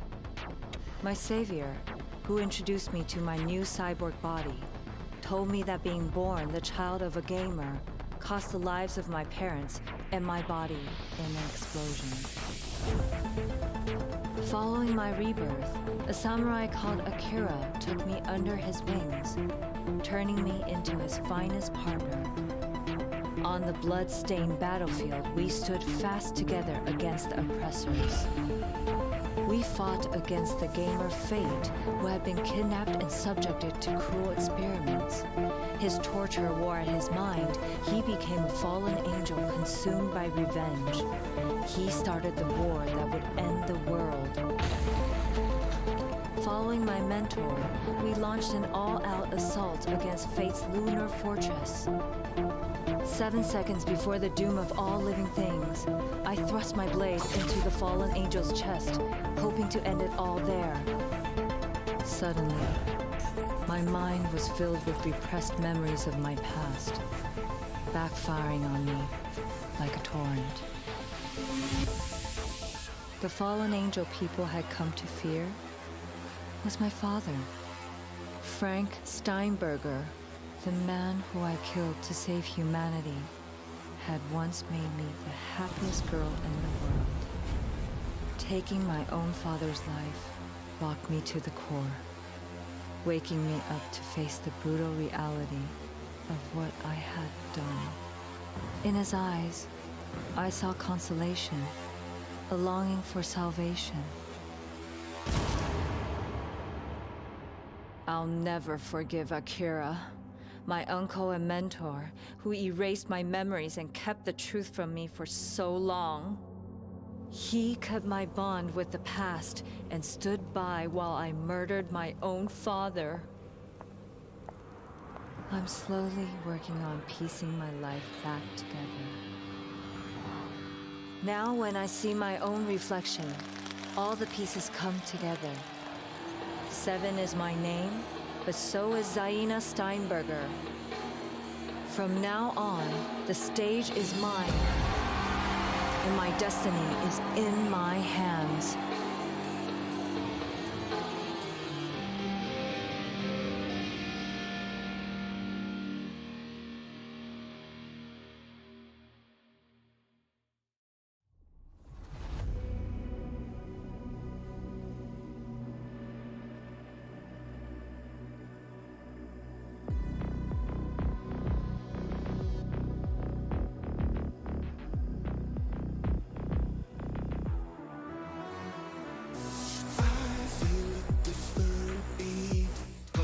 Under my feet, we've always been the chosen ones, reborn in the fire we believe. I see it loud up the street, like a siren it goes to me, in the new world falling free. No one's gonna be stopping me. I want to let it all go. Take back control. Feel like the skin.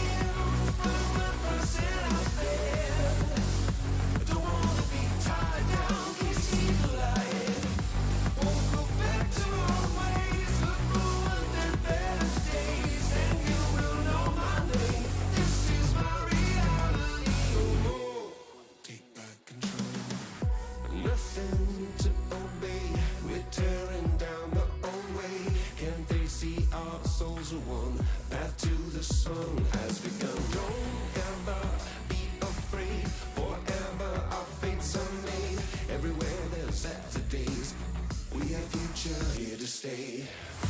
I'm feeling like the skin from the person I've been. I don't wanna be tied down. Let me see the light. Throw your fears to the stars. Far away with the stars. It's written in my cards. This is my reality.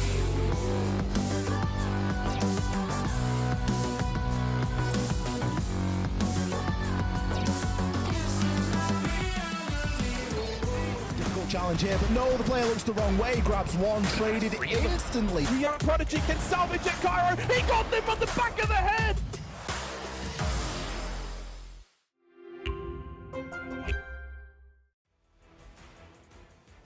And welcome back, everybody, for the grand final of the Asus ROG Masters.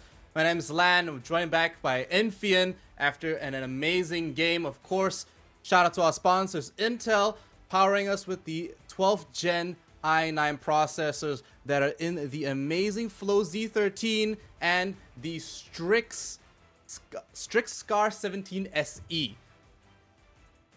Well, yeah, I mean, these laptops are really important, really powerful as well. Obviously powered by that 12th Gen i9 processor. The Strix obviously has a 3080 Ti. Absolutely dominant performance in that one, and it's such a small form factor as well. But if you like something lighter or something with a different form factor, and the one that I would prefer personally was the Z13, even though he has a 3050 Ti. Don't really need that 3080 power for myself. Carrying that around with a tablet mode situation, and we were discussing this actually unironically. Like, we were just talking about how cool this Flow Z13 is. I prefer this system and like the what do you call it, like the future of gaming laptops? Yeah, I called it the future of gaming laptops just Yeah, because it's a good mobile. design. You can do a lot of things with it. And it's powerful. Yeah, absolutely. And you know what? For casters like us, we get to sit here, do notes, and then when it's time to get off screen, chuck on the keyboard, play some Siege or something like that. You know, like it's so flexible, and it you know, keeps your daily flow going. Well, I suppose that's why they named it. Hey. But anyway, we've got our brackets for the game upcoming, and to review the game past. So far, it's been a pretty upsetting day, I would say. You mean a pretty... No, not really. Upsetting, I guess, yeah. For I guess Gaming Gladiators, it was. Like, I honestly thought Fury would put up a little bit more of a fight. Really? I mean, okay, yeah, that's true. I thought they would put up a fight. The 7-1. We saw 3 7-1s today. Alright? Elevate beat Strape 7-1, 7-1.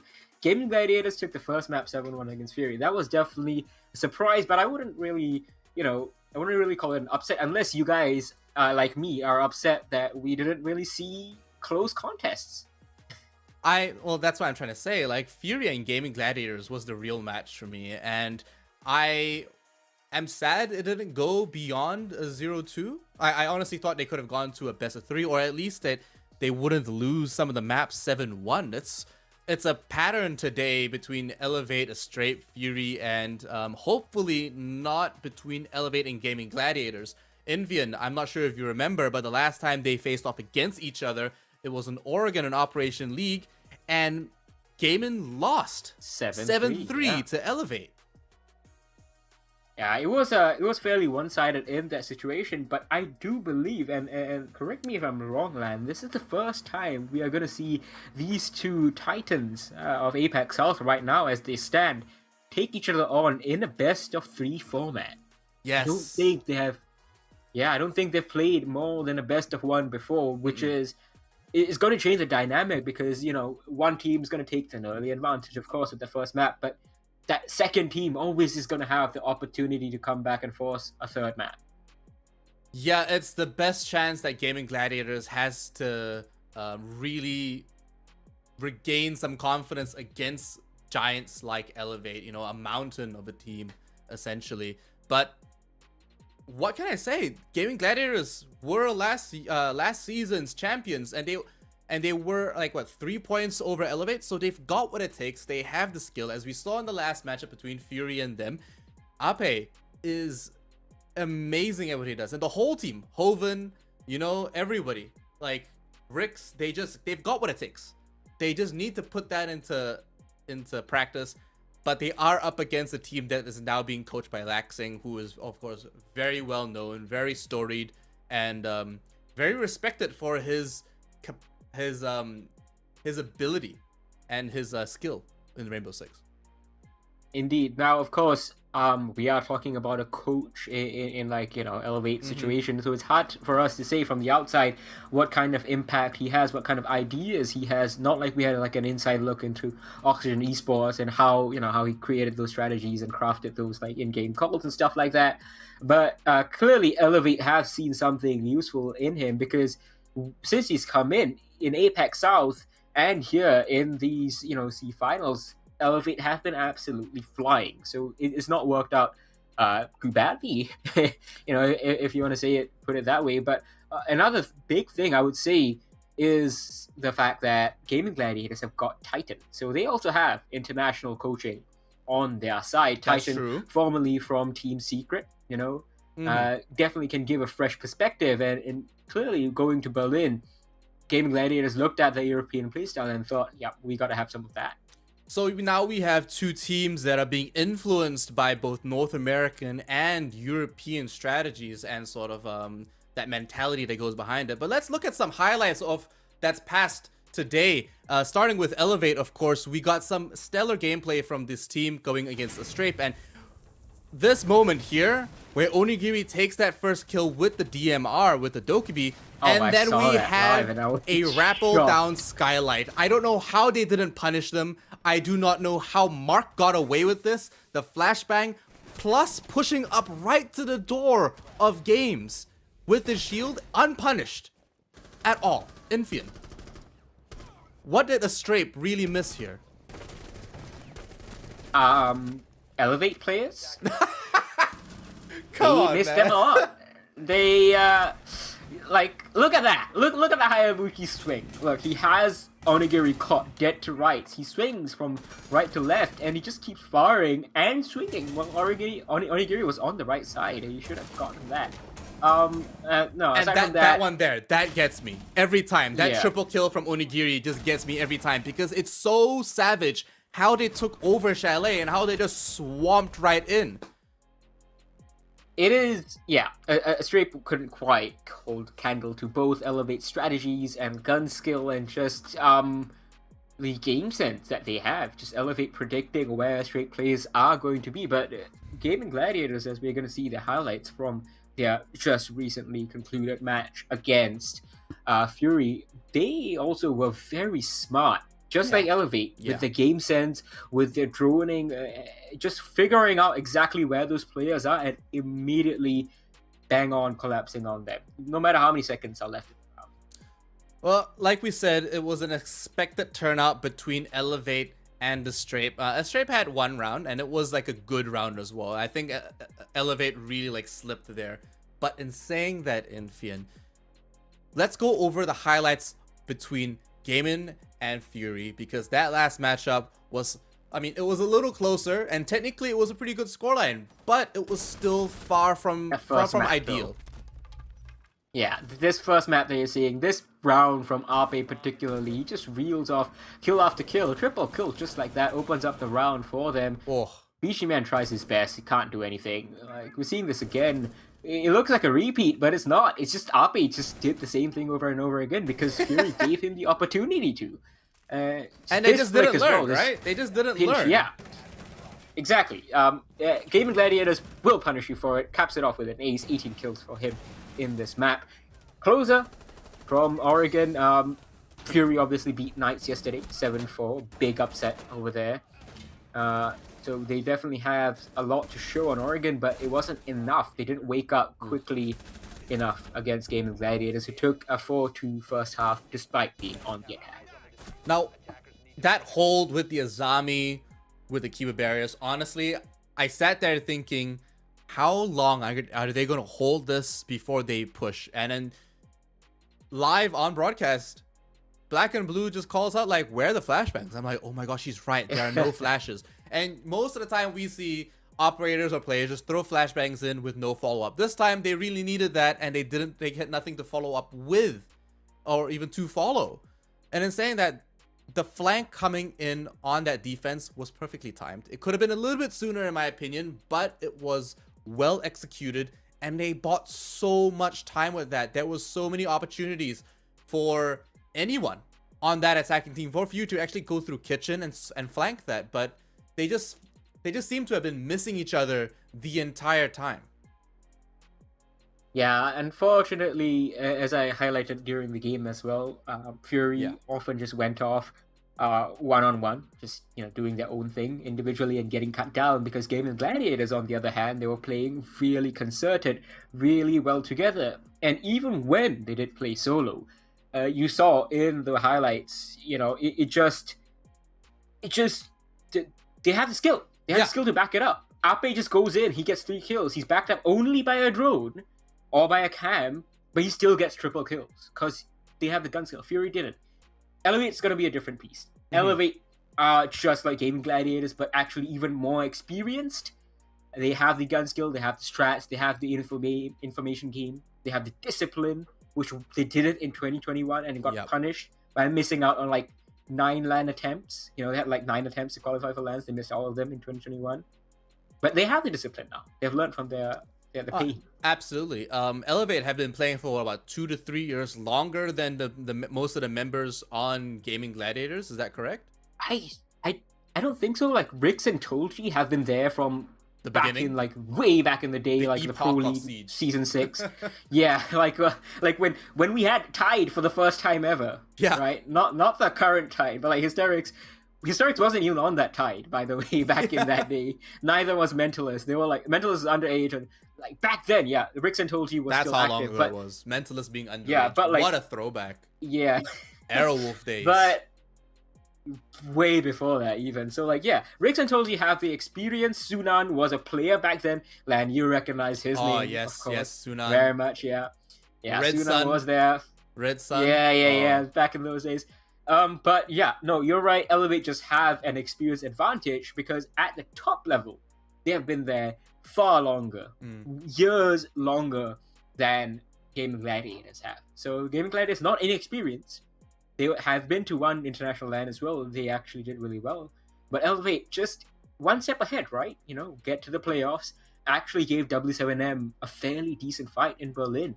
So they should be the heavyweight favorites in this matchup, even though this is the two best teams from APAC at Berlin. No, absolutely. And just touching on that, what are Gaming Gladiators going to have to switch up based on their performances in Operation League, in APAC South? What are they going to have to do to actually take this game away from Elevate? Because, like you said, they are technically the underdogs here, and Elevate are set to win. But it's not like Gaming can't. So what are the strategies they need to implement, and what are the changes they need to make before this coming match? It's a really hard one to say against. I'm sorry. Yeah, right. Like Elevate have so much going for them. I think what Gaming Gladiators need to do is just, as Joe has talked to me like before Berlin, at the end of stage 2's APAC South. He just said like, look, my role mainly here is to bring in the experience that I've collected with IG and Giants, and just teach them, look, when things start going south, this is how you don't panic, this is how you keep calm, this is how you keep cool. And they showed that in Berlin. So that's what they've been really working on, you know, figuring out when you get setbacks against better teams than you, how do you recover from that? How do you still manage to, you know in your head, like, yeah, they're the better team, but we still have a chance at, like, we still have the opportunity. How do you create that opportunity for yourself to get yourself back in that matchup? So Gaming Gladiators, I think they just have to play their own game. A little bit counter strat against Elevate. I believe it was Gaming Gladiators. I believe it was Joe who said that his team was weak to rushes. Who said like early round when like that's very surprising, because you would imagine Gaming Gladiators were really good receiving the rushes as much as they do rush themselves, because they're so aggressive. Correct. Yeah. But in saying that, Infian, we are ready to go into the game, and I'm excited to see this matchup come through, because hey, Gaming Gladiators versus Elevate, like as we're trying to hype it up, is gonna be an absolutely crazy game. One of these teams, of course, will be going to Thailand, Bangkok. Elevate already there, obviously. They'll just, they'll get their taxis and their hotel paid for, you know. Yeah.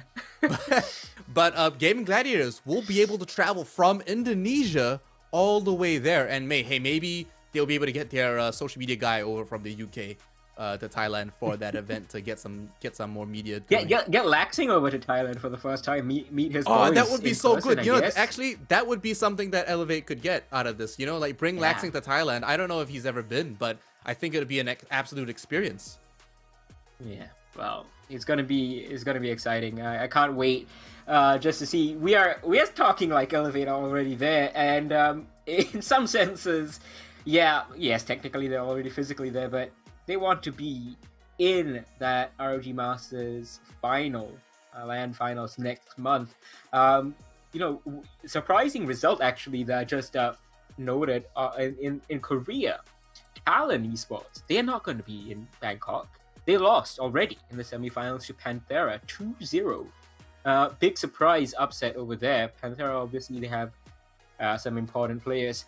But Elevate, they're going to be hoping that doesn't happen to them. Let's look at the maps that we are having over here. We're going to see Clubhouse, Theme, Chalet, and Bank banned out. Cafe pick from Elevate. Oh, they played that yesterday, didn't they, against Tide? And they won it. Wasn't that pretty, though, especially against a team that is as weak as Tide right now. Border from GG. The gunfights that we're going to see on Border, I think, are going to be absolutely crazy. And of course, guess where we are finishing things off if we get there? Well, Oregon is the most balanced at map. It's one of the it's one of the most stable, both teams like this map. It's both teams just played this map. We've been playing this map all day long. Yeah. We really need a break from it. But I suppose if we're gonna, well, if we get a 2-0, we will get a break from it. If either teams have the best chance of winning, we're gonna go to Oregon. You know? Yeah, it's gonna be very tight. I do think Cafe, looking at yesterday's results specifically for Elevate against Tide, I don't think two ways to look at it. I don't think Tide were that bad. You know, yes, on the first week they looked absolutely abject. They were unimpressive. But relating Elevate's performance to them yesterday, Elevate aren't the best at Cafe. Like, they have been pegged back by a fair few teams fairly confidently, and there was a time where IG would take Elevate to Cafe and win, right? So historically, that's true. It's been a good map, but it's not their outright best map. And Gaming Gladiators could smell a window of opportunity over here, and if they can win that map, puts them in pole position to finish things off on border.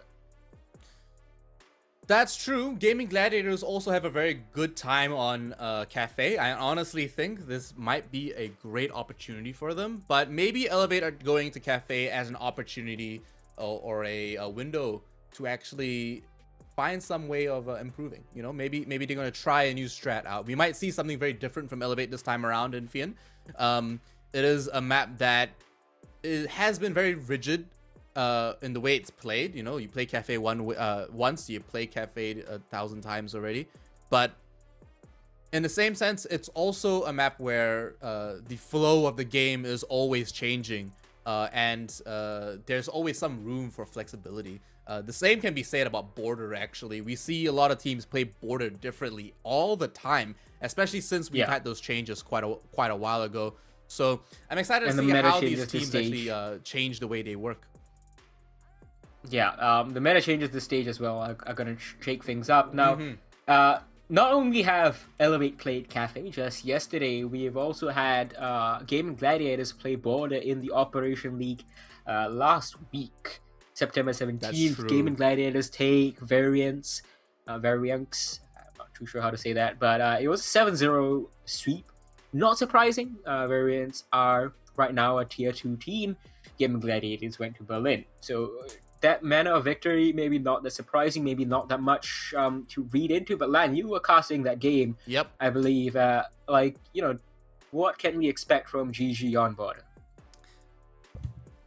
It's an easy cop-out to say that they're going to be aggressive, they're going to take angles and everything like that. But like, honestly, that's all they did against Variance. Variance didn't look very confident on Border at all. And it was very different when they played against the Strape after that. Variance were a different team. They didn't have the jitters. They were so much more confident. But then in this qualifier for the ROG Masters, a Strape beat them 7-4. And I'm sitting here like, how does a Strape always manage to scrape the bottom of the barrel? Yeah. They're always in the top 8. It was there. But when they get to the they managed to get into the top 8. But every time they manage to get to the top 8, they're always just like they're tanking it, you know? I guess that's their level, right? Like, maybe that's just their level. I mean, if anything, it's good for them and for the scene because it just provides more competition, and they're gonna be able to learn from being with teams of this caliber. So we're finally going to the Cafe. We're finally sending our way over into a beautiful Christmas-themed map, and honestly, it's one of my favorite maps. Indeed. Cafe, definitely one of my favorite as well. Maybe that favoritism was created back in the day when, IG was actually a Singaporean core. Which is really crazy to say because now the most Singaporeans on the team are on Knights, an Australian team. But anyways, back to these guys. Elevate versus Gaming Gladiators. Yeah. DokeB being banned out by Gaming Gladiators, I don't think that is, too much of a surprise either. Would you say, Lan? From what we've seen so far in the earlier matchup, we also had Gaming Gladiators banning out the DokeB, I believe. No. Yeah, they did. Both maps that they played earlier was a DokeB ban. No matter response by Elevate. Yeah, and so we've got the Have Funs coming out in chat. as playful as it is. Azami now also getting banned on the side of Elevate, so that makes sense because Azami up in Christmas is just painful, man. Like that, oh yeah, that minibar defense is very hard. Yeah, to you can set up so many defensive angles because you have to shoot something at it to take those downs. You can't melee them, and then you risk ADS is eating up your whatever you're throwing in at them. Yeah, absolutely. And so that actually forces any attacking team to change their strategies, maybe even take a separate, a completely different route. And that can actually cripple a lot of teams. And so that's why Azami brings all this flexibility, because her gadget, like, innately isn't necessarily like, it doesn't have a lot of firepower, it doesn't delete a lot of things, it's just creative shape, but that's what Siege is about. It's about creating line of sight, denying line of sight, and that's what she does so well. Yeah. So we are seeing first defense here on the third floor. Classic opportunity for the defenders to just get an early foothold. Third floor is, of course, one of the easiest bomb sites to access, but it's just statistically not the easiest bomb site to win out of all the bomb sites over here. You have the weaker second floor bomb sites, and I believe depending on the stage, a weaker or stronger first floor bomb site. Bar and Cocktail just always been a stronghold for those attackers, for those defenders, sorry, and I believe the reason why it is, just even though the attackers can immediately drop in via the hatches, it is because the defenders can go off on roams on the second or first floor, play the vertical game almost as well as the attackers can play. You choking on some cafe yourself, are you? That's right, I am. It has been a long broadcast so far, but you know what? Coffee all due. C4 doesn't quite land this time around. Luckily enough, an attacking member just held off just for a little bit longer to keep himself alive. Gaming Gladiators right now, strong presence across the entire map, but Onigiri and the rest of the attacking team are still taking their time to scope it out. Drones still live. We see a lot of them still present around the map and haven't been found just yet. This is going to allow Elevate to find a new way to actually attack. But we can hear now the X-Kairos pellets being placed down on the walls. Not exactly sure where they are going down right now. Okay, there we go. Just over by minibar. That's a little bit of an early engagement from the tiny little sliver opened up at the top. Frag grenades are going to roll in as well. Elevate not finding any joy just quite yet. Only one frag grenade taken down though, and Ape's tucked himself inside of box. Elevate should expect this. There we go. Yep, there we go. Found him with the drone. EE1D gets popped. Unfortunately, we don't see anyone getting collected just then. Ape rushing right through, right under the skylight. Somehow surviving, but trying to find a very cheeky angle at anyone peeking. This is so aggressive. Look at this guy. Onigiri dropping to almost one. Okay, now he's dead. Okay, he's gone. MPX collects that. Onigiri, no joy this time with the DMR, but Mark answers back onto Ape. Two heavy hitters from either side taken off the board. Mark still trying to find some more. Baits out there, Banshee shoots it out. Rix answers back. Dolji takes one more. Mark is the only one answering for Elevate. 30 seconds left in this round, and Sap was taken solo and taken down by Joe. Sapper losing that duel, unfortunately, to Joe on that defense. Does make it a very clean attack push, but honestly, that was pretty solid from Gaming Gladiators. They played that well, very aggressively, and I don't think Elevate really expected how forward they would be with some of those positions. Absolutely. Elevate given a taste of their own medicine, and I think that's exactly the kind of start that Gaming Gladiators needed. They needed to disabuse Elevate of any notion that this would be anything like a straight game. Obviously, Elevate are not so naive to expect it to be that case, but it's just subconscious. Give Elevate that shock, and maybe hope that shock basically becomes a little bit bigger, becomes some pressure, becomes a chance for Gaming Gladiators to shove their way in and take that early first map. As I said, Cafe is a strong map for Elevate, but it's not the strongest. They have obvious and clear weaknesses here that I assume Laxing is hard at work fixing. And so this is exactly why presence on a map is so important, because even playing on that second floor, they need to control the top floor here on third, and it kind of goes hand in hand, right? If you're not managing the vertical play, it very quickly gets out of hand. The rest of Elevate now still making their way onto the building and into the site as well. But Hoven, now playing with this Pulse under the hatch, is waiting for his opportunity to send that C4 flying. Oh! Connect! Does it connect? Oh, no. No! Backs off at right the moment. Wow, DCH. Go. Come on, Hoven, let's go, my boy. Oh, no, he backs off. DCH. Unfortunately, did not catch that. He was hoping to probably get that on that first shot. But, Well, wait, no Boss dice. G? Oh, what? No! Oh my okay, god. No, it wasn't. No. Oh, It no, looked no, like yeah. No, it's M762. Why Yeah, does it yeah, look yeah. like a... Oh, it's No, the no, no. skin. It's the skin. It's a Pulse. Yeah. Pulse doesn't have a boss. Oh, man, don't throw me off. I was like, wait, what? Who is the boss G? I was like, there's no visual here. Yeah. No. I just completely saw that wrongly. But Ape on the Thunderbird. That's the first kill on Ikiri, the first death again.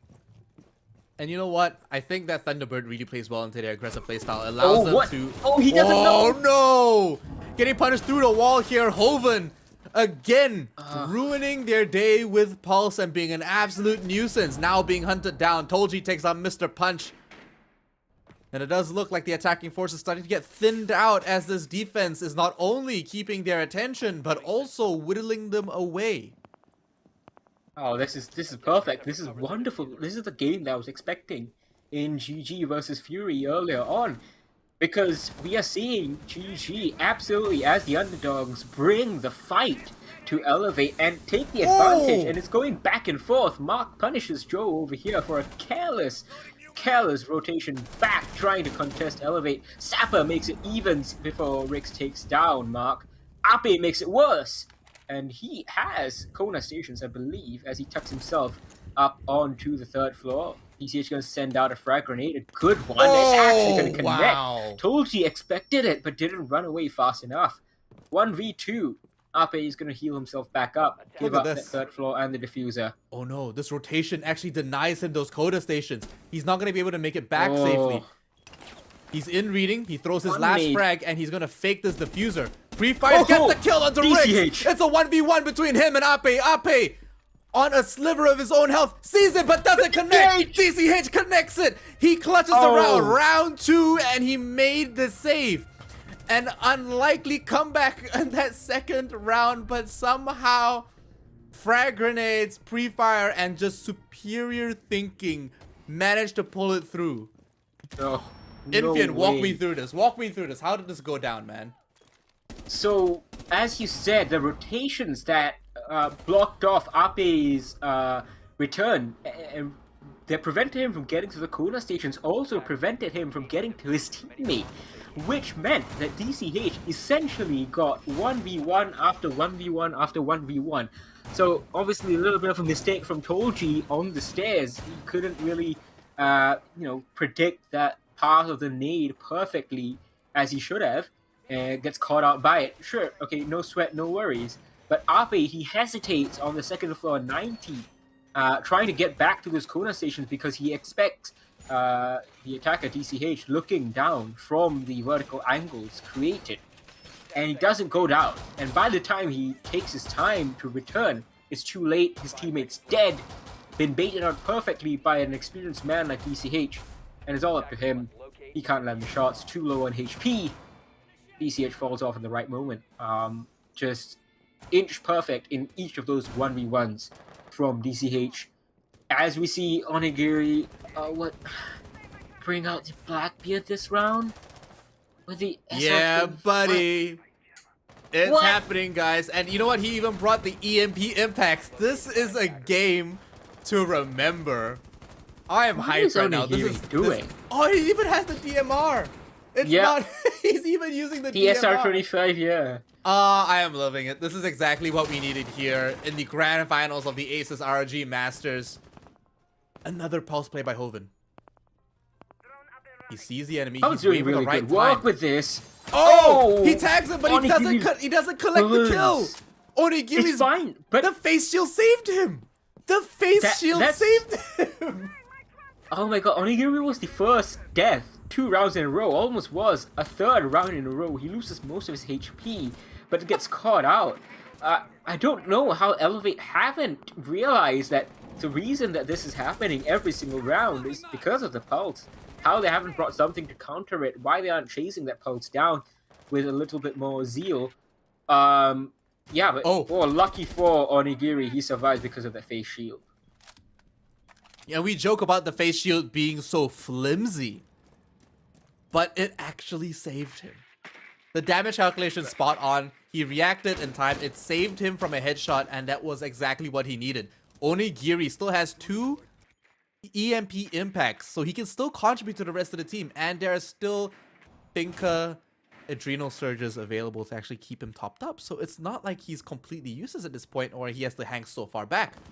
Hoven ruining another man's day with a C4. Doesn't kill him, but does connect. Mark finally goes down, but he's not out just yet. Oh, Mr. Punch is down, but not out just yet. Mark is, he's out of here.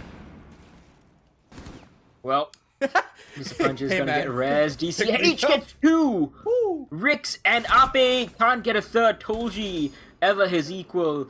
Good aggression from GG once again. They had a real good advantage to make it 2-0 in the previous round. Onigiri finally gets down. Hovenhurst trying to finish off what he started. Onigiri lost his 2nd shield, but he still survives. Basically a 3rd Lee's at life. Call him a cat, if you will, at this point. Sapper rezzing him as well as he takes down Tolji too. 10 seconds though. Oh, Hovenhurst, he didn't need to do that. Peeks on out. Onigiri takes him down. Finally gets revenge for all the damage. And it's all up to Joe in a 1 versus 3. Nice. Joe denies the plan and manages to save the round in the nick of time. Finka, unfortunately, not able to get that plant down just because of the Banshee as well. Gaming Gladiators scraping this round through. Elevate must feel so invigorated, but also so frustrated at every round so far. Well, that was impressive from Joe. The patience that he exhibited, which Hovenhurst didn't actually. Hovenhurst could have won that round actually, just waiting. He was so afraid of that vertical angle. He peeks out. Onigiri was holding the angle from 3rd floor, which is why eventually Joe was able to clutch it out. So, like a double-edged sword, right? Onigiri gets the kill onto Hovenhurst, but because he was so far away, he basically didn't have too much of an effect on the round at that point. Joe just comes in, gets the diffuser carrier, diffuser doesn't get planted, and it's all over. Well done from Joe. And again, I think, as I was discussing with Nico, which we haven't talked about that much this stage, the suppressor basically saved Joe in some regards. The traces weren't visible, and the other player who was hiding behind the closet, I believe, could have responded just in the nick of time. He couldn't because of the suppressor. Didn't know where the shots were coming from. And that's what's making this ooh, but he collects the kill. So Onigiri almost dies, but he manages to again. Yeah, he again for a 4th time in a row, but he actually collects the kill onto Hoven, and that's massive because. And now again, he's making up for all the captain he's been doing, for all the losses and for all the deaths. Dude, he's actually going off right now. He's lost both face shields though, and he's lost both of them. But he's gotten 2 kills. I think that's a trade you would make, especially when you're taking down Hovenhurst and Tolji finally responds, but that's okay. Look, Onigiri was definitely poor in the first 2 rounds. Bro.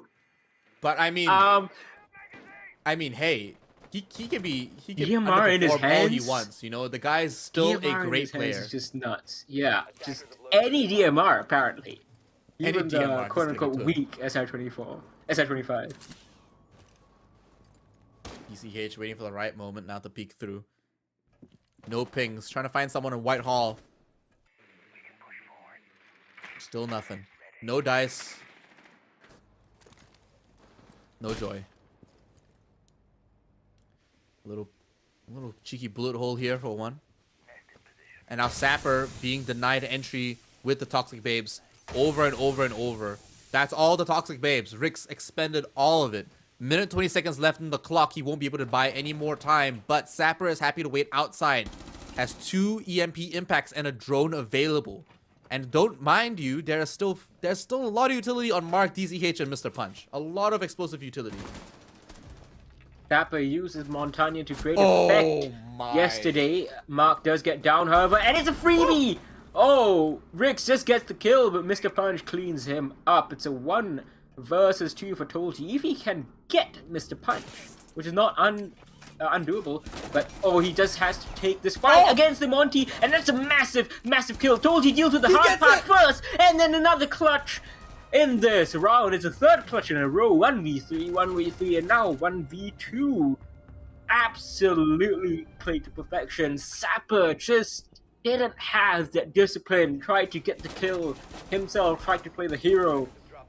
Went for the ADS. Big mistake. Tolji doesn't miss. Tolji doesn't miss. He just barely scrapes that one through. And he manages to pull another round for Gaming Gladiators. Elevate must be so frustrated, losing their advantage over and over again. 2 rounds in a row now, Infian. They've had that 2-to-1 man advantage with superior positioning, but they either lose on time or they lose on those frags. And unfortunately, it looks like Gaming Gladiators, they're a little bit more primed from their past game with Fury than Elevate are. Maybe the break was a little bit too long for them. Maybe they need to freshen up or just take a tactical timeout after this. But right now, Gaming Gladiators are taking the fight to them, and they are running all over them as well.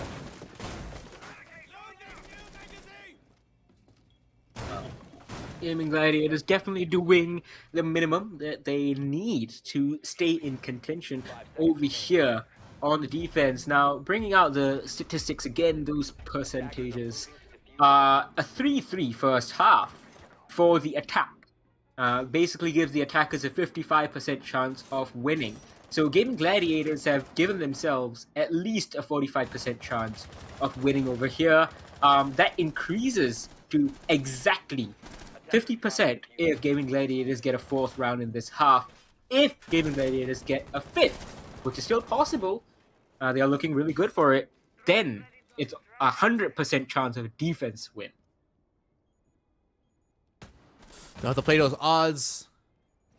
They'll have to tread the needle as best as they can, because honestly, it's looking unfavorable right now. Toxic Babes go down as they start deconstructing some of that defensive. Joe as well holding down Christmas, trying to keep this room secure as possible, deny entry for as long as he can, but with a very cheeky angle through the armored vehicle. Onigiri is waiting right outside by the diffuser. Needs his entry, needs a little bit more support from his team. Picks up the diffuser and decides to rappel up instead, perhaps going to the 2nd floor.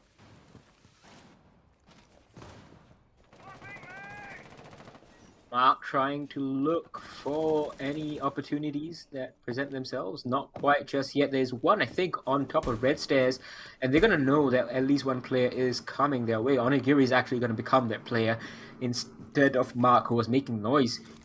Got the hard reach tool, going to get the hatch open very easily. There is no Kaid to deny, which is, I think, a little bit of a surprise, given that, you know, all of these attackers, for all of their utility, they haven't brought any impact EMPs. They haven't even brought a Thatcher, so that hatch potentially could have stayed close, but obviously Gaming Gladiators didn't know Elevate would let that opportunity slip, and I think Elevate have just taken advantage of the mind game, essentially. Like, yeah, they won't expect us not to bring impact EMPs, not to bring a Thatcher, so they're not going to bring a Kaid, and that's why we can get away with not bringing a Thatcher or an impact EMPs. It's one of those rare situations.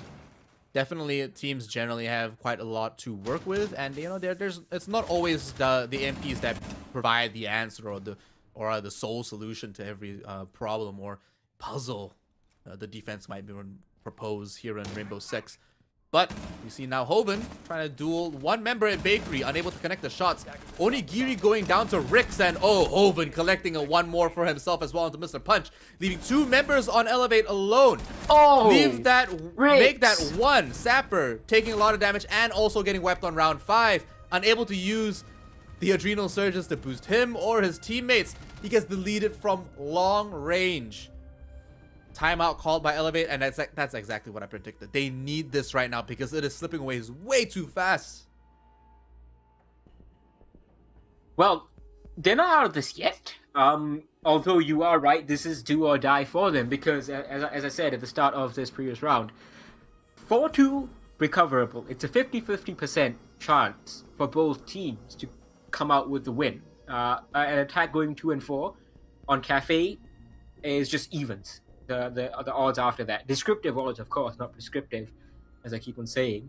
But if Elevate lose another round, they have to win this last one. If they lose one more, it's 100% defensive, 100% win rate for the defense on the first half. So that means Gleaming Gladiators would come away with the victory if they go up 5-1. Has to be a 4-2 for Elevate to stay in this. Big swing though. Like I didn't expect that when the article was published. Goes from 50% at a 4-2 to a 0% at 1-5. It's either there or it's not. So yeah, you either flip a coin, the coin gets obliterated when you send it out into the air. This turns into ash mid-air. You know? It's either heads or not a coin at all. But the coin flip is underway as we speak. This is Elevate's last chance, according to Infian here. According to statistics and probability, Elevate need to win this round to make this work. If not, Cafe is a write-off and they have to take this onto the next map. Border being the decider whether we go to a third map or not. Or we see a Gaming Gladiators 2-0. Now, we are going to go into the final action phase of this first half. What can we get from these guys? It says 5v4, but it's 5v5 right now. No early picks, although Onigiri, he got some beautiful early picks with the SR25 in the past couple of rounds. Unfortunately, his team couldn't quite rally and make the round win happen. They've only won 1 round so far, trying to make it 2. Good information coming in from Elevate, slowly getting their drones in place. Twitch drones are going to be extremely powerful, we can see. We saw earlier on in Oregon from GG, they did the same thing. They put the Twitch drones in position right below the Banshees and then disabled the Banshees when the execute happened. But as you saw, Sapper has already lost 1 of his Twitch drones. Not sure if the other one is still active. It's been sent out, which is why it says 0. But I think 1 survives.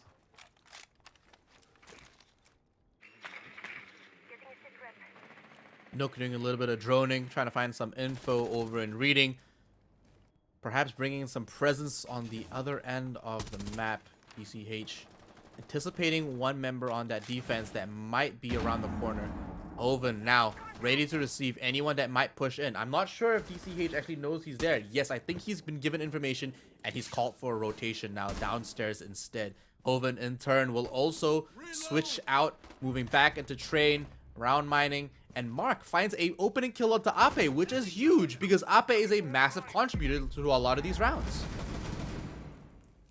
Ape today has been on fire and he's been shut down, so it's a good kill, as you said, for Elevate, but they have still a lot of work to be done. You can get the opening kills, you can make it a 5v3 even if you like. You have to close out the round, and as you said, they will be tilted, I think, a little bit after conceding a 1v3 and then a 1v2 right after. Onigiri with the DMR makes it 5 vs 3, just as I said, but look at the time, 50 seconds left to go. They aren't really in position to make the execute happen. DCH is still watering flanks. We still have 1 player up on the skylight. This is a second floor attack. Rix is hiding behind minibar. 30 seconds. Elevate have to go. Joe has that pixel and he's waiting for his opportunity. Rix finds There you one, go. and that's an opening for Gaming Gladiators. Elevate have 4 now on their roster, and they only have 20 seconds to make it onto that second floor. Reading and Dining are ready for the taking, but they are nowhere near the site to be able to make it happen. The execute needs to come now, and Toji under the hatch is waiting. Joe has his back turned to the enemy. No! DC Hedge finds him. And that leaves Toji all alone. If anyone can do it, it's him, but it won't be this time around. Elevate take this round away. Round 6 finally going towards Elevate, saving them now, and there is still a thread of hope left for this team, Infian, because it is at least a 50% chance of winning. Yeah. At least a 50%. There we go. 50% was the win rate for teams on attack who went 2-4 on Cafe in Stage 2. This includes every single game in Stage 2 at the top flight, including the Berlin Major, including APAC South. Doesn't quite include Operation League, however, but this is a Tier 1 versus Tier 1 matchup, so that is the statistic that you want to be kind of looking at. I'm not too sure what the percentage was specifically for APAC South, but it will be similar, there or thereabouts. And Elevate, wow, they must be... I don't know if they are aware of this statistic, but regardless, if they are or they aren't, they will be feeling some relief, right, Lan? Like, yeah. Yes, we have finally stopped the bleeding. They might have stopped the bleeding. It might not be hemorrhaging too much more. But they're still wounded, and they still have to make a comeback because it's still not looking good. Like, that was a pretty strong round, don't get me wrong. That was the Elevate that we expected to see. On defense, though, it might be far easier for Elevate to actually make this work for them, as Cafe is a defender-sided map, and it might play into their favor. Actually, I'm not too sure if Cafe's a defender-sided map strictly anymore. I know it sounds really weird to say because it's been a defender-sided map forever, right, Lan? Like, but I do believe there was some shifts in 2022 from before, and most of the maps have normalized, actually, with the changes that have been favoring attackers to more of like a 50-50. Let me just pull it up. Yeah, so in APAC South, Cafe was played 3 times in Stage 2, 56% overall defensive win rate. So it is, slightly more defender-sided than 50, but really not all that much. That just means that there's oh my gosh, Flag, nobody where on is the the one? hatch watching the rear. No. Joe letting that one slip, and now Rick's off the board is massive because they no longer have their human shield. They no longer have that walking wall, and they're gonna have to play this the old-fashioned way. Face first with utility in hand. They still have 2 frag grenades and 6 flashbangs, so they might be able to make this work. Well, we'll see how things can shape up. Sapper off the board for the side of Elevate, but Onigiri is still around. I'm surprised to see that he's on the Older rather than a DMR like the Aruni, or literally like any other operator with the DMR. I'm not too sure. I can't remember off the top of my head who else has it on the defense, but we'll see whether that hurts his killing ability too much. Toji is still holding angles, and that's the same trap that Elevate fell into earlier on. Onigiri, nope, doesn't hurt it. Nails that shot from downtown.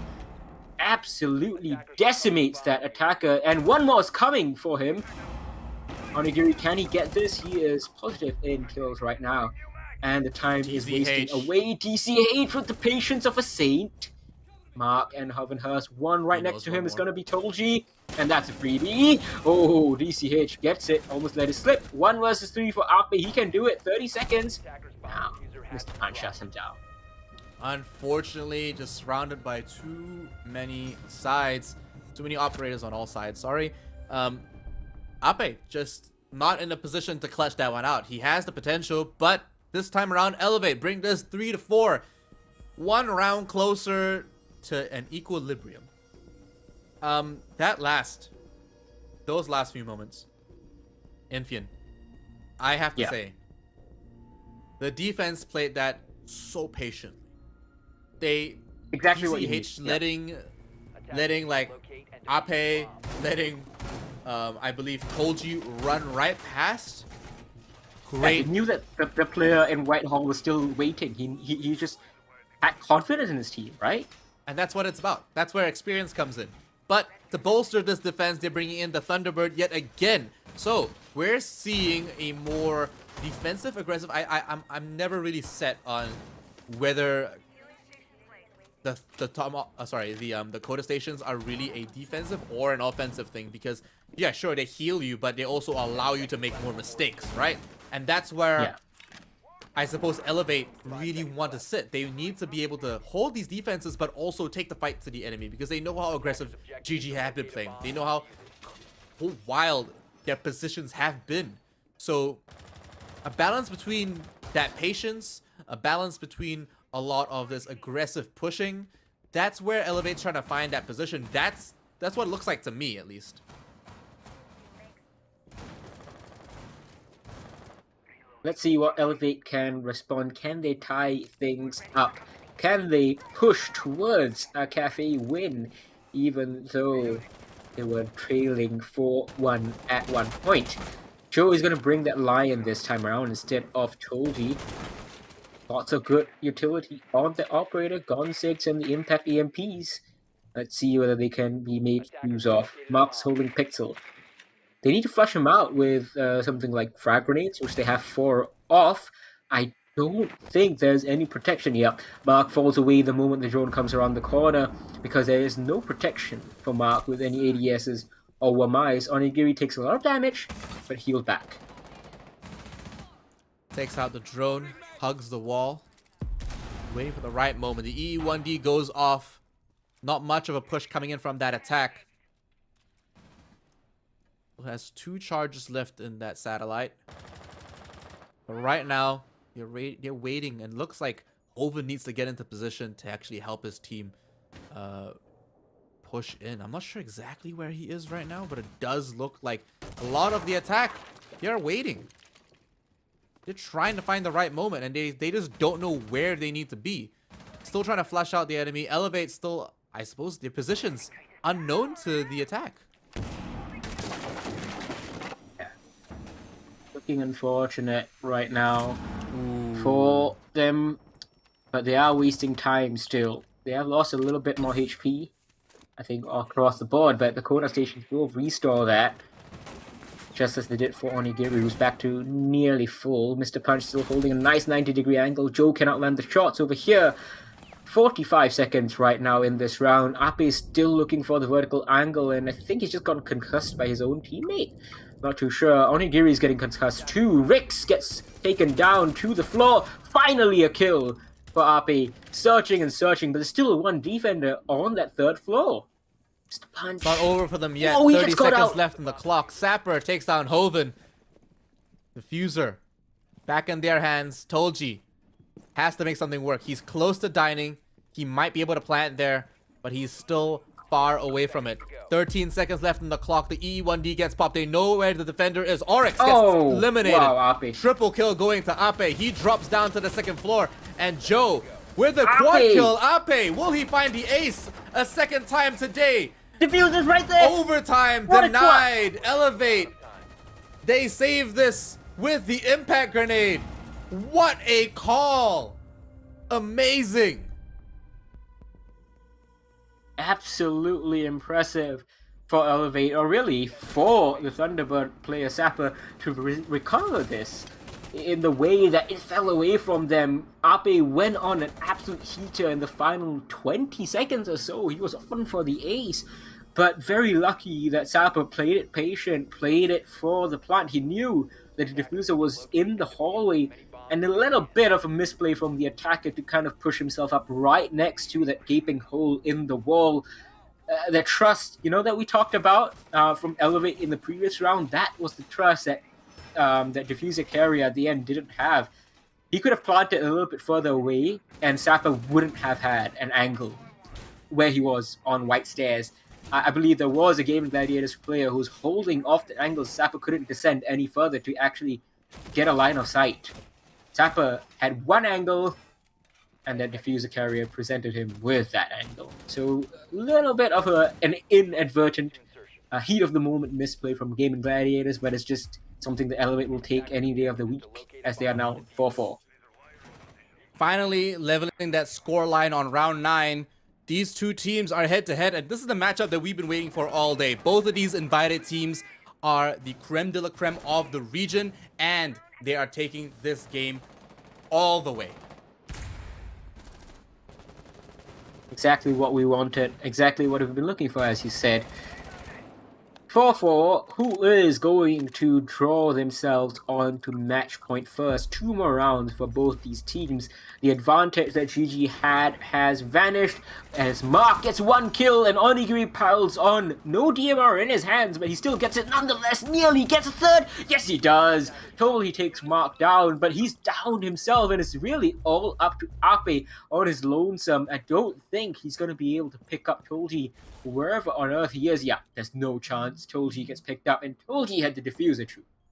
Yeah, he's gonna get bled out, and there we go. Elevate, another dominant round from them, and it's like they found their second win. Coming into themselves now and really coming to life. They are starting to pull away, and this may very well, at this rate, end up as a 7-4 to Elevate's advantage, and this was their home map, so I would expect that Elevate to actually win this one. But Gaming Gladiators have the potential to actually take this into overtime. The potential's always been there, as you know, as we said with the statistics. 50-50 is the percentage for any first half that goes 4-2 on Cafe in stage 2. So Gaming Gladiators still have that opportunity, but the momentum now firmly in Elevate's favor. They've taken 3 defenses in a row. Yes, they have been close. Yes, there was a clutch in the middle. But also, yes, Elevate won't care. They have the momentum. They have put the pressure back on to Gaming Gladiators. That tactical timeout that they took just before round 6. We are 4 rounds afterwards. And looking perfectly timed to arrest the slide. Really, actually, I say 3 rounds. It's been 4 rounds in a row. Yeah, it has been.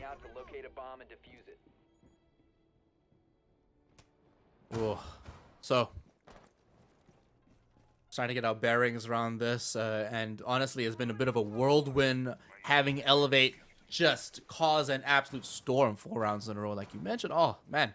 Can GG recover from this? They need to use their tactical timeout. This is the point where it's about to get too late.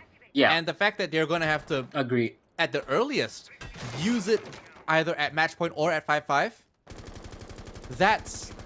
It's already skimming the, they're drawing the line a little bit thin here. They should be calling this a little bit earlier and using it as best as possible. But it seems like they're confident and they don't feel like they're tilted or they're in a bad position mentally.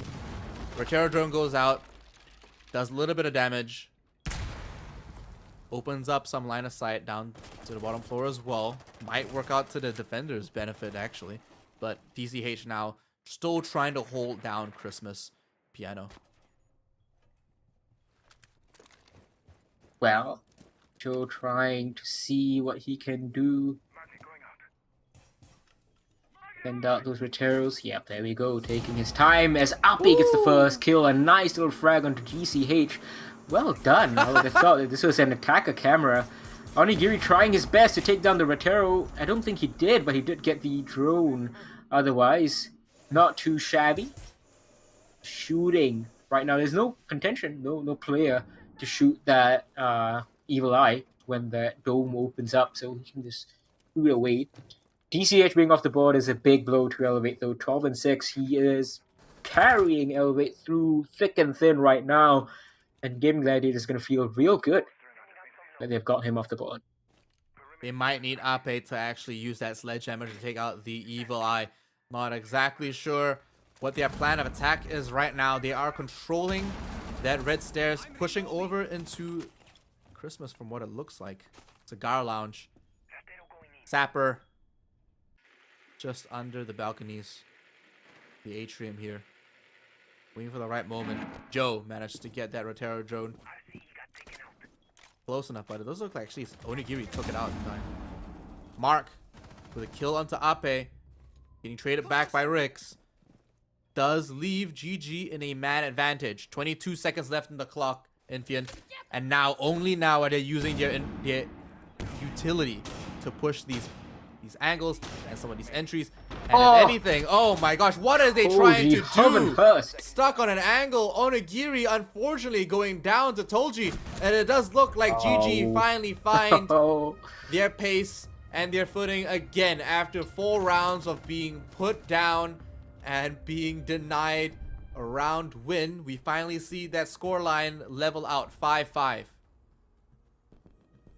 This is good chances of going to overtime this matchup.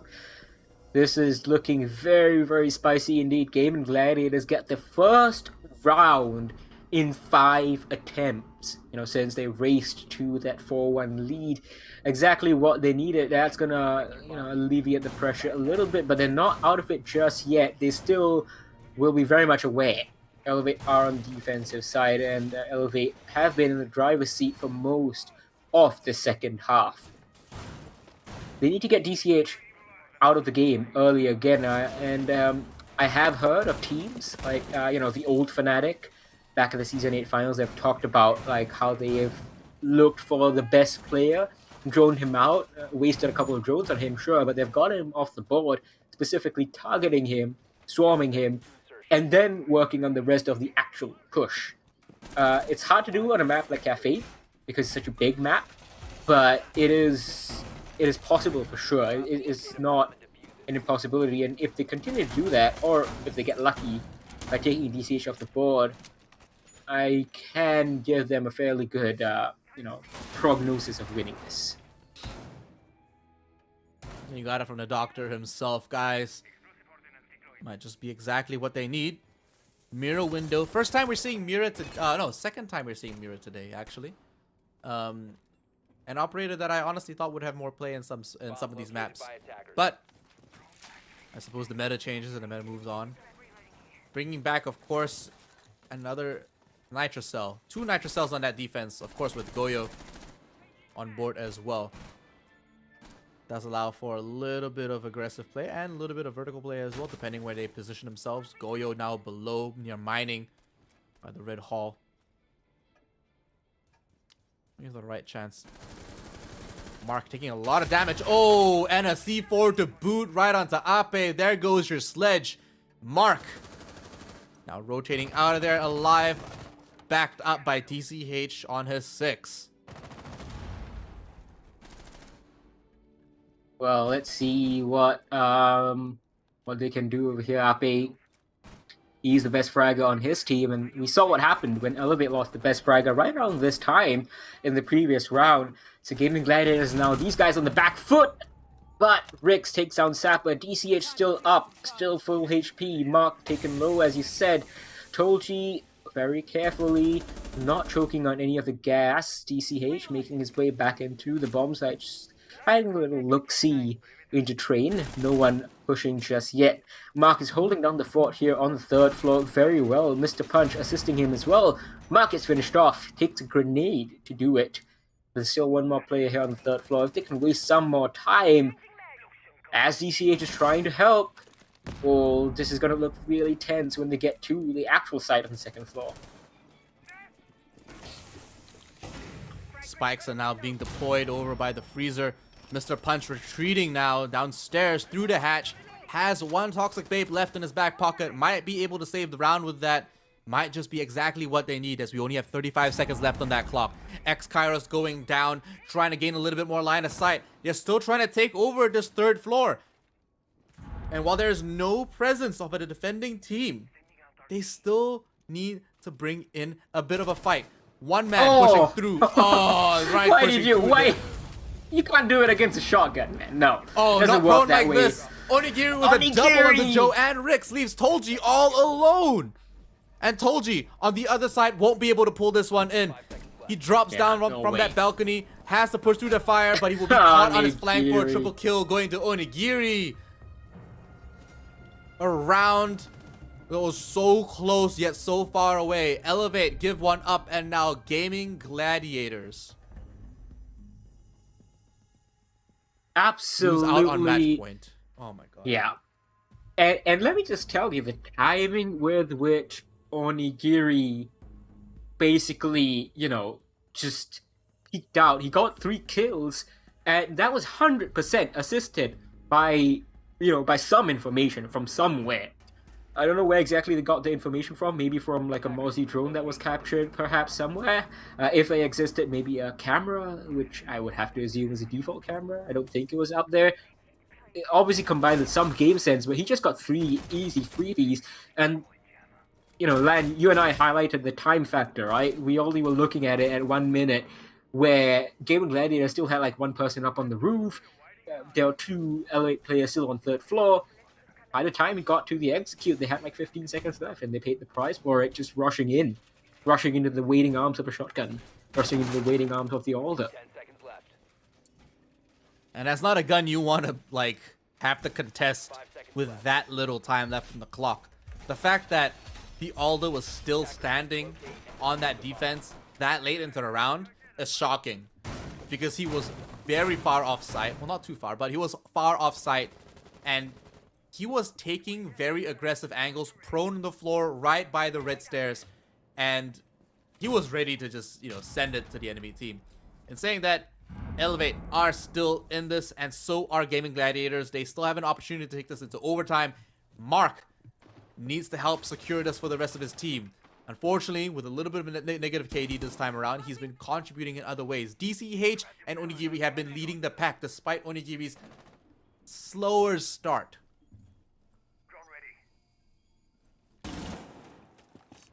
Good information being gathered by the attackers over here, and it's going to result in Ape just swinging in and jumping down. No C4 waiting for him, no player waiting for him on the 2nd floor as well. There is a Jackal pick that was assisting, I believe, he spotted that player out inside of the A bomb site, so really at the end of the day quite useless because, it's basically telling you, where's the defender?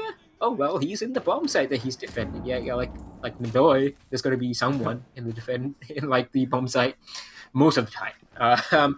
But yeah, so a little bit of a waste of that thing, of the Jackal tracks, but I think that was C4 that just missed Joe, who got on the table just in time. Threading over open territory like that is never safe, but Joe somehow makes it work. Trying to open up a little bit more flooring now. They have 1 C4, 1 Nitrous Cell still available. Sapper has it equipped. It doesn't connect this time around, but Hoven does find Onigiri, and that's your Mozzie off the board. A 4-5 now in favor of Gaming Gladiators. They might be able to make this and take this into an overtime match. They need to make this one work.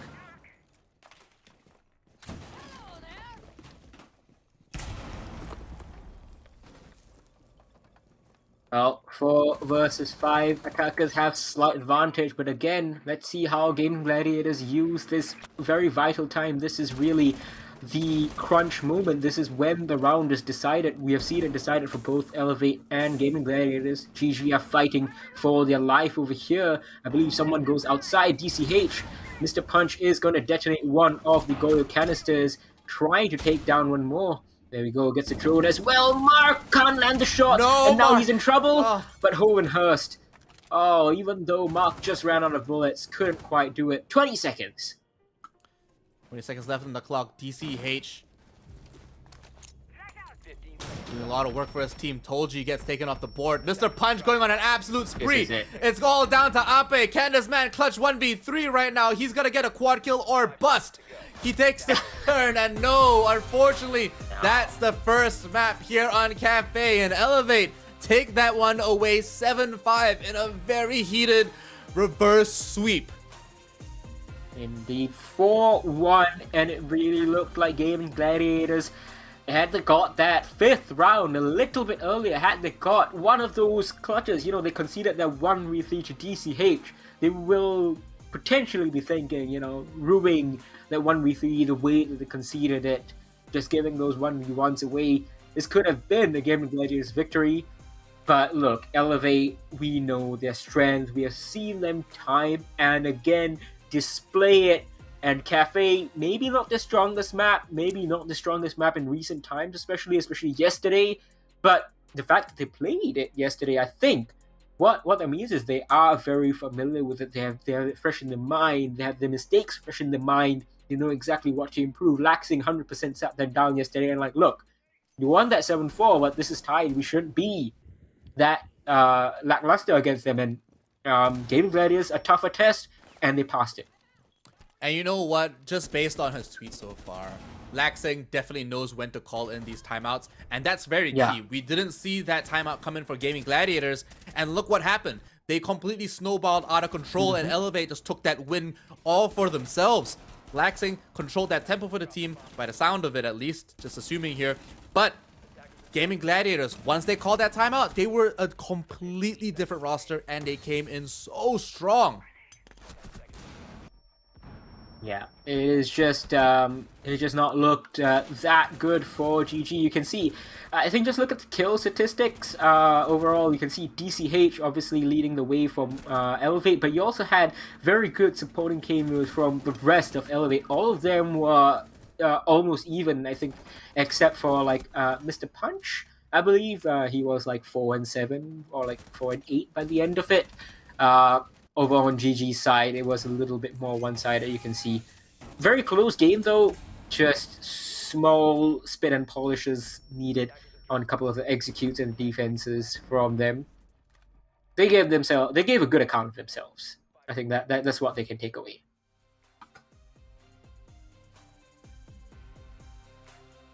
Absolutely, and honestly, it's quite the ride, isn't it? 7-5 for Elevate.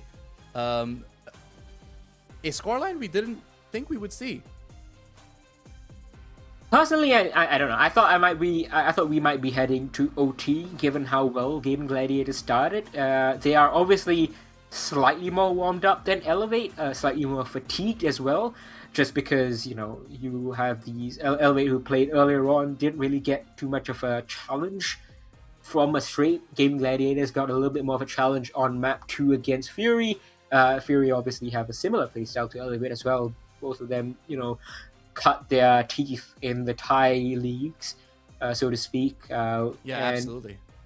That's why I think Gaming Gladiators maybe started off a little bit more hot, but Elevate showed their experience and their quality, which is what we might see on the next map, which is Oregon, by the way.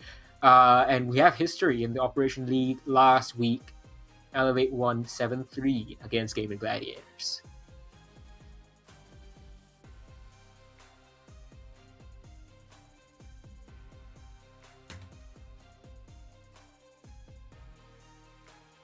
Yeah. Yeah, so anyways, we will be back with Oregon. I think we're having a couple of technical issues over on land side, but we will be right back for the continuation of this electric grand final. Maybe we'll see overtime, maybe we'll see a third map. Who knows? You will when you stay tuned in. Be right back.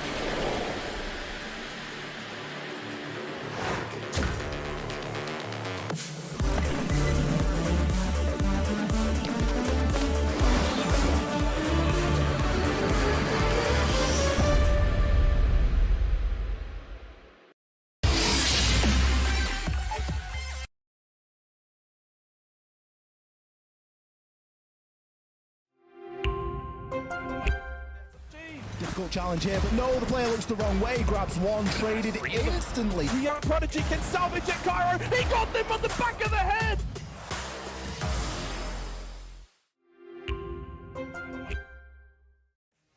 And welcome back after our short break after that heated game between Elevate and GG, where Elevate came in with a massive reverse sweep. We thought they were lost in the water, that they were gone in the wind, but somehow after a tactical timeout, they came back in full force. And Gaming Gladiators were the ones instead sitting on their thumbs, twiddling their thumbs, and just, you know, like really taking it in probably the worst way possible, and they just showed no sign of life. Indeed.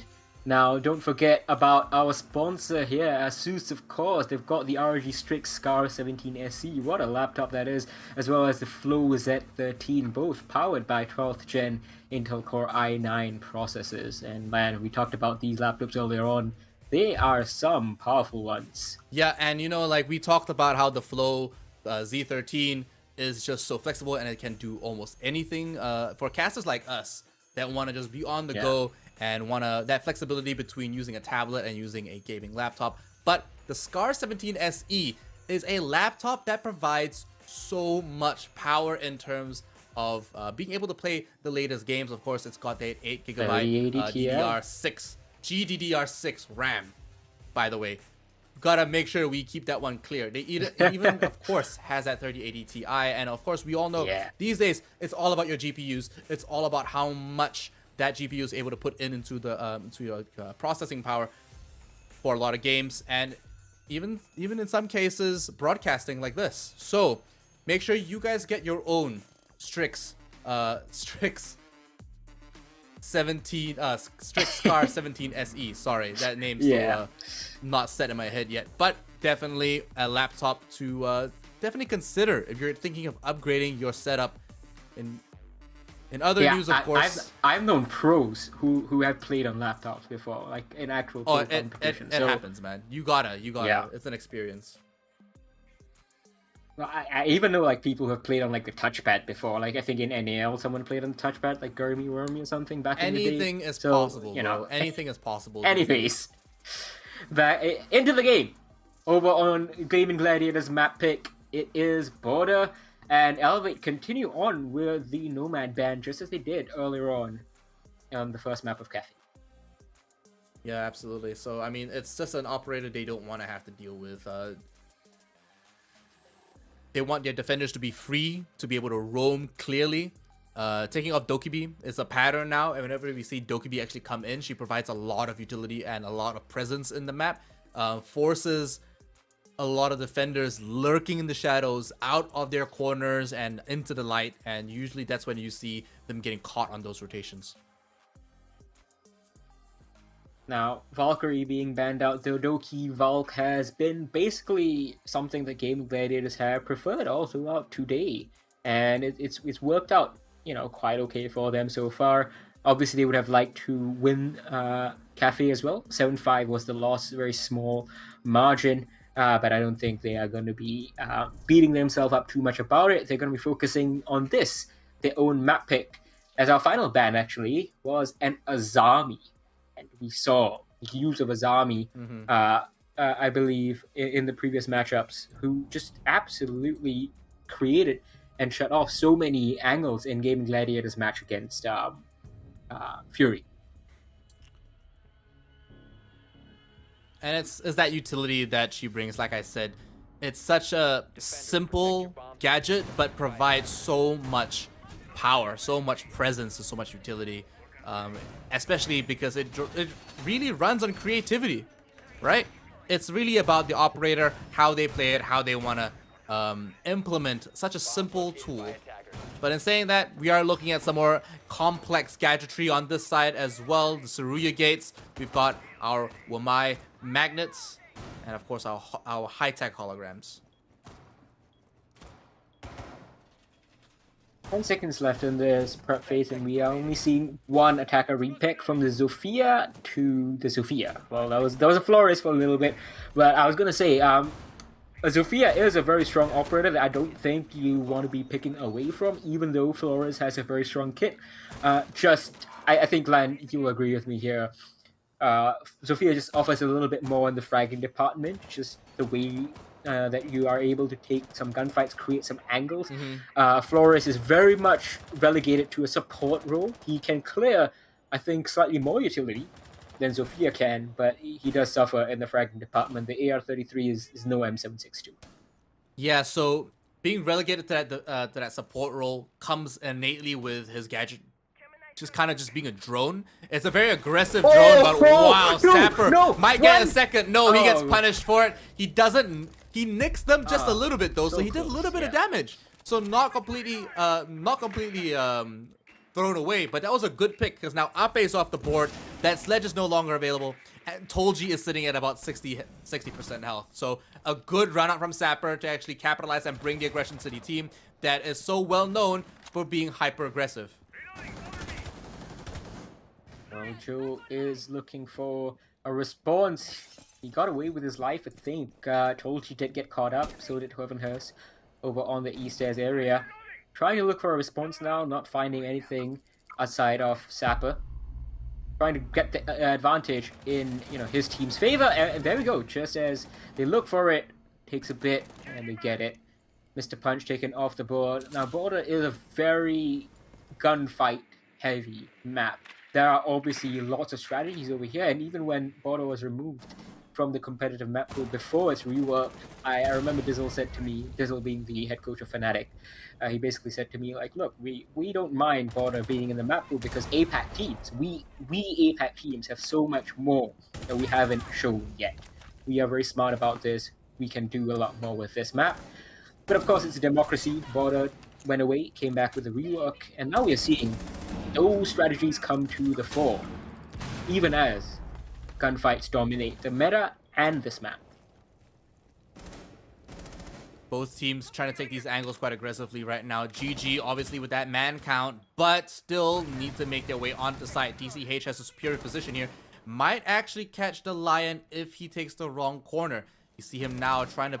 He's considering pushing through that office, but he's not completely sold yet. Has his back turned to DCH. Will go down, and for a double kill, DCH, a triple kill to DCH, leaves Hoven all alone. And it is a 1v1 between him and Mark. Attackers recovered the bomb diffuser. Oh, he has absolutely saved this round, potentially. If he can sprint back, if Mark can sprint back, 10 seconds and Mark fakes. Oh my gosh, he fakes it out. Hovenhurst falls off and pros don't fake. Oh! Nearly gets the kill, Hovenhurst, but it was just the wrong decision. Had he stuck the plant, Mark was always going to have to bait that. A 400 IQ play by Mark to use sound and use the insecurities of the defending players to his advantage. And as we can see here, this run out really set the tone for anyone on that attacking team. It put them in a bad position with health. It put them in a bad position with timing. And they lost an integral member of that team. Without Ape, they definitely were in a harder place, a harder position to actually take that side on that first round. But in saying that, and it's only the first round, there's still many to come. Yeah, speaking of many to come, I went off to look for statistics on Border earlier, and I'm like, okay, let's see how Apex Style plays Border, right? And maybe we'll get a better sense of what we have to expect in the rest of this map. Guess what? In Stage 2, we saw 0 plays of Border, and in Stage 3, of course, it's only been 2 playdays, but we've also seen 0 plays of Border. This is just not a map for all of Apac's, ability to, take good gunfights and bring out some surprise. It's not something we like. Yeah, this is not our best map.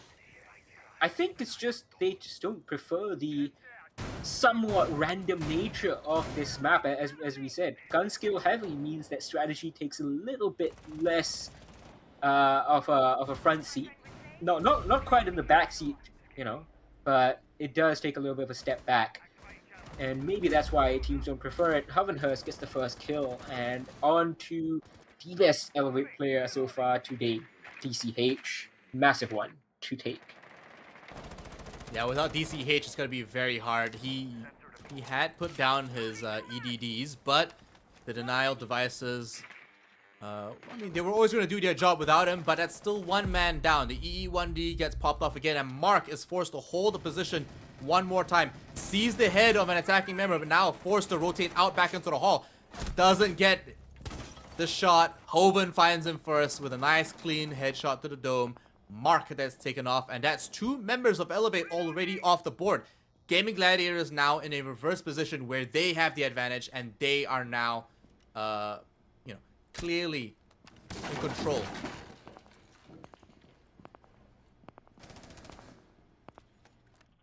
Information being fed constantly by that pulse below. He is still up on the board and could be an equalizer even though Elevate have lost 2 members. Ape is playing a dangerous game right now. That's one hell of a drone right up there. That's usually a place where you see a Valk camera, but that pulse might be finished off. Yes, he is. No, sorry. Everyone else except the pulse is finished off. That was Mr. Punch with the shotgun upstairs, and it's all up to Sapper. 1 versus 5. It's going to be quite a lot of work. For him to level. Gaming Gladiators take this one away. 1 minute now. Sapper finds one. He can 1v5, but not today, and not when Ape is on the job and he has the sights over this hatch in his in his grasps. But just a good time really so far. A nice even matchup here on border. And if we actually end up on Oregon, it is going to be exactly the same thing, Infian. It is going to be 1-for-1, back and forth. But here on border, this was Gaming Gladiators' pick. This was Gaiman's pick. So this is what they wanted. Surely they've got the strats for this. Like you mentioned, this is a strat heavy site. This is a strat heavy map, and they need to have their rotations and their presence down. It needs to be all on point. And honestly, so far, Gaiman have been a little bit more refreshed than they were on Cafe.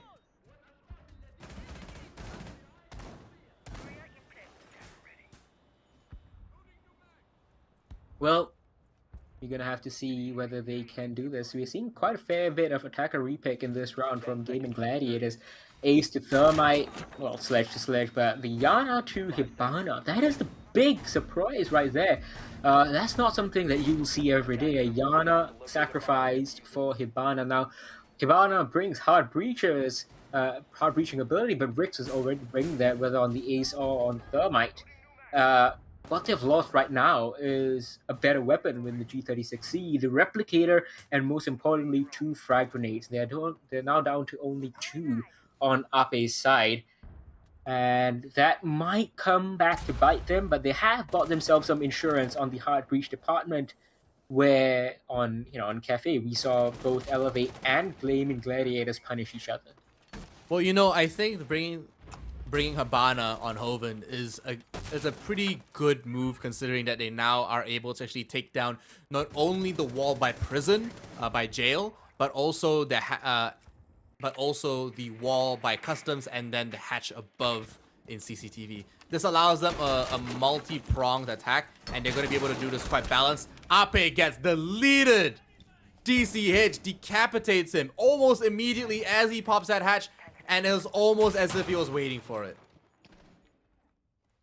Absolutely fantastically done from these guys. Ape is not really able to stretch his legs quite just yet on this map. He didn't really race away to an incredible performance as well on Cafe. Joe answers back. That's a good trick, but I think Hurst has all the time in the world. He can do 2 pellets until it finally gets opened up. And there we go, gets rid of that Mute Jammer. That's going to allow Rix to walk in and get that wall open, apply some external pressure, and potentially freeze Mr. Punch out. They might not need to clear him out if they can just hold the angles and take the bomb site, as Tolji is looking to do exactly that. They have information on that Malusi coming up the stairs as well. Hovenhurst is going to watch for it. They expect it. Don't land the shots. Send Mark back down. Whether this EE1D assisted Lion can get him? No, he can't. Mark knows his position now. He's been revealed. He has one EE1D to keep him safe for now. A stun grenade goes out connects, and Mark is blind. Hoven finds Sapper. And Mark, on the rotation, takes out Joe as he ascends the stairs. Hoven is down. He's being picked up, but Rix isn't done just yet. But oh, he gets eliminated. Mark on that rotation upstairs. He finds a kill, leaving Tolchi all alone. He can't pick up Hoven. He's not able to do that safely. But again, Mark rotated all the way through the waiting. He's by the passport check. He might get hurt here by that one member down. Habana definitely knows where he is, and that plant was successful. So we are now in a post-plant situation. 37 seconds left on the clock, and Tolji is holding it by jail. I don't like this position that Tolji has taken. It's a position where it doesn't leave Tolji any room to maneuver. Either he lands his kill shot or he doesn't. Both of these guys are at full HP. Mark expects it, but he can't win it out. The V308 with the drum mag. Tolji picks the right moment to swing and goes for the kill. You can see there was nowhere for him to go if he failed to get it. I was hoping he would go maybe onto the window somewhere upstairs, but it doesn't really matter. All's well that ends well. Nearly let that 2 versus 4 slip. Did Gaming Gladiators, but they hang on by virtue of Tolji's excellent play. An excellent play to match an excellent opponent. Mark almost saved that. His rotations were on point. The timing was impeccable. Rotating upstairs and taking every member of Gaming Gladiator on the way up there. Infian, show me a masterclass in rotation, and I will. And I bet you Mark is the one there. Oh yeah, absolutely. That was really well played. He was like still recovering from the flashbang when he got that Ash. I believe it was Joe dropping down from the stairs. Joe should have had the advantage, just couldn't anticipate Mark's rotation just well enough. They had information on Mark the whole way. It worked out in the end, of course, but it was so close to not working out. But I think GG are gonna be okay with it. Covenhurst, 7 kills to his name so far, and just 3 deaths. He's been carrying Gaming Gladiators in these 3 rounds. Might need a little bit more from the rest of his teammates, though, to ensure that the 4-1 lead that they saw evaporate in the previous map doesn't happen to them again.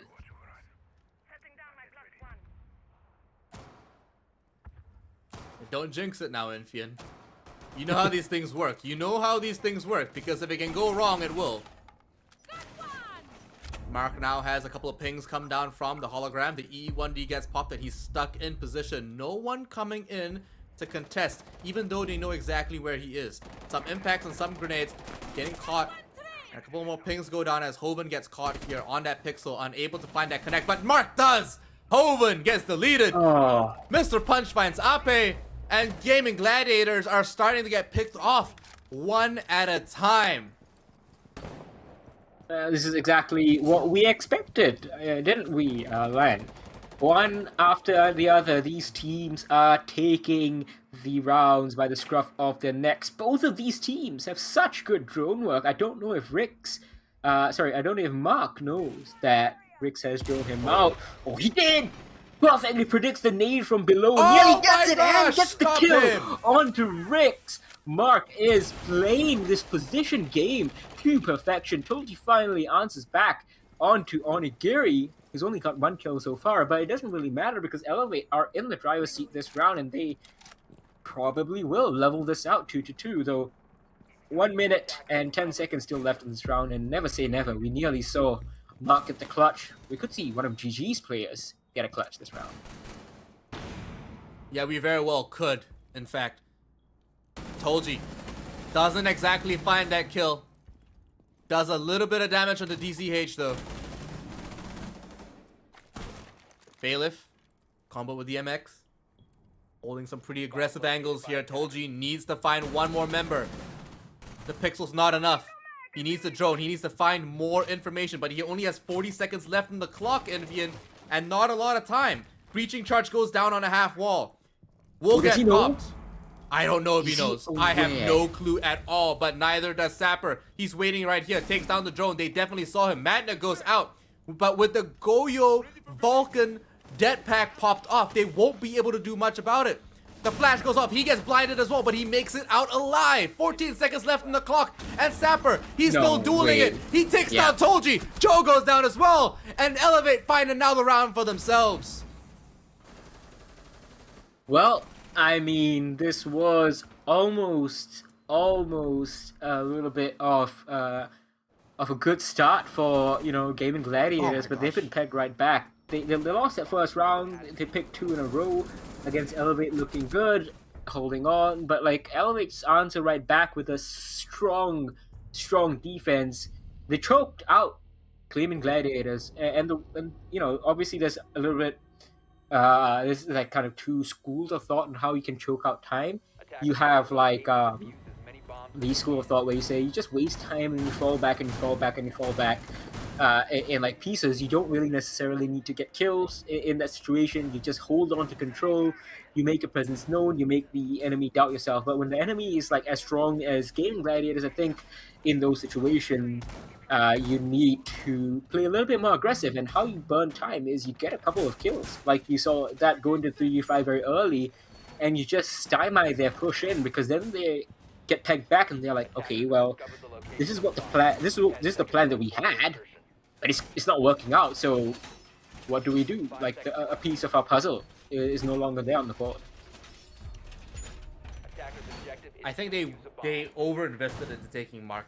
Like, if he's holding that angle way too well, and he's taking down your members left, right, and center, just abandon. Like, it should have been very obvious that on that angle, with the hologram and the pings, they either needed to have pushed that far more aggressively in order to take him, or just simply choose another angle to push. You know, there was nobody over by office and the open area. I'm just very interested in how much they were invested. But we see now DCH rotating off CCTV, deciding to rotate down through the hatch. As you said, falling back progressively as Gaming Gladiators take more and more territory. Absolutely. They are working their way into this building. They're still outside of it, though. One has been burned away, and there is one kill going the way of Elevate. Onigiri picks the perfect moment to take Joe down. Doesn't really give Joe any opportunity to run away. Joe was caught out in the open. A little bit of a poor positioning from him. C4 goes out. Ape dodges it, but he knows it's one sitting inside a fountain. Choji answers back onto Onigiri, who's had a tough map so far. Mr. Punch is fully wiped, but he's going to trust the rest of his team is going to be able to cover him. Drone's going to go out, spot him out, get destroyed. Really, it's useless to send that drone out, and that second one as well. They know where he is, they know that he's being held, and he still gets killed. Toji trades out onto TCH and onto Mr. Punch. A double kill for Toji, taking them down. Ape getting picked up as well. So 4 members of Gaming Gladiators, albeit not exactly in the best shape, still heavily outnumber Elevate, as the last 2 members hold down their respective angles. Now, Mark can do this again. Sapper is very well known for being one of the best players in his entire league, if not the MVP. But pressure's on. 37 seconds left on the clock. Ape. Yeah. Dropping down from the hatch. Oh, trades in a little bit of a duel here. E1D gets popped. Ape not down just yet. Took that for granted. Ape finds that kill on the Sapper, leaving Mark all alone. 20 seconds left on the clock, Infian. He's got a lot of work to do, but that diffuser is now down. Well, you can see the angle from above. The diffuser gets planted. It can't be denied, unfortunately, until he just gets bumped and takes him down. Gaming Gladiators, again, after getting pegged back, they answer right back. It's a game of cat and mouse. One person gets ahead, the other one brings them back down to earth. No one's been able to get a 2-round advantage so far, and we have played 5 very tense rounds.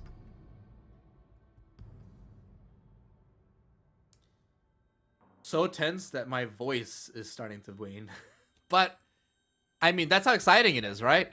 We are in round 6 right now, Oh, yeah. and we are seeing a 3-2 scoreline for Gaming Gladiators, where they were previously tied. And, you know, at this moment, just absolutely living for it. Like, in all honesty, Infield, I expected it to go this way, right? On a map like Border, where pretty much it is essentially no man's land for both teams. This is what we expected. Nook being picked up here could be big. We've seen Nook get played a couple of times already today. Despite obviously saying that she's got a very high ban rate, she obviously brings a lot to the table as well. Why wouldn't you pick Nook in a lot of situations? Attackers' objective is to locate a bomb and defuse it. Why wouldn't you? And that's the reason why she has been banned so much, as well, as I was discussing with Nico earlier on. Just the amount of, you know, you got frag grenades, you got a good gun, you got a good quiet kit that allows you to sneak in. We already saw Nook coming in to the 4, even before that, you know, like on Bank, just trying to dodge the cameras over in the basement garage push. And then after that, people started discovering, actually, hang on, you know, the FMG9 is pretty good. Frag grenades, now we have those. Those are pretty good. Impact trick, that's not very good. And the wall gets opened up into jail. There's still an Aruni gate, however, that they can use to at least stop the attackers from rushing it. It's something at least. Ape, rotated, now in archives, has a moment of silence so he can maybe find a little bit more information. Notices there's no one in his immediate vicinity. Might be able to find more of an opening as he drones right through. Teammate now opening a line of sight for him through this hatch, as he now decides to hold this angle. I think maybe suspecting one member in the toilet. Might catch him on this rotation here through the door. I think he's banking on that, but it does look like he's actually... No, he's still perched on that, waiting for his opportunity. The debris actually dropping down, and they're noticing that. So he's calling for it. And it does look like DCH knows exactly what they're trying to do. He's droned him out, they know where he is, and they need to flush him. Oh, grenade missing. Yeah. Bit of a blunder.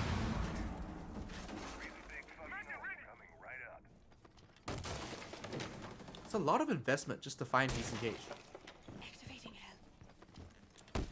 A lot of investment, a lot of time, really. That's the main one. Sapper gets killed. In the meantime, they are still playing a little bit of a dangerous game. There's still one C4 from Mr. Punch that is yet to be sent out. Woo! Mark gets one kill. I don't know whether the explosion was a C4. Yeah, it was Mr. Punch's C4, just as I predicted. Right moment to send it, wrong place to send it, though. Onigiri is still holding on to jail. One person gets spotted inside of the bathroom.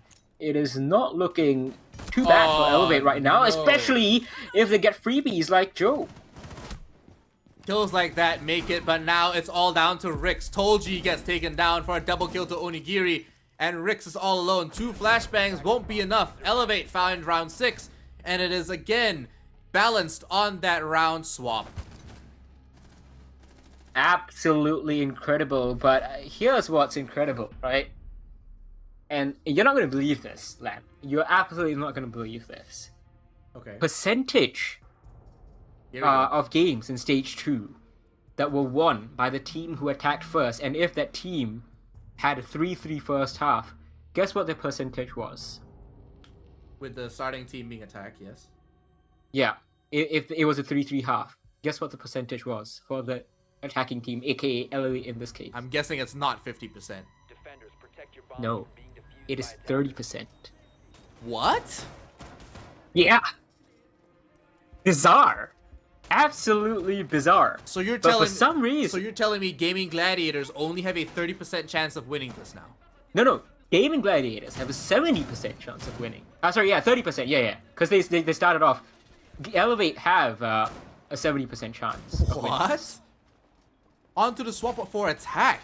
That's wild. They really needed that 4th round, Gaming Gladiators, because that would have shot that percentage up to 86. 86%. Nah, there's definitely some disparity in these statistics, because there's no way the gap is this wide in between. No, it's there have been 10 plays of Border in Stage 2 where you had 3-3 first halves for the attack, and the initial attacking team, Gaming Gladiators here, the attacking team only won it 3 times, 30%. Whereas for a 4-2 first half for the attack, 6 out of 7 wins. Gaming Gladiators are in a very bad position right now. That one round, that last round, just has absolutely put them in a bad spot. Maybe Hoven can bulldoze his way to a victory because right now, maybe. Oh, not like this. Not if he that gets happens. bulldozed instead. Cast the curse is Oh, real, dude. guys. Onigiri beheads Hoven with a clean headshot right there. Might be able to find a second. Rick's now rotating back to Armory. Does put them in a more defensive position, and another defending member gets taken off. What is happening? Maybe you're okay. Look, I always knew statistics were like legit and stuff, but like, come on, dude, like this is wild.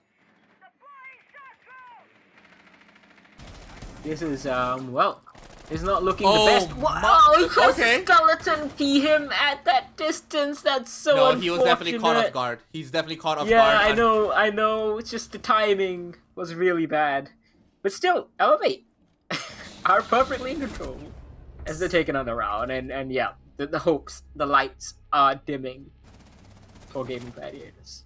Well, now that they are at a 3-4 position, Gaming Gladiators are fighting uphill to try and take this away from Elevate. It is time for a timeout.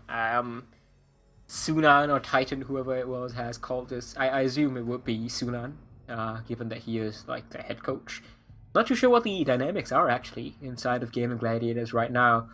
But you would look at, maybe you're surprised by this, right? You look at 4-3 and you're like, yeah, well, it's close, right? Like, you know, this has been back and forth, etc., etc. Gaming Gladiators still in this, but Border is just so attacker-sided. In stage 2, according back to the analysis, because that's such a wonderful article, and I promise I'm not trying to plug, you know, that too much, but like, Border was the most attacker-sided map in stage 2, followed by Bank, Clubhouse, Oregon, and then all the way down to Skyscraper, which was the most defender-sided. You don't get 4 rounds on the attack, and that's a bad idea. And I don't know whether Gaming Gladiators know this, but that the time of that timeout definitely seems to indicate to me like they are aware that they have been put on the back foot heavily by not only not winning 4 rounds on the attack, but by also conceding the first defense.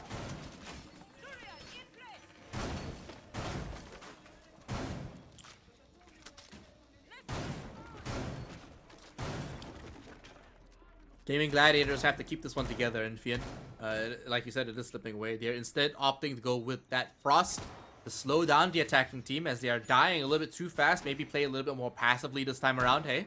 And actually bringing in a mute this time. So denying intel as maybe they feel like their positions are being given away too easily, and they need to actually deny a lot of these drones entry to their sites.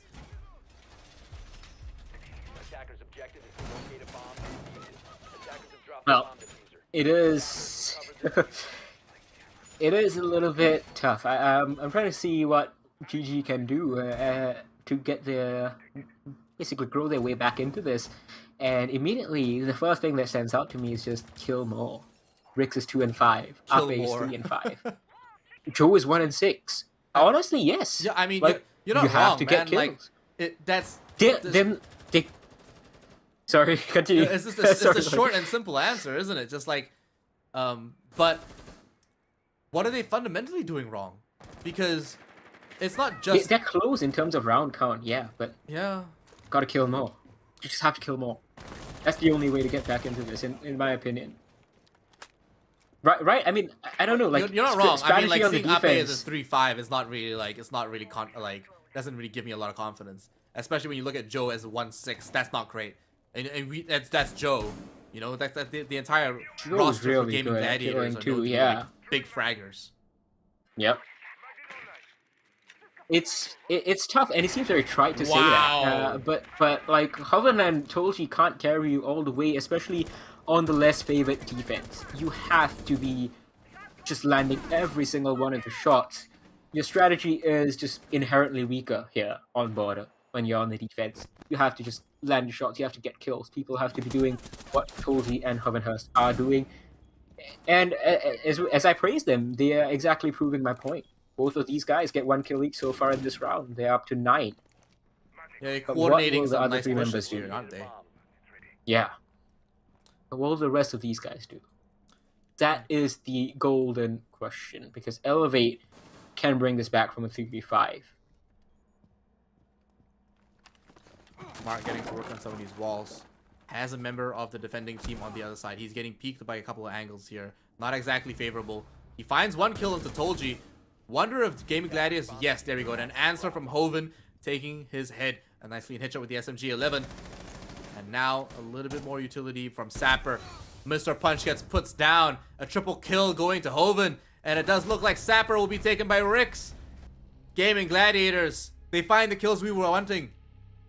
And they find the round they were missing all this time. So now that we're on round 9, it's starting to look a little bit better for them. 4-4. Back and forth over and over.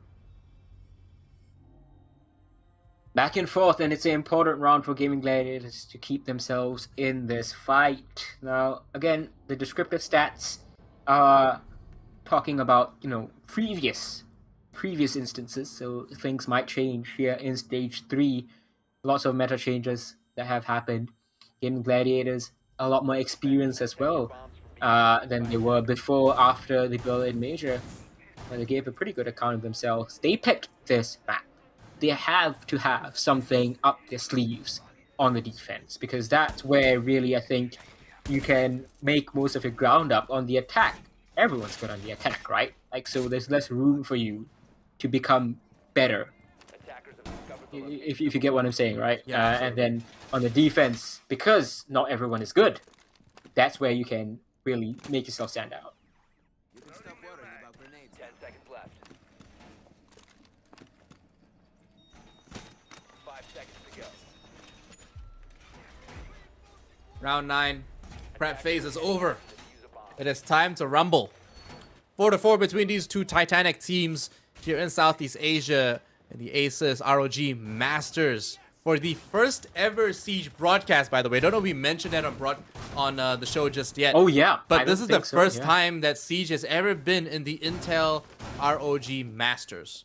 So this is a big moment, and it's a massive honor for me and Infi and then Black and Blue as well. So thank you to everyone behind the scenes that are having us. Thank you to everyone here attending, supporting this. It is definitely a step in the right direction for all of Asia Pacific.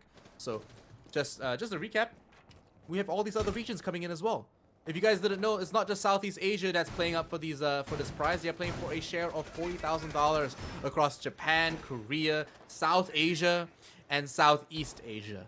All these regions will meet up in Thailand for a APAC final at the end of October, and one winner will have their share of, I believe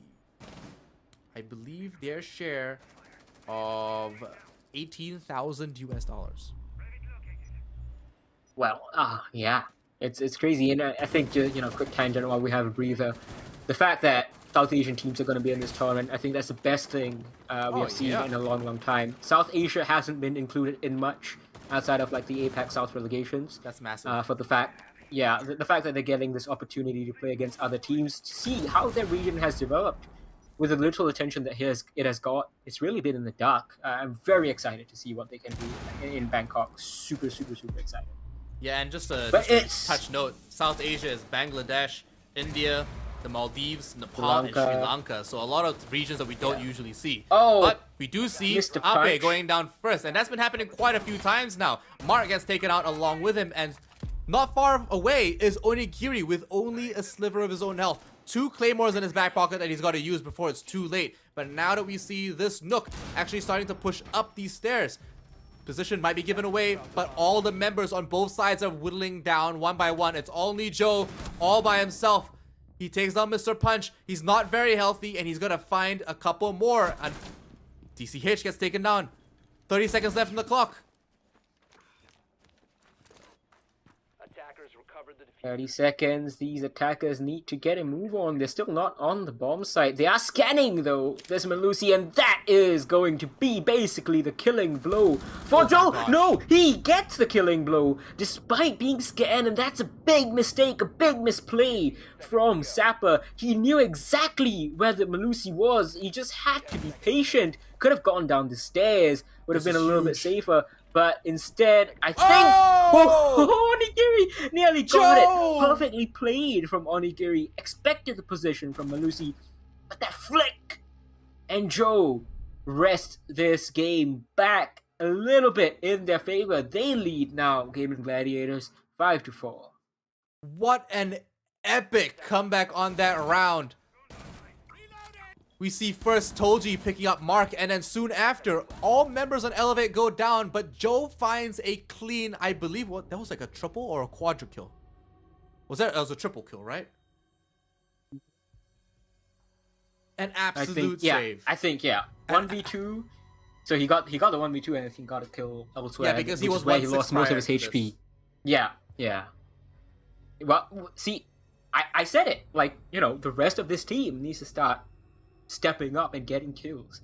That is the kind of round that you need. When Haven falls and Toji fall, even after they make the impacts, they will fall at some point. They're not god level players. They're not like Shaiko.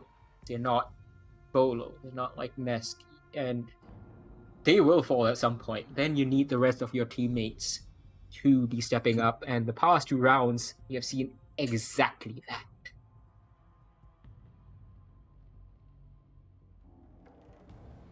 An epic comeback for an epic story. Gaming Gladiators, again, only 1 round above Elevate, are fighting tooth and nail right now for their spot in Thailand. They want this flight, and they need to stay in the game. Invian, you said they only had a 30% chance of winning if they landed on a 30-30 rotation onto defense. 3-3, yeah. Do you think it's that 30-30, that 30% chance now? Is it that 30% chance today for them to take this into a 3rd map and take us all the way to Oregon? It is still way too early to say. And this is really way too early to say, because the pattern of this has been, one team takes a lead, maybe the lead swaps hands, maybe GG take a lead here, then Elevate take it back. But no team has been able to get a 2-round cushion just yet. So until I see Gaming Gladiators on match point, that 30% is still gonna look like a distant possibility. I fully expect Elevate to bring this back. They are gonna face a tougher task of it though, given that Rix, Ape, and Joe have basically woken up and begun asserting themselves on this game.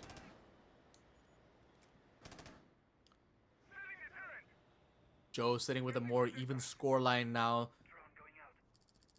Following up. Oh, Hoven getting deleted like that is not great. There we go. DCH. There we go. He finds him with a GS36. Oh, 63. Yeah, sorry. I suck with numbers. You're the numbers guy, not me. In saying that, I mean, look, that's not great regardless. EE1D gets popped again. Onigiri now trying to hold this angle, trying to maybe push through the office, decides to rotate down. But more members of Gaming Gladiators are being taken down. DCH finds Joe. You've got to stop him. Zapper takes Toji, leaving only Ape and Rix, the 2 underperforming members of this team, left to hold it 2v5. It might be a 5-5 scoreline moving into round 11. Oh, yes it will. A flawless round. Punch. Yeah. And Onigiri for delivering the kill shots over here. And Elevate are right back in this. I told you this would be 5-5. This has just been the pattern. These 2 teams are just so close to each other. They are so important. They're so skilled. And each of these rounds is so important. Winning them puts them 1 step closer, but never confirmed land. The 30%, we'll see if it's the 30%. We'll see what happens in this round specifically, whether Elevate build upon that momentum, may get 2 rounds in a row just like GG did, earlier? Or is it GG who continue the back and forth, get the match point, potentially tease us with an Oregon? I just want it. I want the Oregon and I want it now. This has to go all the way. I'm gonna be very upset if it doesn't.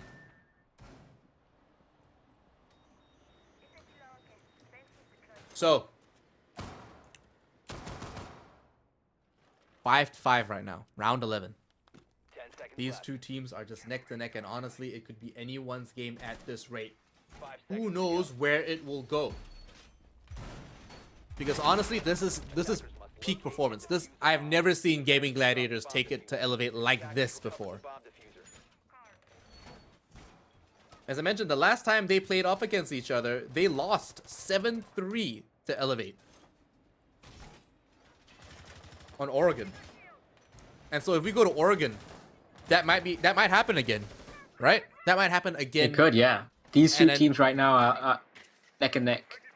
Yeah, but you know, maybe Gaming Gladiators have, like, you know, maybe they've had the glow up in the last few days, as we can see here. Mark trying to push this angle now, opening up a little bit more, making it a little bit easier for the rest of his team. E1D gets popped.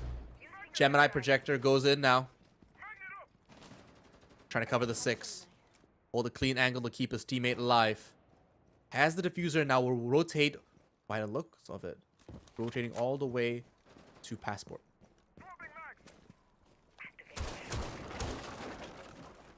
Mr. Punch has the inkling of this player inside of the baggage check. But I think that player's just managed to slip away, even though there was a yellow ping on him. I don't know how that happened. Where was Mr. Punch looking? We cut away from his angle for a second. And that's exactly when that mute of Hovenhurst, I think, has made his escape. So it remains 5-5 as we come over to the halfway mark. Toji nearly allows it to become 5-4 in Elevate's favor. But Elevate are gaining ground. Yeah. Yeah, well, minute 20 seconds left in the clock. Onigiri still holding down the hall here on the second floor. All defenders sitting toasty right now. Everyone's playing so safe. Look at this. They're literally standing still. No one wants to push this, and they are all unaware of what might happen. There's a little bit of information going around. They see a little bit of gadgetry. They see some defenses, but they're not confident to take these positions.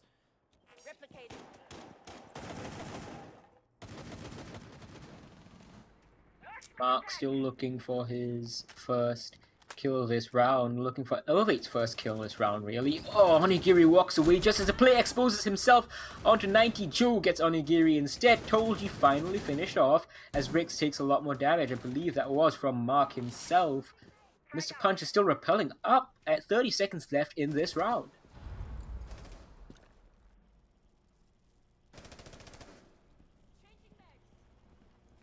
Seconds now. Mark is still trying to find a way into this, slowly creeping his way around. Does he suspect that player on his left? DCH takes on Hovenhurst and Ape. No, he doesn't know Rix's position. Sapper takes him down in response, but Joe gets 2. It's a triple kill for him. You need to run. He's alive. Run away and hide inside of box. Oh, he gets it with the pistol. Mr. Punch gives Chase an incredible seed from Joe, and this is why he, alongside Ape, had a total of 9 clutches in Stage 2 APAC South, because they play these moments with the right amount of caution and the right amount of aggression and the right perfect blend of gun skill.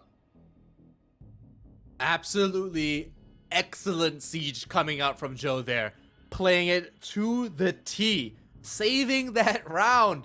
And it came down so tight. He almost didn't get that, Infian. He almost didn't get that, but he saved that. And now going from a 1-6 position to a 9-7 scoreline. Joe is literally saving this team from doom. But it's not over yet. We might see an overtime if Elevate keep up the pattern and take this 6-6. Bomb located by attackers. Wow, 6. We probably are going to see overtime here. If there ever was a match, you know, today or really in these ROG Masters so far, this would be the match to see it in. these are APAC's two best teams right now. Gaming Gladiators number 2 in APAC, Elevate number 1 in APAC. And, you know, some people might come at me for saying that, you know, given that Damwon and Sandbox exist, but I just point you to the Berlin Major results. Gaming Gladiators were better. And it's not to say that all these other teams from these other regions don't have other opportunities to prove that, you know, they can also turn up. Don't mind you, over from Korea, we have Beyond Stratos and Panthera coming over as well, along with oh, I believe you mentioned that Talon actually isn't going to be making it through. Yep, they're already out. Panthera have defeated them. Yeah, that's right. But we are potentially seeing Gaming Gladiators defeat Elevate if they can recover from this opening pick for Onigiri. That piles on. Oh my god. Mr. Punch takes down Hovenhurst, the top 2 fraggers for Gaming Gladiators off the board. Now we look to number 3, Joe, clutch hero in the previous round. What can he, Ape, and Rix do? Nothing much, apparently. Nothing much. Just losing bodies left and right. Ape goes down now. Mark, repelling upside down over here, leaves a lot of work to be done.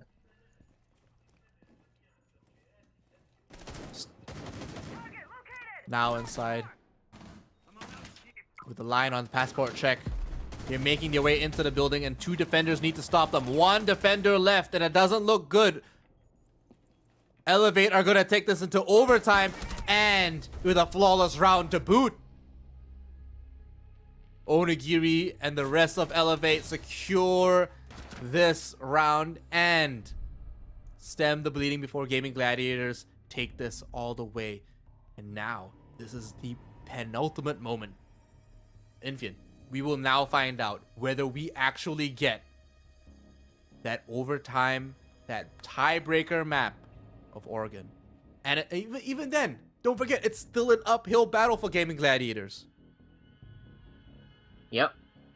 It is still an uphill climb because right now, I believe we are going to see 6-6 off, where 6-6 overtime start with Gaming Gladiators on the defense. Now, we have seen both these teams go 3-3 in both of these halves so far, but it just, you know, I think if you just follow, like, I don't know, pattern or the statistics, there's a higher chance, higher likelihood of Elevate winning.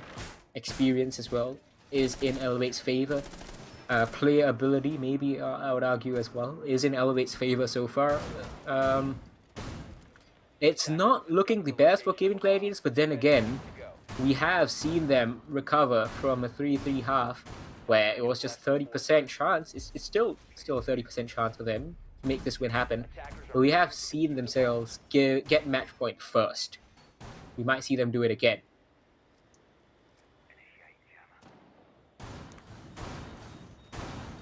It may very well be the case. Mind you, we're seeing 2 C4s on that defense side, and this time Ape on that bandit, an operator I have barely ever seen him play. But I'm guessing he wants to bring the firepower. He is frustrated with his position, and that he is electing himself to go with the MP7 because he needs that fragging power under his belt to bring more utility and more presence for himself onto that team. Because if not, he's going to be dead weight, and he would have this hanging over his head for such a long time. Tolji and Hoven, sitting at 10 and 11 kills respectively, are carrying this along with Joe, who has clutched it twice. Joe's, you know, really recovered from, what was it, 3 and 7 or something at one point? Like 1 and 6. Yeah, he was just not having the good first half, despite being on, like, the, you know, arguably favored attack. It's on defense where he's really come alive. He's gotten a couple of triple kills, I think, since then, and one of those obviously came in a very important clutch. Tolji gets the party started here in overtime by taking down Elevate's top fragger this map. Onigiri off the board, Sophia's utility also off the board, so if there's any utility on the defense that they need to clear Elevate, they're gonna feel a little short of it. They only have DCH's 2 frag grenades left. Mark making damn sure that camera's gone. Spending the time on it. Still has a minute left. He didn't even get the camera, unfortunately. Might see one member poke his head out from Fountain here. Does look like, you know what? The Pulse knows. The Pulse knows that he's right there. Hoven has him in his sights. Has a C4. Has to wait for him to actually turn that corner to make that one work. Actually pushing up that corner quite aggressively right now, and it might be the right time for him. The timing. Oh, Mark! Mark! A double! He gets refragged by Hoven, and DCH drops low, but it was almost not enough. Oh, jeez, if Mark had actually just peeked around the corner, he would have caught that Pulse with his pants down with that, you know, heartbeat sensor out. Joe is trying his best to hold things on as Hovenhurst and Richt get 2 huge kills off-site. Now Sapper is chasing one. He gets the Pulse. Are they going to give him 1v1s yet again as they did on Cafe against DCH? Sapper's going to get one more 1v1 here. I think there isn't a perfect crossfire set up over here, but Joe, this man's been clutching all over, and even if he was in a 1v1, he would have won it. That's exactly what he does. Sapper gets taken down. Gaming Gladiators match point once more. Back and forth this goes. Joe clutching it out again. The clutch master. Saving it for the team and now swapping back over. And now Gaming Gladiators are back on attack.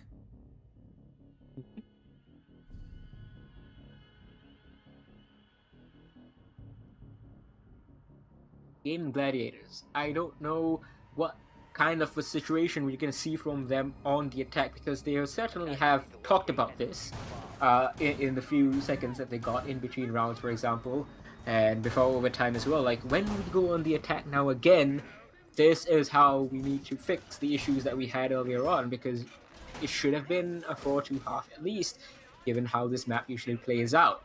And this is where we fell short, etc., etc., and this is where we can do better. That's probably what their idea is right now. But Elevate are going to be thinking the exact same thing. Going to be talking about it in the back rooms. Laxing's not going to be able to say anything anymore, I believe. They've already taken their tactical timeout. Correct me if I'm wrong, Line. But yeah.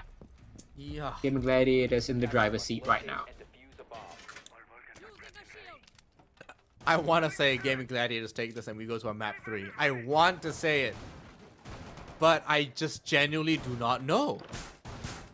I cannot in confidence say that Gaming Gladiators are going to take this one quite easily, because look at this. Mark is back at that spot over in CCTV where he literally, in security room, he has got the same setup as he did before, and it looks like he might just pull off the same stunt if no one checks him.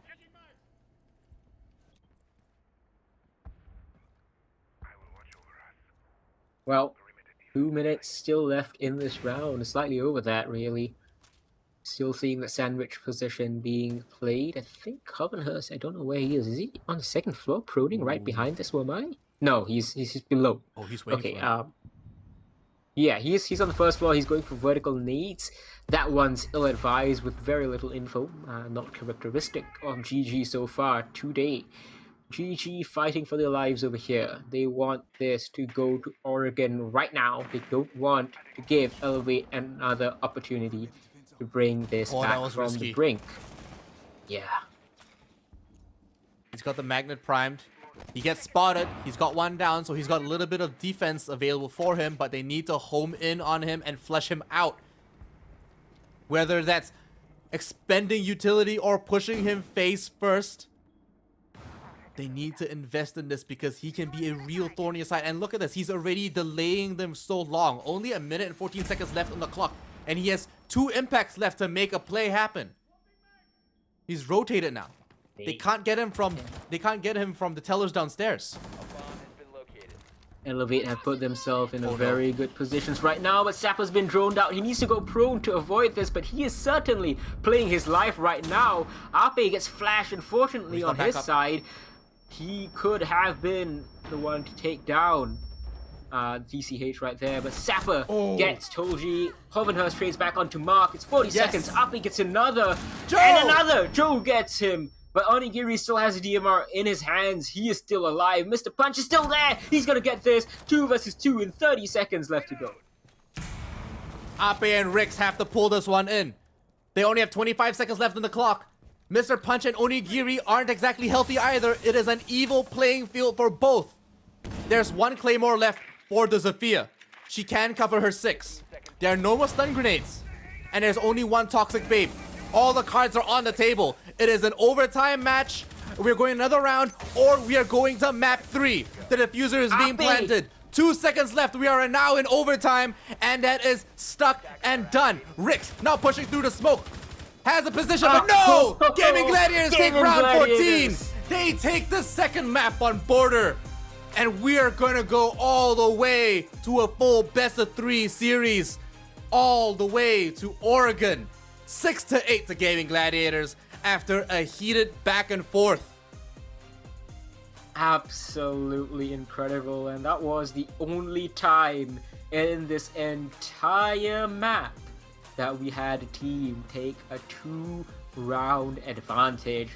And when better than to do it right at the death? Gaming Gladiators take that 30% chance, they hang on to it for dear life, and they make it reality here in Stage 3. Those Stage 2 statistics, you know, they rubbish those. They send those back into the past where they belong, because we are going into the future with Oregon. And talking about the future, don't forget to pick up your future laptop, the ROG Strix Scar 17 SE or the ROG Flow Z13. Heck, why don't you pick up both? Because they both have the Intel i9 processors. Both of them, of course, including 12th gen processors by Intel. Yeah, there you go. There you go. So, I mean, I honestly, the more I look at this laptop with the tablet, the more I want it. No lie. Straight up, that's all I'm I might thinking about after right this now. broadcast, like go and look up, like, you know. I might have to go call the local supplier. Like, look for the local community manager. Hey man, you want to do a sponsored post, bro? Like.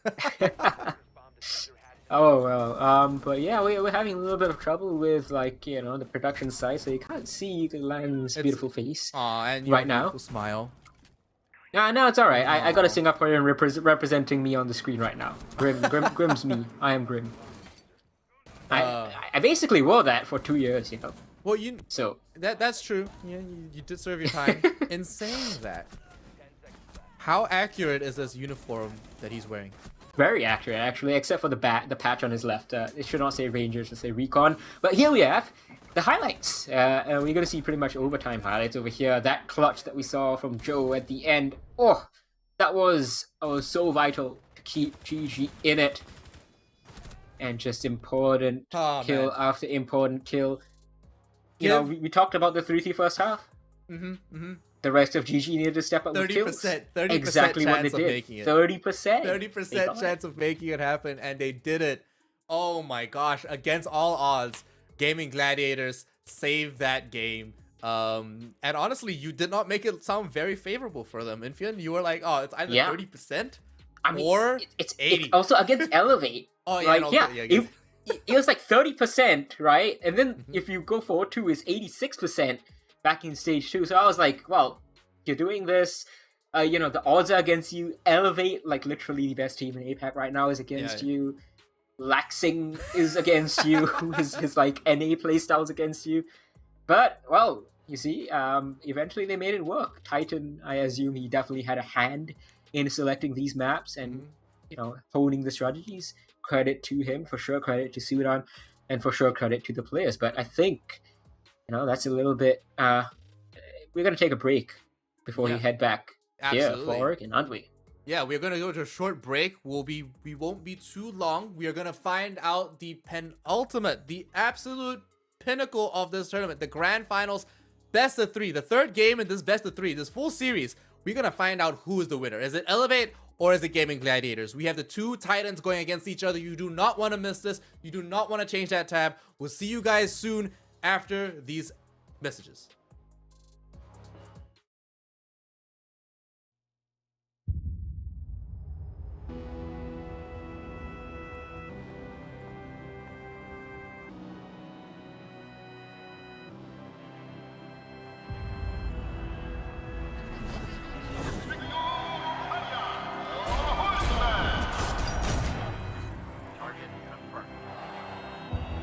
Te veré en el infierno.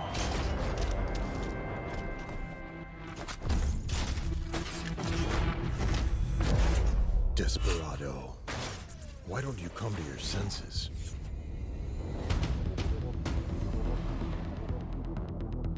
Our gifts propelled us to hide from the surface over human history. We've been forbearing for thousands of years. We're not gonna take it anymore! A single spark can start a prairie fire. Vamos! Akira!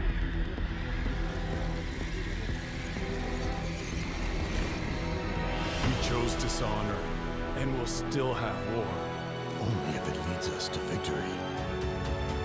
Akira believes in you, Vic. Feel your fate in what you cannot feel. To sacrifice for those who dare. Defy the force of hate and all its plans. The course of fate lies in our hands. Showtime. As you wish.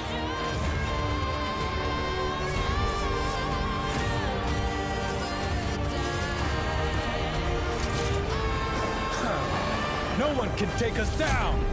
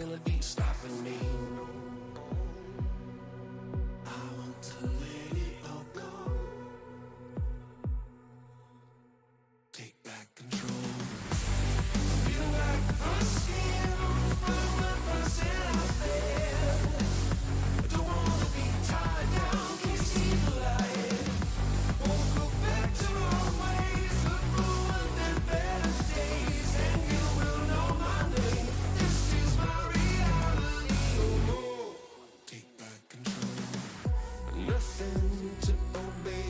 We're tearing down the old way. Can't they see our souls are one? Path to the sun has begun. Don't ever be afraid. Forever our fates are made. Everywhere there's Saturdays. We have future here to stay. I'm feeling like the skin from the person I've been. I don't wanna be tied down. Let me see the light. Throw your fears to the stars. Far away with the stars. It's written in my cards. This is my reality.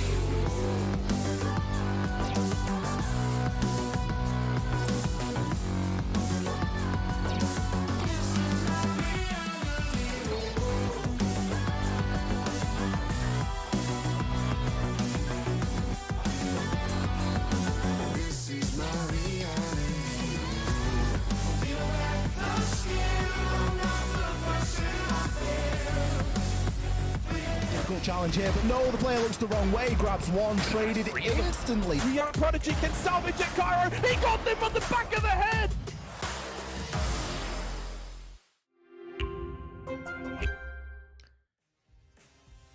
Welcome back, welcome back, welcome back. In Fien, we had a crazy game 2 over on Border where Gaming Gladiators and Elevate, they were no longer reverse sweeping or dominating one another. They were literally neck to neck at every single turn. And just at the very end, at overtime, Gaming Gladiators with a 2-round lead secured that map for themselves, forcing us to go into a third map. Decider now going to Oregon.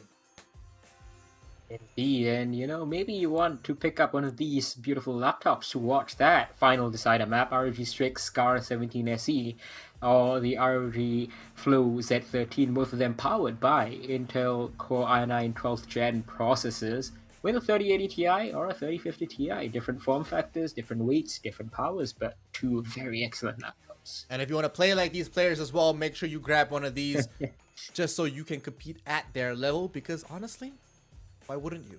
Look at these No things. frame drops. No frame drops, no stuttering, nothing like that. And you know what? You might even be able to play it in like HD 4K 60 FPS. Oh yeah, It's probably. gonna be absolutely beautiful. Look at that thing. Honestly, like I said before, the more I look at it, the more I want it. Yeah, time to once this final map is over, go and Google how much I can get one of these for. But anyways, we still have one final map to get through to decide which of these two teams will be at the LAN finals in Bangkok to face the South Asian, South Korean, and Japanese teams that are going to be joining them there next month. Yeah, absolutely. And honestly, like the fact that Asia Pacific and, you know, within these Asian teams all get to compete and see each other at a LAN, that's massive for the region. And honestly, we're very grateful for we're very grateful for this event to actually come by, because it's not only, like I said before, the first Siege broadcast for the Intel Masters, right? Oh, sorry, the ROG Asus ROG Masters. Yeah. It's not only the first Siege broadcast for it, but it's also the first time that these guys are going to be able to go to a LAN in person, and especially for the South Asian teams to be in a LAN, because last time it was all online. They had their own LAN over in that region, but they've never ever met anyone else outside their little circle. Indeed. Well, we'll see how things shape up over here. Just waiting for everything to get settled in. Now, looking at the previous history between, you know, these two teams, they most recently faced off on Oregon in the Operation League, where it was a strong 7-3 victory for Elevate, which does, you know, still put the best team in APAC in the driver's seat, even though that they have just lost Border by an overtime margin. Which Border was, you know, Gaming Gladiators picked. They were expected to win it. They did. Took them a while. 7-5 on the first map, also 2-round differentials. But we will see how things work out. Right now, I don't know, Lan. You were obviously, you know, casting that, I think, Elevate matchup on Oregon against GG earlier last week. I'm not sure if someone else, Yes, but no, that was definitely me. I was I've got notes on that one, and it was talk us through. Yeah, talk us through what happened. It was rough. It was like every other match that we had up till this point, where Gaming Gladiators just looked like a headless chicken. And if I just pull up my notes really quickly to see this myself, but I'm pretty sure that when we saw that happen, Gaming Gladiator, yeah, so GG versus Elevate. The bans were Ying, Mira, Flores, and Velk. So we'll see how that pans out this time around. Ying, Mira, Flores, but Velk, yeah. It was a 2-4. Like Gaming Gladiators were 2 on defense, swapping over to attack with Elevate at 4 on on attack to defense. So they only won one round after that, ending the game at 3-7. But essentially, Hoban had a really nasty pixel on Oregon. He had a really nasty pixel. It wasn't enough to save them, but it just didn't look like they were they were really in the game. Yeah, they just weren't really coordinated there. They just had no spice. They weren't alive. And Elevate were just like, they were perfect. They just like walked in, deleted everybody in sight, and as if they had the best game of their life, you know? And, looking at the head-to-heads for these two teams as well, Gaming Gladiators versus Elevate, at the time that they played against each other. Under GG, I'm not counting Renatus right now in this. They've played each other 4 times, thrice in the Operation League, once in the APAC South. Both times that GG won, it was on Border. Meanwhile, Elevate have beaten GG on Cafe, and of course, the most recent, Oregon. So we'll see basically how this works out for them. Right now, it's looking like Border's like the only place where Renatus can, like the former Renatus, now Gaming Gladiators, can make this happen. Yeah, it is starting to get a little tricky.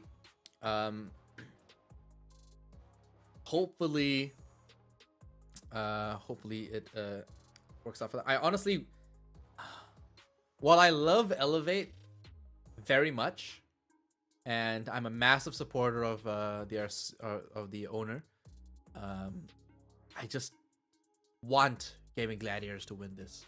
Don't ask me why. The underdog, yeah. It's the underdog. It's not just because they're the underdog. Yeah. Like, I've known Ape for a while. He used to, like, back when I was a coach, he would, and he was still underage and not old enough to compete.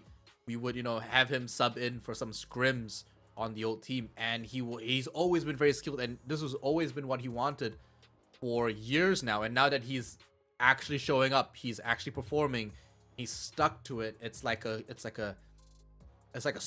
young squire, literally,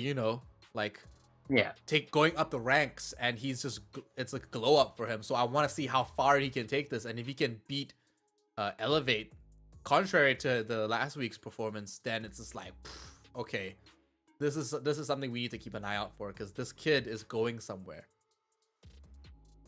Indeed. I can't wait to see how everything shapes up here on Oregon. Gaming Gladiators will need to definitely produce a lot better of a performance than we saw from them last time. It's just they will be feeling a little bit better about this. The momentum, as we've said, these teams have never met before in a best of 3 scenario. It's always been a best of 1. So once someone gets to 7 or 8, that's it. That's the match over. But right now, we saw Elevate take the first map really close. Gaming Gladiators came back, 30% chance, won the second map 8-6. Now we head to map 3. Both these teams are hot. They are warmed up. It's a map that favors Elevate so far, but Gaming Gladiators 100% are going to be able to give them a fight. I think it's going to be closer than 7-3. You're not going to see what we saw in the Operation League land, where Gaming Gladiators are just not present. I think that's what we can expect.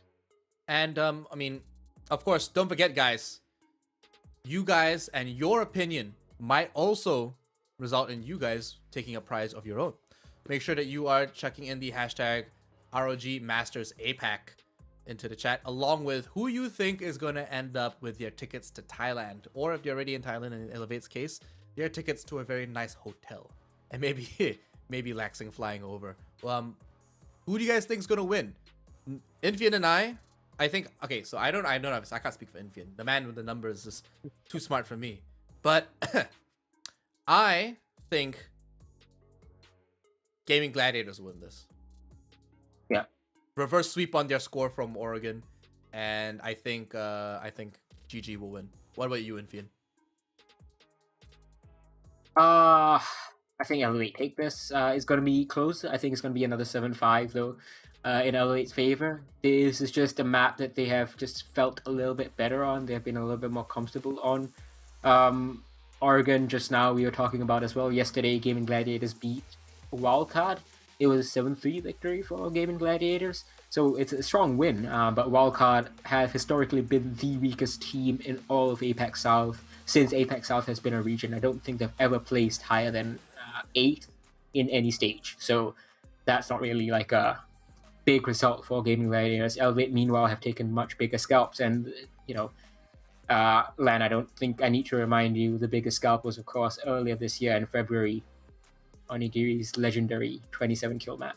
Yeah, I remember that. Who doesn't? But we're on the way. We are now on Oregon, and this is it. Someone's gonna walk away with a fat prize. Someone is going to walk away with $2,000 USD and a trip to Thailand. Second place will get 1,500, and third and fourth will get respectively 1,000 deals each. Of course, the first place winner will go towards the Thailand APAC Finals LAN for their share of $18,000. And of course, the total prize pool was 40K. So a lot on the line here for both these teams. And this is the most competitive lineup we could ever have possibly imagined or hoped for. So now that we're looking at Nomad and Montagne being banned out, Valkyrie is now also being taken off the board. Yeah. It is an interesting decision from Gaming Gladiators to take away Montagne. I believe, you know, they have seen Elevate's gameplay yesterday. They have seen Elevate gameplay in the past. They have seen Elevate today, with the Montagne Sapper particularly very proficient with the operator. Use that on Cafe to good effect against Gaming Gladiators. They don't want any part of that. Valkyrie, no surprise, and Elevate sticking to their Nomad and Azami bans. It's a very standard stuff. Elevate know what they want to play against, and know what they don't want to play against, as they head in to the defense here on Oregon. They're starting downstairs. Yep. Iconically, the most defensive map. Very easy to maintain, very easy to control, and a lot of steps for the attackers to take in order to actually get themselves on site. But there's a lot to it, isn't there, Infian? It's not just a walk in the park. There's a lot to cross off, a lot of chores to actually go through first. And with a defense like this, they're bringing in the Goyo. They want to deny that entry, and to boot on top of that, Smoke and the Evil Eye, along with the Mirror. They're pulling out all the stops right now.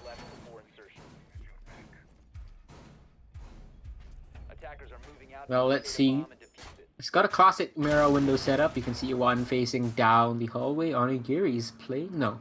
I thought he's going to be playing up on the stairs. He thought about not barricading that hallway. And the second mirror window, of course, looking down Freezer stairs.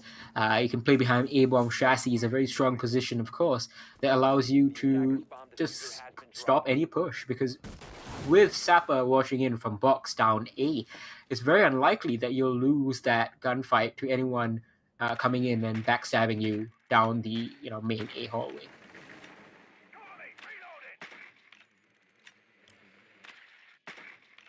A little bit of drone work coming through.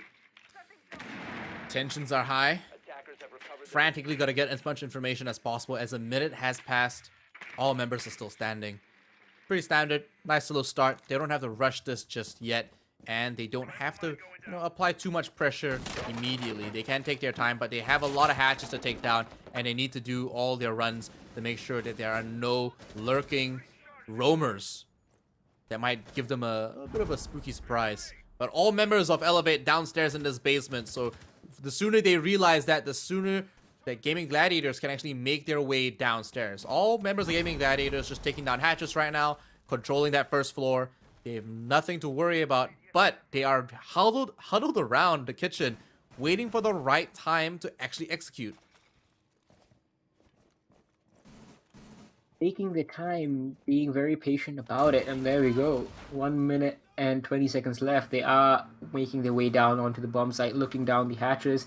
A couple of their drones do get destroyed. Mark waiting down at pillars. His position is going to be one of the most important ones in this whole situation. Mr. Punch as well, to a slightly lesser extent. He is, of course, more important because he's a smoke. But Mark is really going to be looking at 3 different angles when push comes to shove, and he needs to stay alive for as long as possible, deny the push, deny the information, and keep the attackers of Gaming Gladiators guessing. C4 strap goes off. No kills just yet. But it looks like Mr. Punch, using the Toxic Babes one by one, timing it for as best as he can. Needs to buy as much time as possible. Does not get the attacker dropping from the hatch. Traded back and forth. DCH with a double. Maybe a triple. No, he gets put down by Rix. And Ape goes with him. Mr. Punch with a double with the shotgun on that defense. And it does look like it's Rix all alone. The Capital with 1 bolt left. Misses the swing. And unfortunately, Mr. Punch with the SMG-11 picks it up over by the elbow.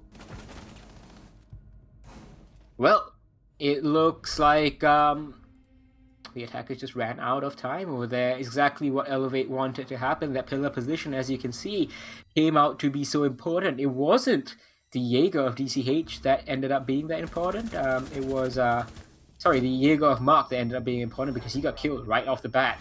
But DCH obviously retook that position, got 2 massively important kills, nearly got a 3rd, at least damaged that Capital, created some fire for the Capital to walk through as well. And that's where the attacker really got stopped. And then Mr. Punch cleaned up on elbow. Fairly simple. For Elevate over here, didn't really need to overextend, didn't need to go for an extensive roll. They played it simple, they kept it clean, and they won their first round of kill. A perfect setup from that start. Exactly what, as you said, Elevate had GG waste too much time, too caught on their own nerves, and they ended up just being in their own, getting in their own skin and playing into the hands of Elevate and their own setup. So all their gadgets perfectly executed, perfectly used, all utility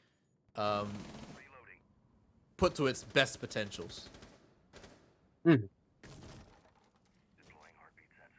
Absolutely agree, and I'm delighted to see that it's when we see basically a team be the best version of itself, and use everything that it can use at its disposal without having to be desperate about it. Yeah, that's when like a team's on song, and that's what is pleasant to see. Mark is, however, getting himself in a very unpleasant situation, trying to take a long angle, and an unfavorable angle, at least from our spectator view, that might be blocked for him as well. Don't know whether he wants to commit to that peak on that long-range engagement. The shield, though, gets taken out for Onigiri. Nearly loses his life if the grenade had been cooked scooch better. Yeah, Onigiri now holding this angle, trying to duel it out with the Uzi. Mark in a pretty strong position. Unsure if they know his position, but now that he can deny a little bit more intel, they may find him from below. But right now he's sitting toasty, happy to deny as much entry as possible. Ape looking for an opportunity to get in there as the Glaz actually has an advantage, if you think about it, over the smoke as well. Still trying to fight off that. Addict player nearly gets the 3rd drone as well, and killing all this information gathering from Gaming Gladiators. There we go, that's a 3rd drone off the board, and drone information is becoming very scarce for GG. I think they only have, 3 drones total, 4 drones total, and of them only, we have Oh my gosh! only Surely he one saw of them that. deployed. Surely he saw 2 members Yeah. above him upstairs. Oh, he misses it. Unfortunate. Yeah, he doesn't get Toji. Does a little bit of damage. Mark picks one up. So does DCH.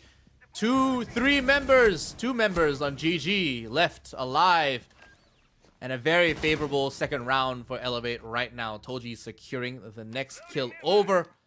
Still has 1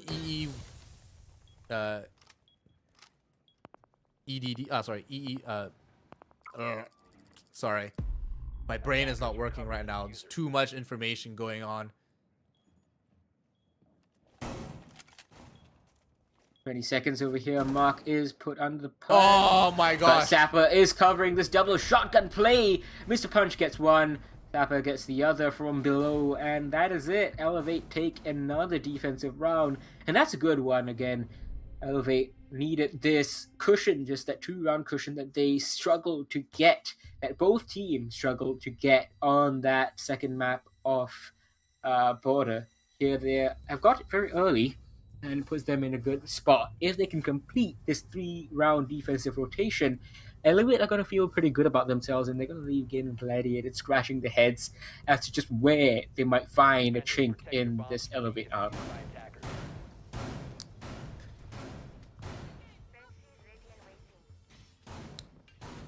Elevate playing the map better than Gaming Gladiators, to be honest. If you look at the way they are playing this right now, Gaming Gladiators very one-dimensional. We're not seeing that 2-floor control. We're seeing, you know, a lot of presence outside, and Elevate aren't committed to taking a lot of these fights. Pulse literally just shot at the window and gapped it. All he wants to do is buy time, distract them, and throw them off. He's doing a fantastic job. He had 2 members next to each other on soft terrain. He could have used that C4, but he chose to instead buy time somewhere else. And that's Elevate's game right now. They are not focused on taking these rounds immediately. They are focused on throwing Gaming Gladiators off and making sure they play their own setup and their own game, their own plans, and make sure everything for them goes smoothly.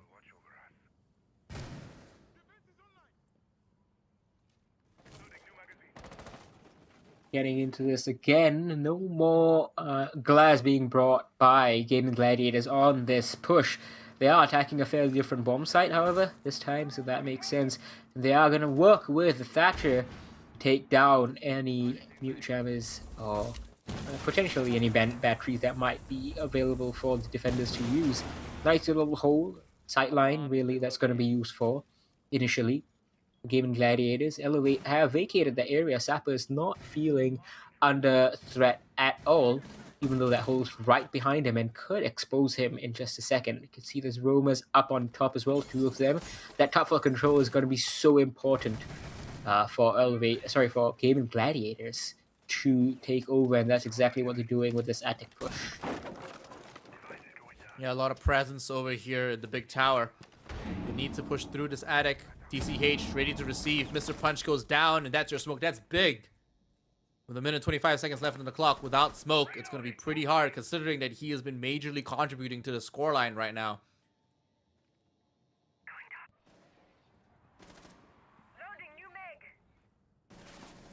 Ape trying to make his push in, but Mark is just playing this very well alongside DPH, who goes for the swing. Nice bait and switch.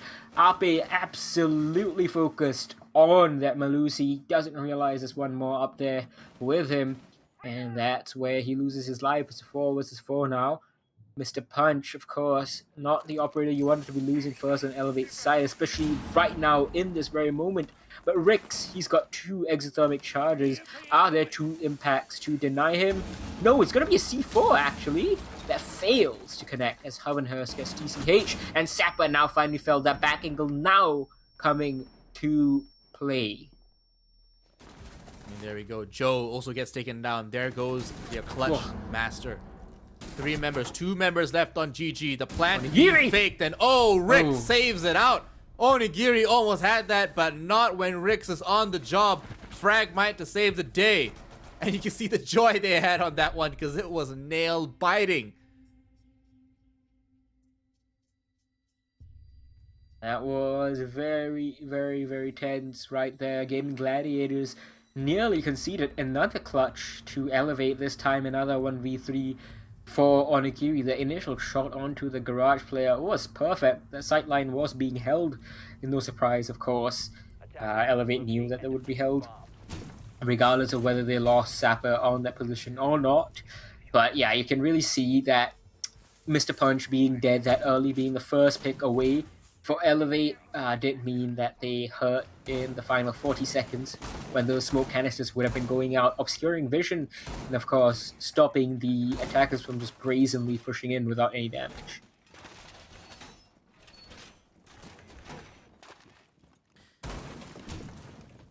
And you can see that these defenses are just so different without operators like Azami in this current meta, right? The last time we saw this site when you were casting with Black and Blue between Fury and Gaming Gladiators, Azami did so much work. The presence over in Hall was insane. Yeah. She held off 4 operators by herself just because she denied so much. Whoa! ECH! Is he gonna go for another? Nah, he's not over just yet, but he needed to have rotated. But Hoven off the board early means that Sledge is no longer available. He's looking for it. Yeah, he cops a little bit of damage, and now he's calling it. He's like, okay, I'm going back home. I'm done. I had my fun. Yeah. Unnecessary to push his luck, but I think he's feeling good about this. Feeling good about taking down Hovenhurst especially, who was the best player for Gaming Gladiators on map number 2.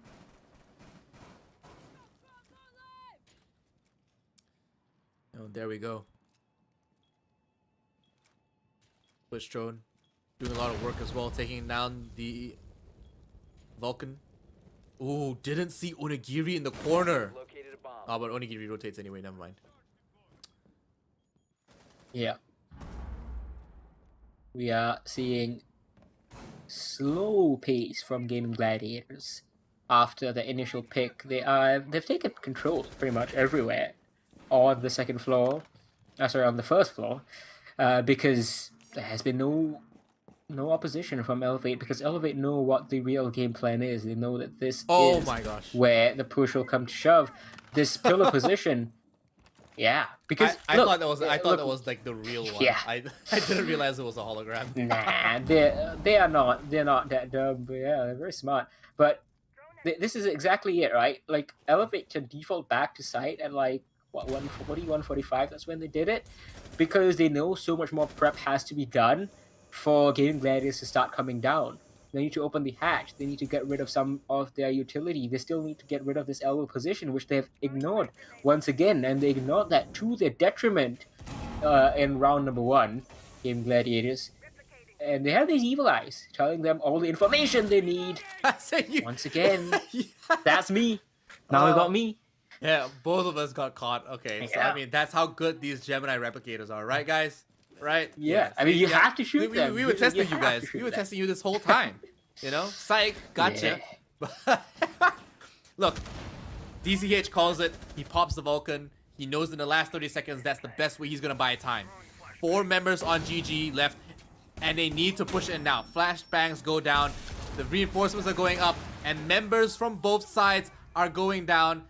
Only one from Elevate, but one member, Ape, stands alive. He's safe where he is right now. Joe can get picked up, but with only 9 seconds left in the clock, it is done. Elevate take this 3-1. Gaming Gladiators are unable to secure this round for themselves. And a triple kill for DCH to boot the pad to KDA. So far still very heavily inclined on Elevate side. So, Infian, remind me again. What were the stats for an attacking team going 2-4? All right, the stats for an attacking team. Oh, actually, close on Oregon. I'm gonna get that situation coming back up. What am I saying? I'm trying to pull the stats up, but so far, Elevate very much in control. I believe this is looking good for them. They're gonna go back up to the second floor and defend this kids, which they did very successfully the previous time. I'll be back with you for the stats in a sec. No worries. I mean, essentially, Gaming Gladiators are just playing like mice right now. They had one strong round, but it was only by by the skin of their teeth. It wasn't much at all. Elevate are just doing so much at this point, and they are dominating. They are literally in control. And I think Gaming Gladiator's problem here, Infian, is that they are literally just playing by their accord and by their tune. They're not setting the plan. They're not deconstructing. They're not finding an opening, and they are now bringing in the Ying. That it could be a good idea. They probably have noticed, you know, yeah, they probably have noticed. Look, Elevate have not been bringing the Warden, even though the Warden is available, and even though that, you know, earlier on Fury was playing a lot of Warden right here on Oregon. Elevate are not doing it. Let's try and punish them, because to stay competitive, and here I have the stats now for you. To stay competitive in the next 2 rounds, they need to win at least 1. In stage 2. If you went 2 and 4 on attack, so you were in the deficit. If you went 2 and 4 in the attack, you had a 50% chance of winning or losing, as Rix gets the first kill to start things off. Mark off the board to smoke another big kill. Last time Elevate lost at smoke early on, they were punished for it. So there we go, the best opportunity they have available to them, and it is now 2 members down, Smoke and Thorn.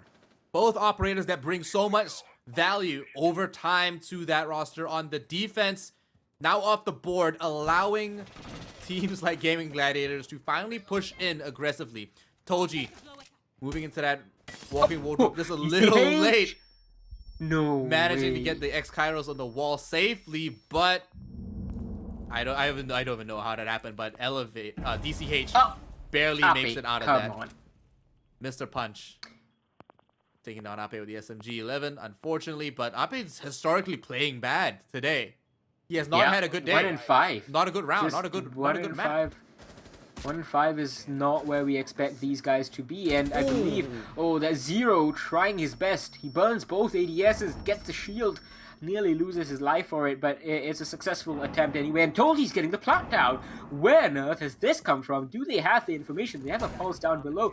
DCH does get Tolji. Hovenhurst picks up the diffuser now. They are going to get information on it. They know exactly where it is. Oh, no! C4's going to go up, but it's not going to connect. 3 versus 1. Rix takes down Mr. Punch, and that is it pretty much for this round. Sapper has a shotgun. He has the info, but he's going to find it hard-pressed, especially on that second floor bomb site, to make a retake happen. He has to go for it with a shotgun now. He knows exactly where this player is. He's actually going to do so much damage to Rix. Not able to get the kill shot. That shotgun is not very good when it's sent through the walls, even though it has a really high fire rate. Unfortunately, with low penetration, he might be able to find a little bit of damage here, but not enough. Still 10 seconds left in the clock. They're going to evacuate the building. They don't have to be there anymore. Sapper is going to just buy time. He's going to accept the defeat on this one here. Gaming Gladiators find that 50% opportunity. 2 to 3 right now before the halftime swap. They may take this 3-3 on an even score into the defense, but anything is possible. They're looking good. They're looking good. Look, had they, not won that round and not won round 6 as well, so that would have been 1-5, right, on attack, which wouldn't have been too surprising. Oregon is fairly defense decided, but it would have been almost a certain death knell for them, because in stage 2, 0% wins came from attackers going down 1 and 5. So getting that second round has at least ensured it will be a coin flip heading into the second half. If they get a third round, that goes up slightly to 56%. So that's the best that they can do. So whether they lose this round or whether they win it doesn't really affect the chances all that much. Only a 6% delta between them. So they have done basically the bare minimum, and they can, I think, start thinking about the defenses where, by their own admission, they need to be aware of rushes and Elevate. We saw earlier on against the Straight. They are really good at those rushes. They're really good at those rushes, and they're definitely doing a lot of work at this moment. Just, I suppose, making the right call to let that last round by, not having to stress it, giving themselves some time to rethink their strategy and figure out what's going on. Ooh, DCH. DCH. Not today. You know what? We need to find out what DCH actually stands for. Man, that it probably stands for something really fearsome, demonic, crazy. The cool horse. Da cool horse. The Yeah, why cool not? horse. The cool homie is the cool homie. Oh yeah. It's the Demonic cool crazy homie. The Because that's demonic how crazy good he homie. Yeah. We'll have to figure it out He's one really day. I'll good, have to like- ask. I'll have to ask. But look, a he's couple really of red good and things he's going showing down. that. Ape, Ape, sneaky plays, maybe. Holding an angle here, no one being found just yet. He's got Hoven to back him up. Popping a couple of Vulcan shields. Nothing happening just yet, Infian. Still a pretty slow game. Well, a bit of anticlimactic pause over here. You can see. Oh, there we go. Helvin Hurst. I was gonna say you can see that the attack is shaping up. They are getting in the positions below, and bam, Onigiri goes flying. He's also having a tough time, just like Ape.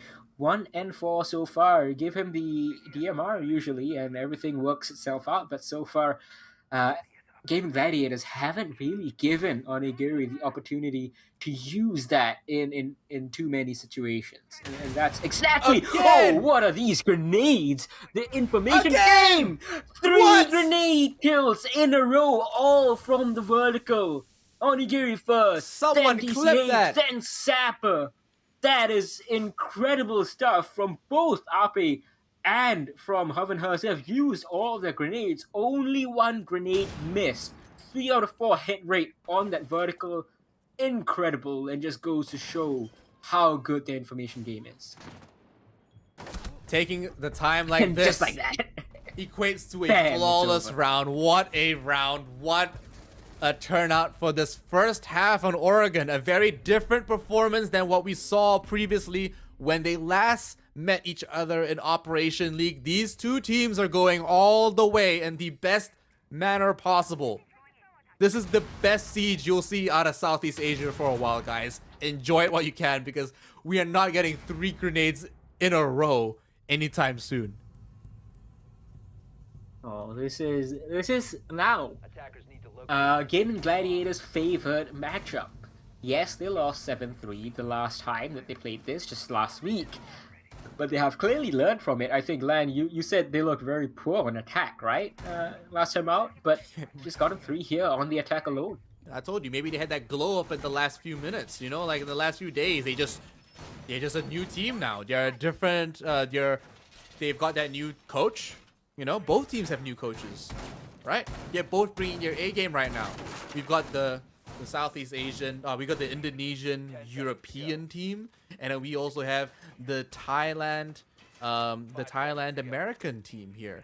So we're seeing this like fusion of strategies, fusion of metas coming into APAC, coming into Southeast Asia, and I absolutely love it, Infian. I absolutely love this. This is definitely the future of Siege for this region, and it is how rosters like this will literally start challenging some of the biggest names in the scene.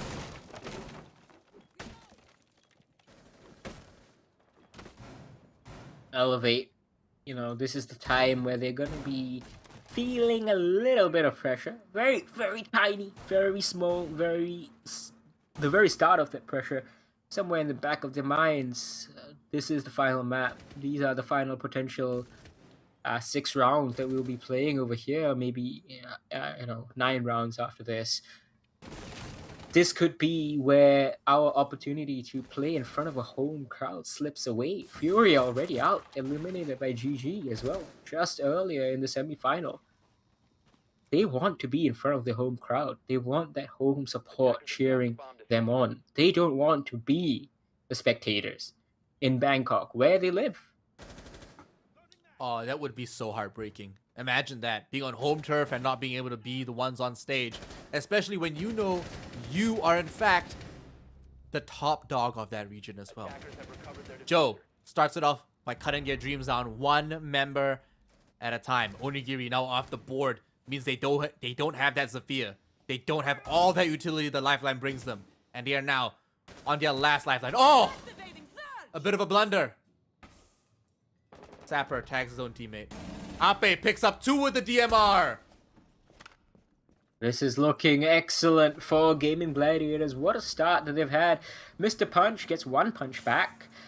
Joe taken off the board, but, you know, going to need to do a lot more than this. Mr. Punch is going to be obviously at the forefront, being 6-4 so far, as we just go by into the attic. 50 seconds over here. Gaming Gladiator, just keep it cool, don't overextend. And that's a little bit risky, but Api, he's on fire so far in this round with that DMR.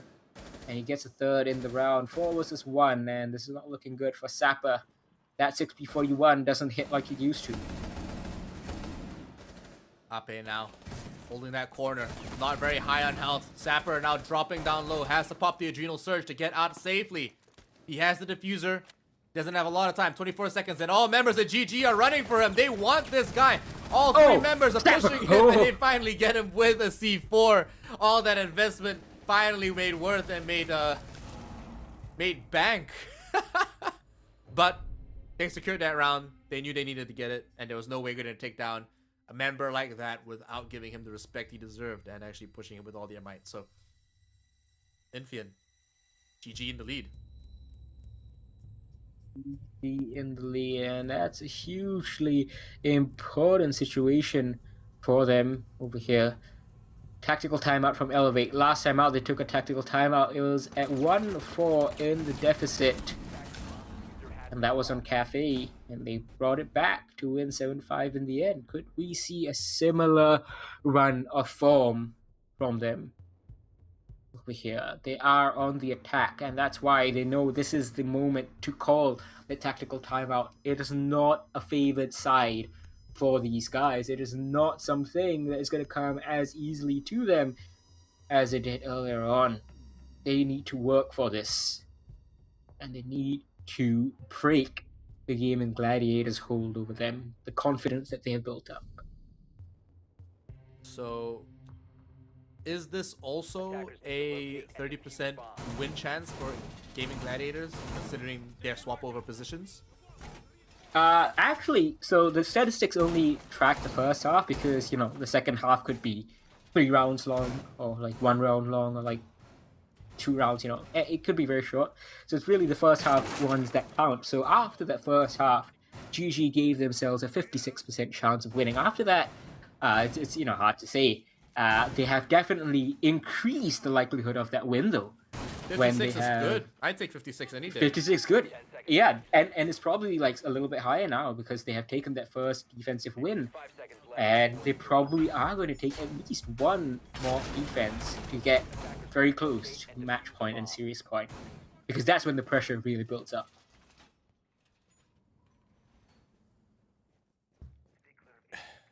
Four to 3 on round 8 here in the Asus ROG Masters. Powered by the Intel i9 processor. Powered by the 12th gen Intel i9 processor. Gaming Gladiators versus Elevate in a 3rd match in a best of 3 series, going all the way neck to neck for the last 2 maps here. First on Border, now on Oregon. 4 to 3. Both teams are at their very best. Both have only just recruited new coaches. Both are defying the odds. Literally, all we're doing is talking about their probabilities, and they're like literally blowing that out of the water. Well, yeah, I mean, they did 30% comeback earlier on Border, so, you know, who's to say they might not do it again? Like, just 56% was actually in their favor in this situation.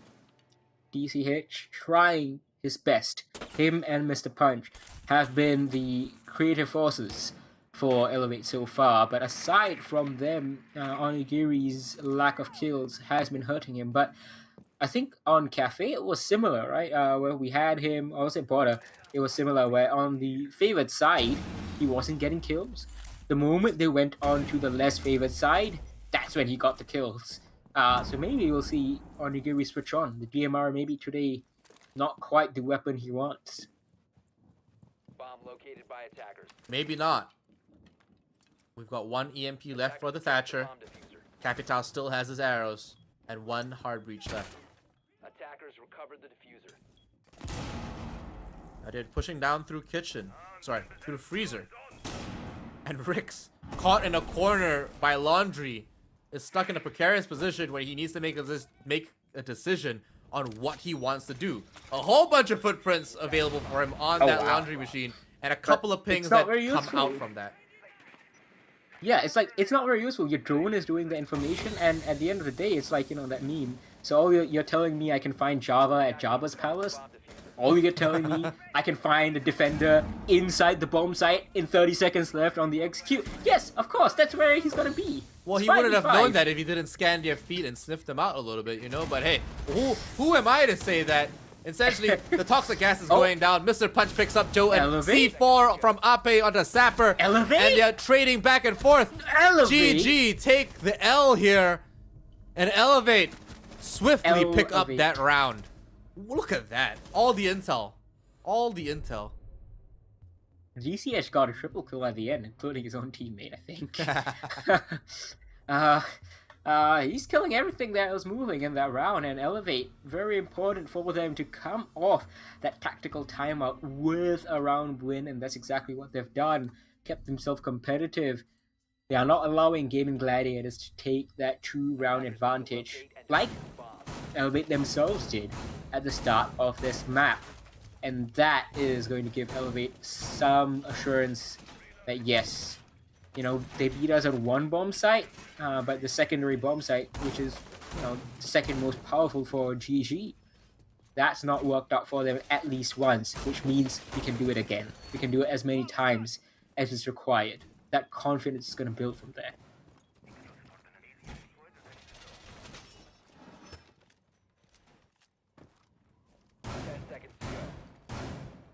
Over now rotating over the bunk.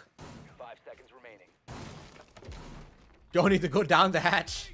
Does look like he's getting the work done, making sure all his escape routes are in place and ready to go. Attackers recovered the bomb diffuser. You know what? It's kind of sad that we're not going to see Grim. Unfortunately, just the meta is just not ready for him. The teams are just still don't know how to play him yet. No, he's also just too weak. Grim, trying to be nice. You know, we haven't really. Hey, he's Singaporean. I can criticize him. No, Grim is just too weak. Like his, like, correct me if I'm wrong, because like that's how I've been seeing it, and that's how my colleagues have been seeing it as well. Just, it's a job that drones can do just as well with yellow pings. Why do you need those hive launchers to tell you where the defenders are? Oh!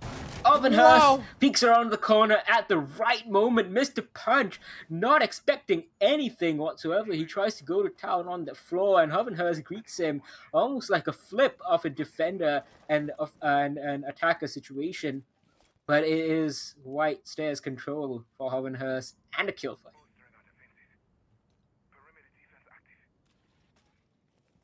Exactly what they need. Elevate. 4 members left, and they still have a lot to their name. They've got 2 frag grenades, 2 claymores, 2 of everything. They have all their utilities still available to them. They just have only 1 minute and 40 seconds left on the clock to actually make it happen. They gotta get a move on.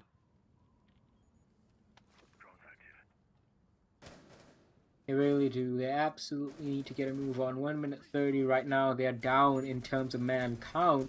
They're only now getting the hatches open.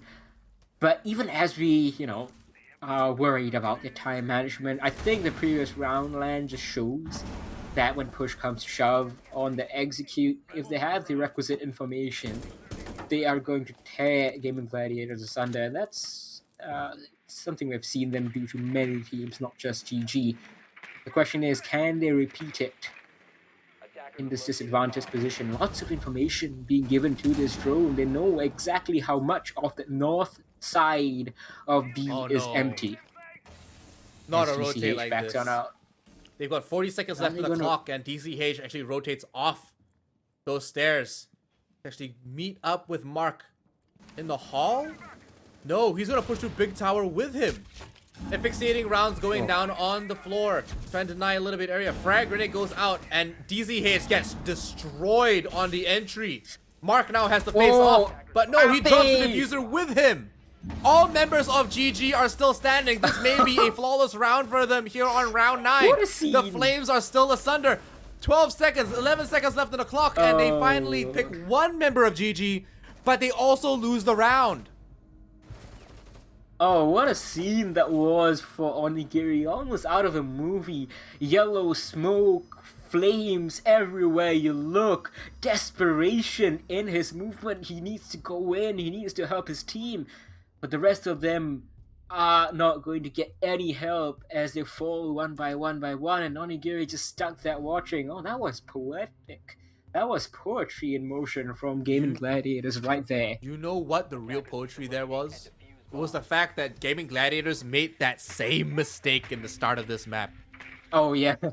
They made the same mistake. They denied themselves entry, and Elevate literally played like they had all the time in the world to themselves, and they just set off all their traps. They just put down all their Vulcan. They popped off all the detonation packs, put the gas down, everything. Left, right, and center just popped all the utility. And Gaming Gladiators on that attack couldn't do anything about it. Now that they're on the other side, Gaming Gladiators, they do the same thing to them on the same site. Infian. It's like we're watching a Shakespearean play here. Like a tragedy. Tragedy for whom, though, we will have to see. Gaming Gladiators very much in the driver's seat. They're taking that 56% likelihood, and they're absolutely running with it. Oh, Vanus gives himself away. That was too early. The suppressor saves his butt right there, but he goes back for more. Different angle now. He's not done. Yeah, Hoven is on a roll. Such a risky game, though. I don't think he wants to be falling this early, and very wisely doesn't peek the bus stop window. Yeah, look at that. Well. Look He's at actually this. looking for the feet. Oh, that's genius. That is the pixel angle that he had last time. He had that same angle last time, and he peeked it with the Kaid. This time, going back with the Wamai. Same result. No one was there, but the fact that he's going there, we've caught him twice doing it now, should mean that we know exactly where his hidey hole spots are.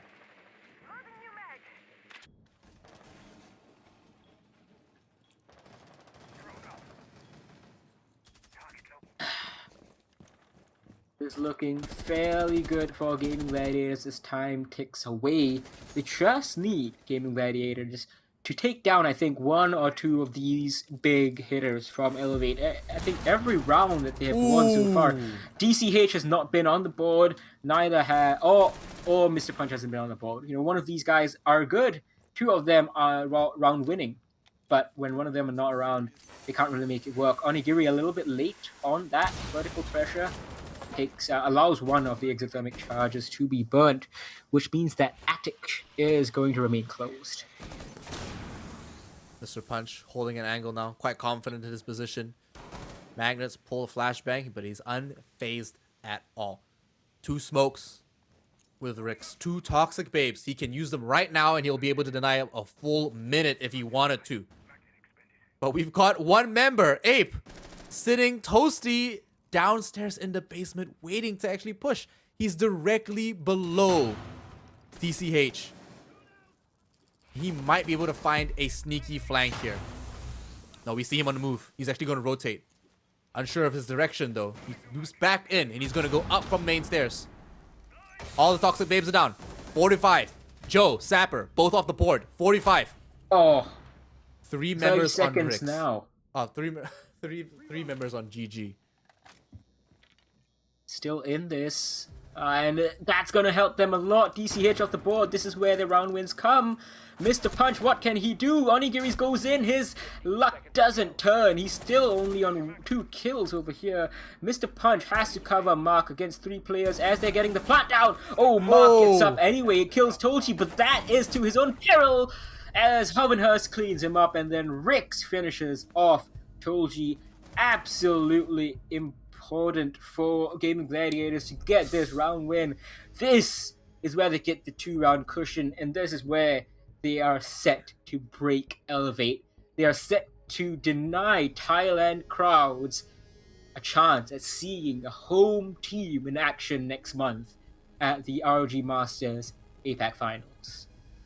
Gaming Gladiators 6-4. An amazing turnout. They are on match point. Series point and Bangkok point. Bangkok point, Bangkok tickets. Boys and girls, this is it. Gaming Gladiators might make history here for themselves, taking a win over Elevate, taking down the absolute biggest team in the entire region here at the Aces ROG Masters, and the first Pioneer broadcast for Siege. If there was a crowd, I'd ask you to give it up, but honestly, just do it in your bedrooms. Just, you know, just annoy your flatmates. 5 seconds remaining. Bomb located by attackers. Final round potentially playing out over here. Gaming Gladiators definitely right now have a way higher percentage of winning this series than 56. That's what there was after they got 3 attacking rounds, and each of those was so vital for them to keep themselves in this fight. And by God, have they kept themselves in this fight, coming back from the 30% chance on border, essentially. We have someone watching from above, from the top of the tower. He doesn't quite catch that rotation into armory, though, off that defender. Is he going to catch him now? No. Second chance missed by this watching Mr. Punch. He's actually watching Garand instead. We might see a player go there, pops off some shots before finally deciding to fall back. 1 minute has been wasted by Elevate Land. Not exactly what they want, considering their position. This may be it. It may be over for Elevate. 2 minutes left on the clock. It's still winnable. Elevate just need to pull off a miracle right now, and they need to do it 2 times in order to bring this into overtime. Yeah, going all the way right now. Sapper with the Osa shield. The glass shield now, pushing forward. Just misses one member. Might just push Joe here over in the hall, but instead places it on the door frame, ready to receive anyone that may push or rotate through. Another onto the staircase here to provide a long line of sight over into the hallway.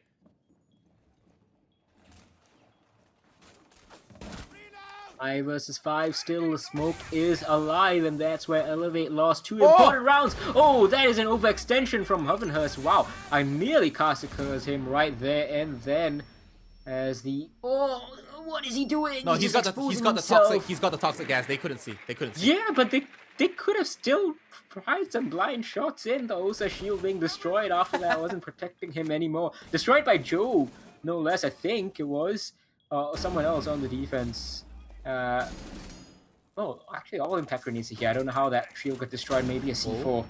Oh no! But all lots the of flashes coming off. in.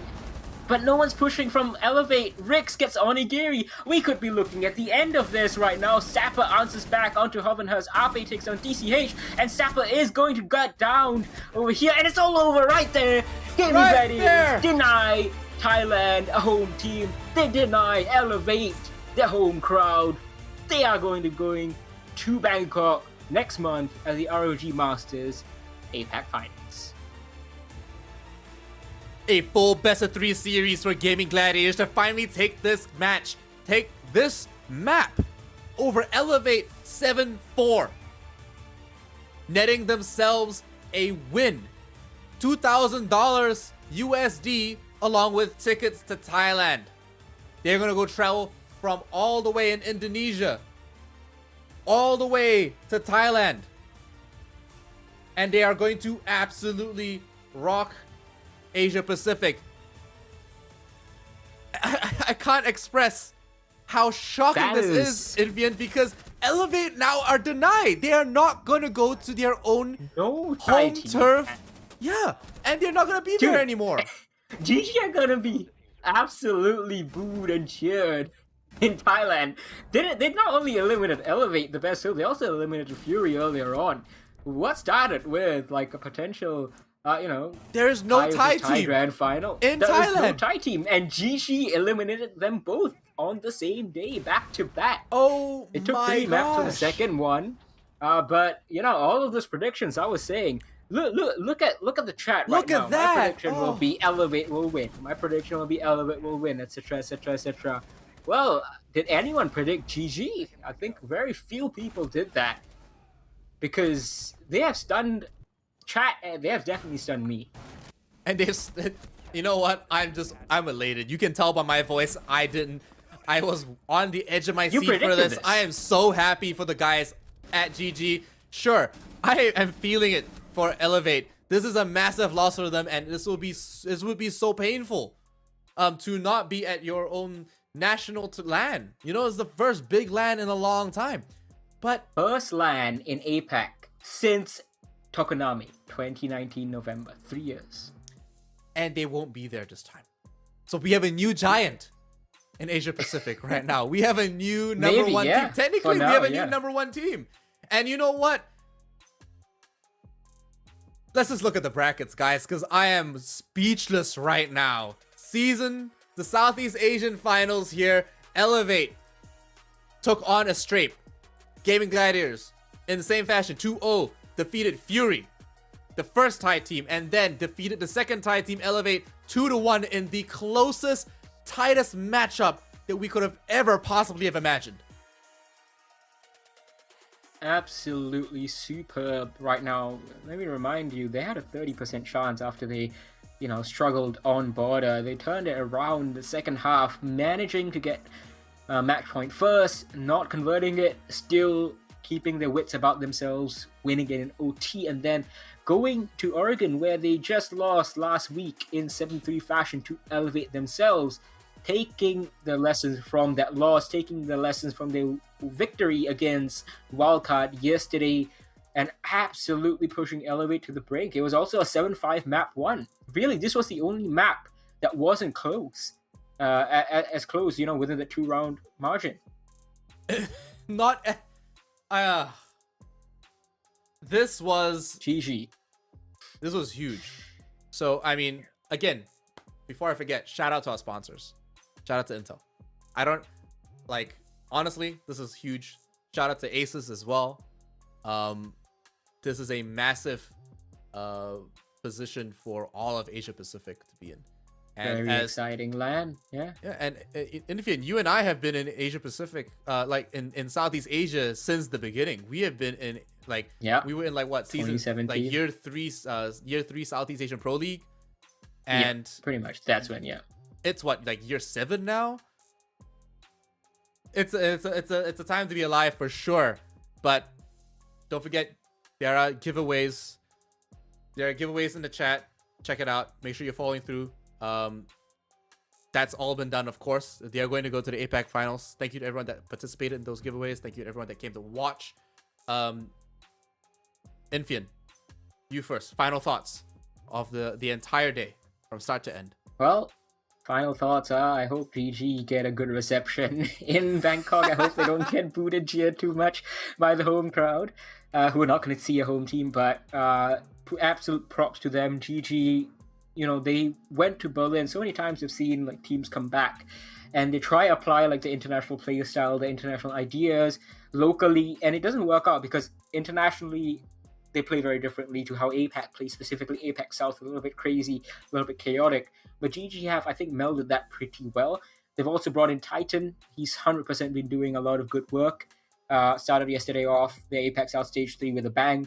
Continued it on today with a big scalp against Elevate. And we will have to see how things shape up because I'm very excited to see the continuation of the progress of this GG team. Yeah, and you know what?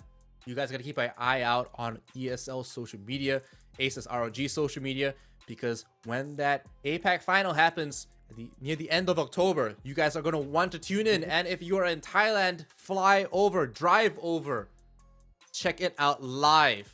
Now, the exact dates and times and details, I'm not too sure right now, guys, but it is going to be an event you will not want to miss for sure. Indeed, next month. Oh my gosh. It's been, for me, honestly, from start to end, it's been very exciting. It started, okay, it's been exciting, but it started off very flat. It started off 7-1, 7-1, 7-1. Yeah, and I was just like, no, please don't be like this all the way to the end. But honestly, when it hit Gaming Gladiators versus Elevate, that's exactly what I wanted. Yeah, sure, the first map over in Cafe was it was still very Elevate side, but it was also very it still showed like a sign of life. And honestly, like Gaming Gladiators were like putting up a really good foot forward. They did very well there. They just didn't get the scoreline they wanted. But when it hit border, that was like peak Siege. That was the best Siege we've seen in APAC for a while. We've seen a lot of good games in Fian, but that game in particular, there were so many articulate and plays that were so well done. It's hard just to say like, oh yeah, a game that goes back and forth 1-1 all the way to an overtime is peak Siege. No, there were plays by individual players that were just so meticulous in their execution that we have to really give props to these guys for growing and for developing. But thank you again once and for all, everybody, for tuning in for the Asus ROG Masters and the first broadcast of Siege in the series. Infian, and obviously Black and Blue, who is not here, thank you for joining me on this desk, and thank you for all the teams who participated and everyone that came to watch. Shout out to our sponsors for one last time, Intel. Your amazing laptops and your amazing processors, your 12th gen i9 processors, you guys make me, my PC, these laptops, and this league. We'll see you guys next time in October for the finals. Lan, Infian, signing out. Elma charges ready to go on the left and on the right. They might be able to make something work here, but a couple of trades, and Onigiri finds Keith on a unfortunate push that didn't work out. And is this a what? No, there's no way they're doing that. Hayabushi the one making that contact. If they can help him out, this could be good. But oh my goodness, Hayabushi being able to get things going. Double kill for him. Phenomenal. Taking the angle, unfortunately, at the wrong time. Doesn't see Onigiri push. Not sure what they were worrying about at this point. But triple for Onigiri through the floor.